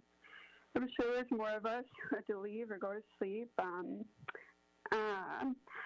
When I visited and I saw Asylum Lake and its biodiversity, it was the main reason that I chose moving here to go to school from Chicago, where I fell in love with Lincoln Park, which is a protected conservation area since 1956. If we do not have reassurance the natural area will be preserved, heavy commercial use and natural conservation are not compatible. The preservation of Kalamazoo natural resources, which not only affect the environment, but directly affects our quality of life, including physical and mental health, much more greatly than a handful of more businesses in an area already saturated with them, would make a dangerous intersection more dangerous. It's already unpleasant to hear the roar of engines while on a walk. The fact that there are already so many businesses are already more of a reason to protect it, not diminish it. Construction will destroy many trees if it's industrial and land related, something the homeless encampment did not do.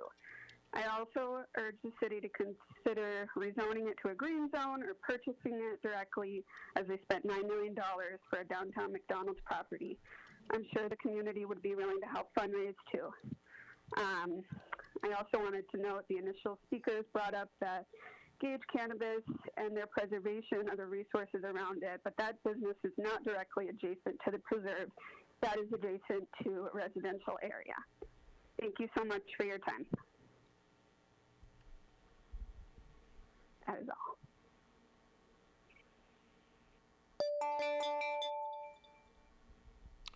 Good evening, caller. You are on with the City of Kalamazoo Planning Commission, and you have 3 minutes. Hello, my name is Alex Baker. I am from Kalamazoo, and I grew up in Ashtimo, so there's a lot of nature out there.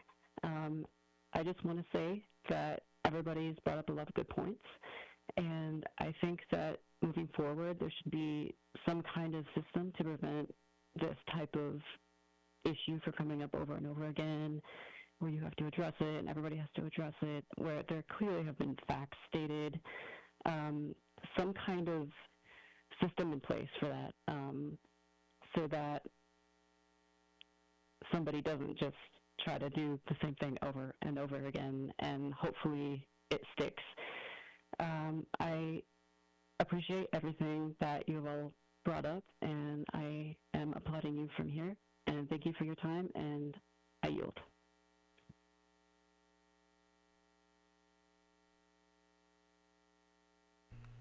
Chair Patako, that appears to be the last call. Okay, well, with that, I will close the public hearing. Thank you to all the commenters. Thank you for everyone who spoke in person. Thank you to everyone who waited on the phone. We appreciate your input. So because we haven't had a big one like this in a while, I'll still go over a few points for the Planning Commission. So at this point, I'm looking for a motion to rezone. You don't need to support the rezoning to make the motion. We just need the motion and the second to start debate. Whoever makes the motion usually speaks first on why they support or don't the motion that they've just made, and the person seconded. We can ask some clarifying questions, correct? But generally, if there's any other clarifying points. Yeah, but generally this is sort of our time to sort of summarize where we feel we've landed on the decision.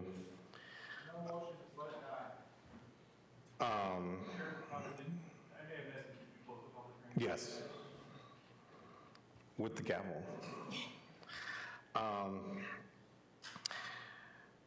Again, just refrain from any comments not related to the request or the criteria, and the question is whether or not the community commercial district and the uses permitted by right or with development standards or with special use permits are appropriate in this location based on what we've heard tonight and what we've heard through the public process. The questions about design and natural features protection and site plan really can't be answered at this time. There are natural features protection reviews, zoning board of appeals reviews, site plan are separate processes that occur if the rezoning happens. If a community commercial use does require a special use permit, that review, this would again come back in front of this body for consideration. Once a site plan or a use is determined, if it requires a separate use, special use, we'd be considering it again. And the criteria set in place should be consistent to review the request. So, with that, I will take a motion to rezone. Motion to rezone Stadium Drive number 1 LLC from residential to commercial. I hear a motion from Commissioner Tolbert. Do I have a supporting? May I recommend adding an address to that? Oh. Motion to rezone Stadium Drive number 1, 4301 Stadium Drive from RM15 to RS5. And RS5 to CC Community Commercial. Thank you. Do we have a second?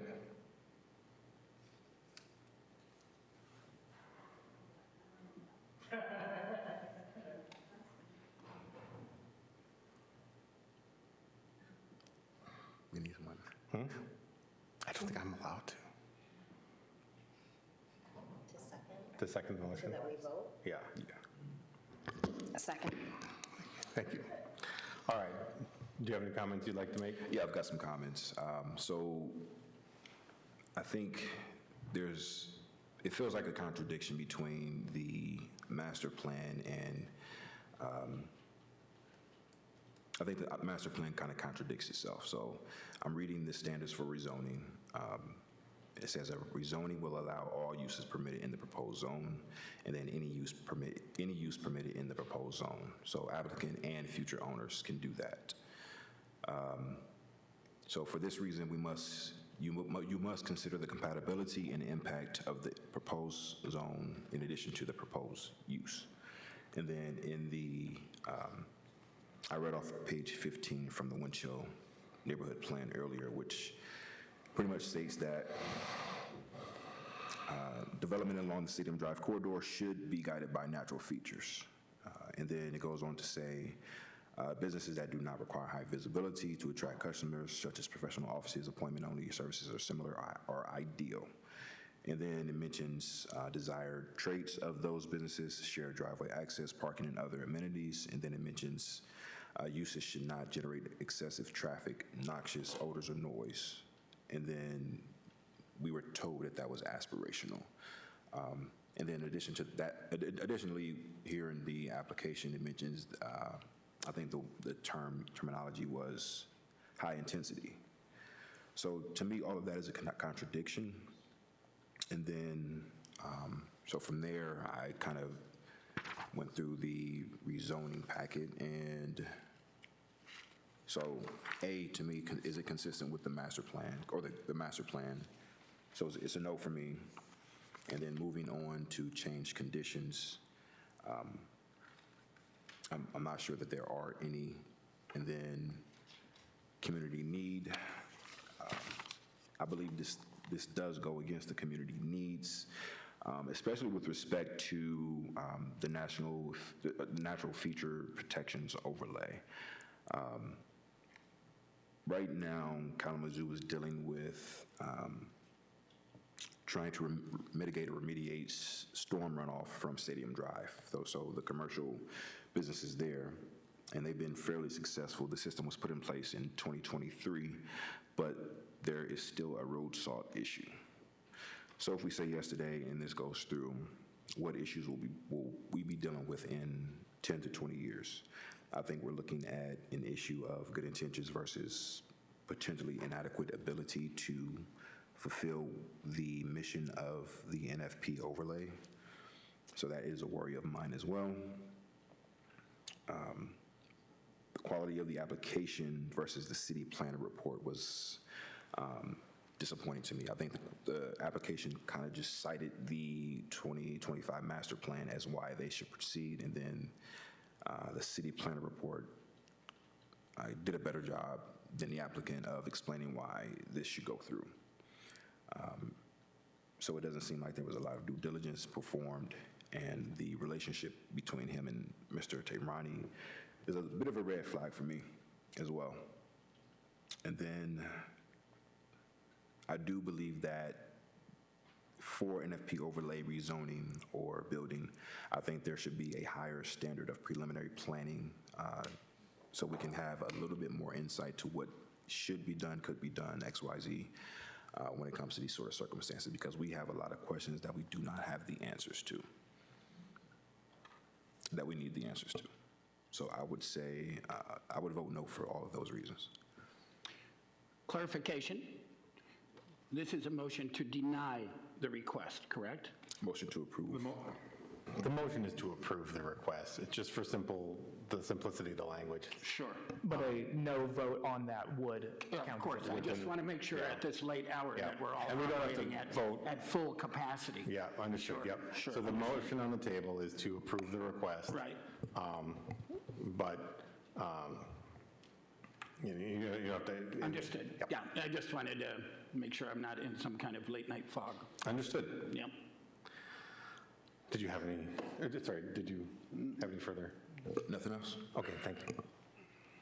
Did you have any comments you wanted to make toward the application? No. Okay. I just think that the question of alignment with the master plan is a bit narrow. It seems focused on the future land use map at the expense of the rest of the master plan, and I think that was raised a couple of times tonight, and so I think holistically, when you think about the master plan and whether this aligns, it's hard to see how that could be a yes. So I think for me, that's a critical decision point. I keep turning to my left to start, but there, gentlemen. Yeah, one of the things that was brought up again and again was we didn't see any demonstration of a community need. There weren't any statistics cited of types of commercial uses that are needed in the community. If anything, we just heard a lot against that from our fellow neighbors who live near and or use the park. And potential development on this land would cause, or has the potential to cause, detriment to the long-term vision of the community. And in our master plans, some things we did mention are smart growth principles, which one of them is to preserve open space, farmland, natural beauty, and critical environmental areas. And the next one right after that is to strengthen and direct development toward existing areas. So as some of my fellow commissioners point out, there are places where I see our master plan in conflict with other things that we have in there. Yeah, just going down the list of the 5 criteria that were to evaluate on, is it consistent with the comprehensive plan, the master plan? I agree that there is a little bit more nuance there than on first glance, where the future land use plan points at commercial. I think it is a good point that was raised by different individuals we heard from tonight, that that is not specifically the community commercial zoning node, where that could be one of, I think, 3 or 4 different commercial aspects of the zoning map. Which is also points to the points that were brought up about the intensity of it. The very first thing that was brought up in the staff presentation about the nature of the site was its nature as a transitional space. And to bring community commercial across the street, I feel like is fostering a pretty harsh transition. All of a sudden you're abutting CC to the RS5 that is Asylum Lake itself. I would be more inclined to look at less intensive uses that could sort of speak to the transitional nature of the site in that way. Going on to the second item, the change conditions. It's a little unclear whether that is to exactly mean change conditions from when it was assigned the zoning that it is currently, or from change conditions from the last time that it was evaluated on these criteria. I think those, one holds up better than the other, but I don't think a lot has changed in recent memory. Community need, this one is where I feel like the application probably struggles the most, where the list is long, the complaints were heard, the petitions have so many signatures. It's very clear to see the way that the community views this, especially when it was brought up that the 2023 needs survey went out and preserving natural beauty was ranked ahead of commercial development. I feel like that's a pretty abject failure on that front. And then number 4 is compatible with surrounding uses. I was a little bit concerned by the staff report that was in recommendation of it, where it brought up what's to the north of it, what's to the west of it, what's to the east of it, and just did not mention what is to the south of it, which happens to be the natural wetlands and an RS5 zoning. Obviously, it's not cut and dry. Like it is compatible with what's to the north, but it's not very compatible with what's to the south. It's a bit of a judgment call, but I think with the facts in front of us, it's not terribly compatible there. And then lastly, development patterns. Obviously, city systems are in place. It is a high traffic corridor. It could get services very easily, but the other thing to evaluate it on is would it exacerbate traffic problems, and we heard the citations of the different statistics about the dangerousness of that intersection and also just the traffic congestion of that intersection. So I think the different criteria are dicey at best and very misaligned at worst. That is a very elegant and statement. Took the words out of my mouth, but I probably would have said it as well. I would like to follow up on your point about the intensity of the development. A portion of the Winchell neighborhood plan that I did not get to is, it speaks on Drake and Stadium Drive, especially at the southern end of the intersection at Drake Road and Stadium Drive, where important natural amenities, namely the Asylum Lake Preserve, are located just south of the parcels fronting these streets. The intensity of the development at these sites should be more neighborhood-oriented in scale, supporting a transition from high-intensity commercial to residential areas. Development at these sites should be done in a way that balances the needs of development with the community priority to be environmentally responsible.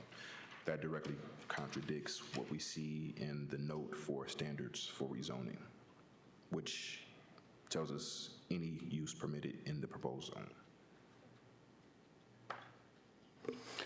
I also just want to say real quick, as is my first ever meeting as a planning commissioner. Welcome. Thank you. Profoundly moved by the incredible outpouring of my friends and neighbors and fellow Kalamazoo residents speaking about an issue that you're also passionate about. So thank you for coming out and sharing your time and sharing your night. And I agree with everything else that my fellow commissioners have said about the profound lack of a community need for this rezoning, and how, especially given the vagueness of the potential rezoning with no real plan indicating what the land would be used for, you can't articulate a need based off of vagaries. But the thing that really sticks with me is, since we're not allowed to use personal bias, we have to stick to our standards, is D, compatible with surrounding uses.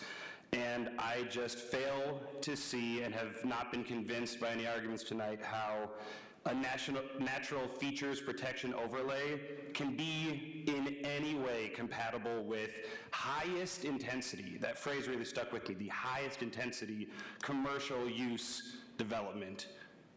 There doesn't seem to be any room for reconciliation between those two things. I think they are diametrically opposed, and for that reason, I'm going to have to vote no.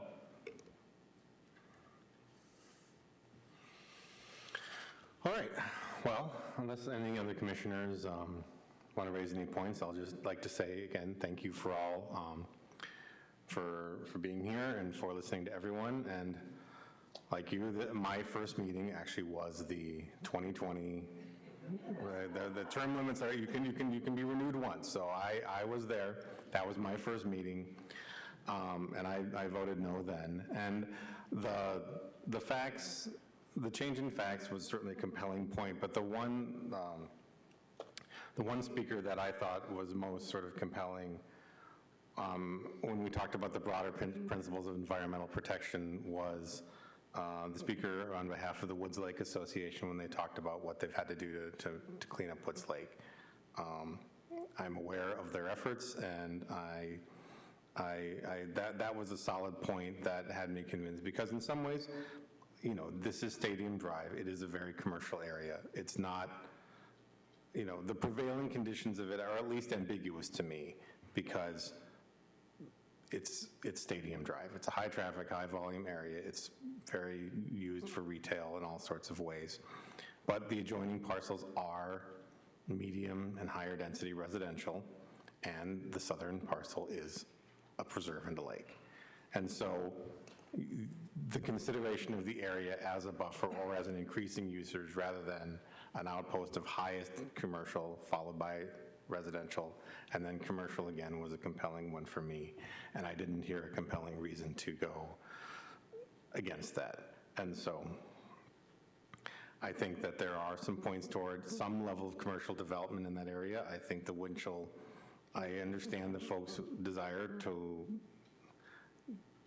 have it be a preserved green space forever, but I think there's also some interest in having some sort of neighborhood or some level of commercial activity there, but not the highest necessary use, and something that does respect all the potential environmental concerns of that area, which are a myriad. So, unless there's any other questions or comments, we'll take a roll call. And again, a yes is to rezone the property, community commercial. A no is to maintain the property under its current zoning. Wilson? No, we already. No. Curtis? No. Patelko? No. Tolber? No. Audette Bauman? No. Kostreva? No. Bissonette? No. Yeah! folks, please, please. It's been a long night, we don't need it. It's enough.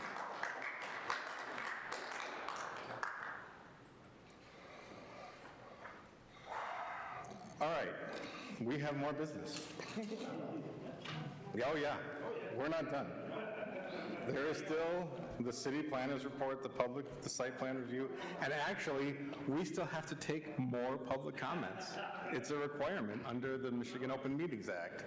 So, there are time for general public comments coming up, if anyone is still here.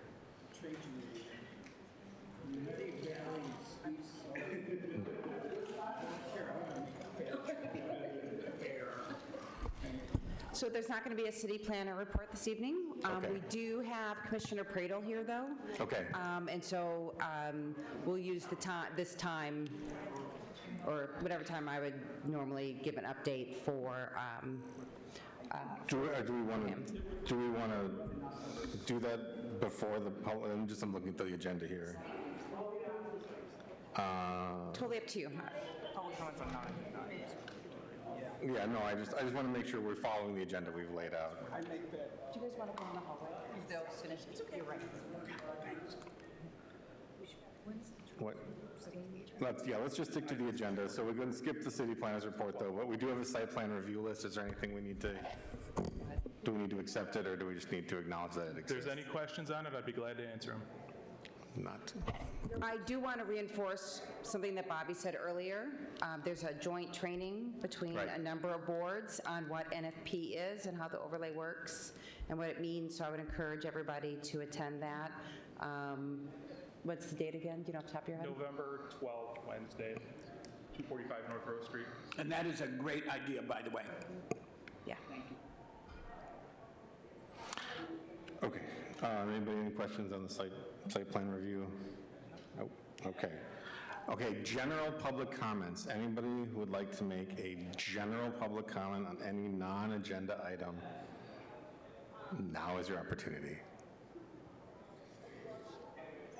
Do we have to do the phone still, too? Yeah. Yeah, I think we do. Yeah. I'll give the number again, even. 888-382-9556. Thank you. Something else? Actually, the last time, back in 2020, the only public comment was thanking us for sitting here. But you don't need to do that either.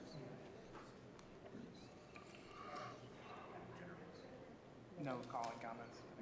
Nope, no calling comments? There was none. I said there was none. Oh, sorry, I didn't hear that. Okay. All right, I guess we'll close that portion of the public hearing again. So now, Chris, now is the City Commission liaison comments. Promise I won't keep you all long. Bless you, sir. This month is actually my 6th year as a city commissioner. I've sat in budget meetings where we have hundreds of millions of dollar budgets where there's 2 people in the audience, and I'm pretty sure those people might have been there by accident. I love when people show up and they're passionate about something, and it's incredible for me to see that. And I am intensely grateful for people when they show up and care, because the day that scares me is the day that people don't show up. That's the day that scares me. So I also want to thank all of you. Just watching you from an audience perspective, it's really nice to be able to sit and watch from that perspective. And I really appreciate how intentional you were to listen to each person who came up and treat each person's time like it was precious. That means a lot to folks, and I know you all are very tired and whatnot as well. I wanted to welcome you to your first meeting. Congratulations for being here. Great test for you tonight as well. Delight. And then very much lastly, I just want to take a moment just to recognize some of my outgoing colleagues. Commissioner Cooney and Decker are going to be stepping off at their last meeting on the 17th. They've been exceptionally great colleagues to work with over the last 4 years. We have a special meeting. We have one night of meetings coming up in November here on Monday, November 17th. It's our oath of office night. So at 5 o'clock, we're going to be doing the swearing in for our new colleagues. I was very excited to see tonight incoming Vice Mayor-elect Drew Duncan was here tonight, and then Commissioner-elect Jay Slaby I saw was here as well, and very excited to the opportunity to work with them and do whatever I can to support them in their transition as well. And then also congratulate Commissioner Hoffman and Mayor Anderson as well for getting elected. But encourage people to show up that evening, oath of office at 5, and then we have our 56th City Commission first meeting with the new group starting at 7 o'clock. So anyways, appreciate you all, as always. I know you all are basically volunteers, and appreciate your time. Basically? Yeah. Is someone else getting paid? Thank you. Thank you, Commissioner Pareto. Appreciate your update. All right. Planning Commissioner comments. Anybody else want to? I just wanted to echo what Commissioner Pareto said and thank people for the outpouring of every kind of public sentiment that we got tonight. Meetings like these are long, and everybody sticks it out, and I really appreciate that, but it is so worth it to hear it from the public. I did want to promote, it was mentioned a couple times during public comment, the process for the new updated master plan, Imagine Kalamazoo 2035, is currently ongoing. So if you want to help to try to avoid some of these more muddied waters that we can run into when we are trying to enforce the master plan in coming years, you can help us out and give public input on those ongoing proceedings with the new master plan. So, that is a great point. Yeah. I would like to get in a plug for this amazing turnout tonight, but also that I want every citizen to know they are free to apply for boards. I've been on many, many boards through the years. They don't all get 100 people in the seats, but nothing stops citizen participation, and we saw that tonight. But we all know it always doesn't work this way. So, but a beautiful night for Kalamazoo in terms of the turnout especially. All right. Oh, we made it just past midnight. That's great. All right. All right. Thanks. I'll just say thanks to you all. I appreciate it. Thank you to our new members. Did you? Sorry. Did you? Do we need a motion to adjourn? No. I can just declare it. Yeah. I declare the motion. I declare the meeting adjourned at 12:02 a.m. on Friday, November 7th.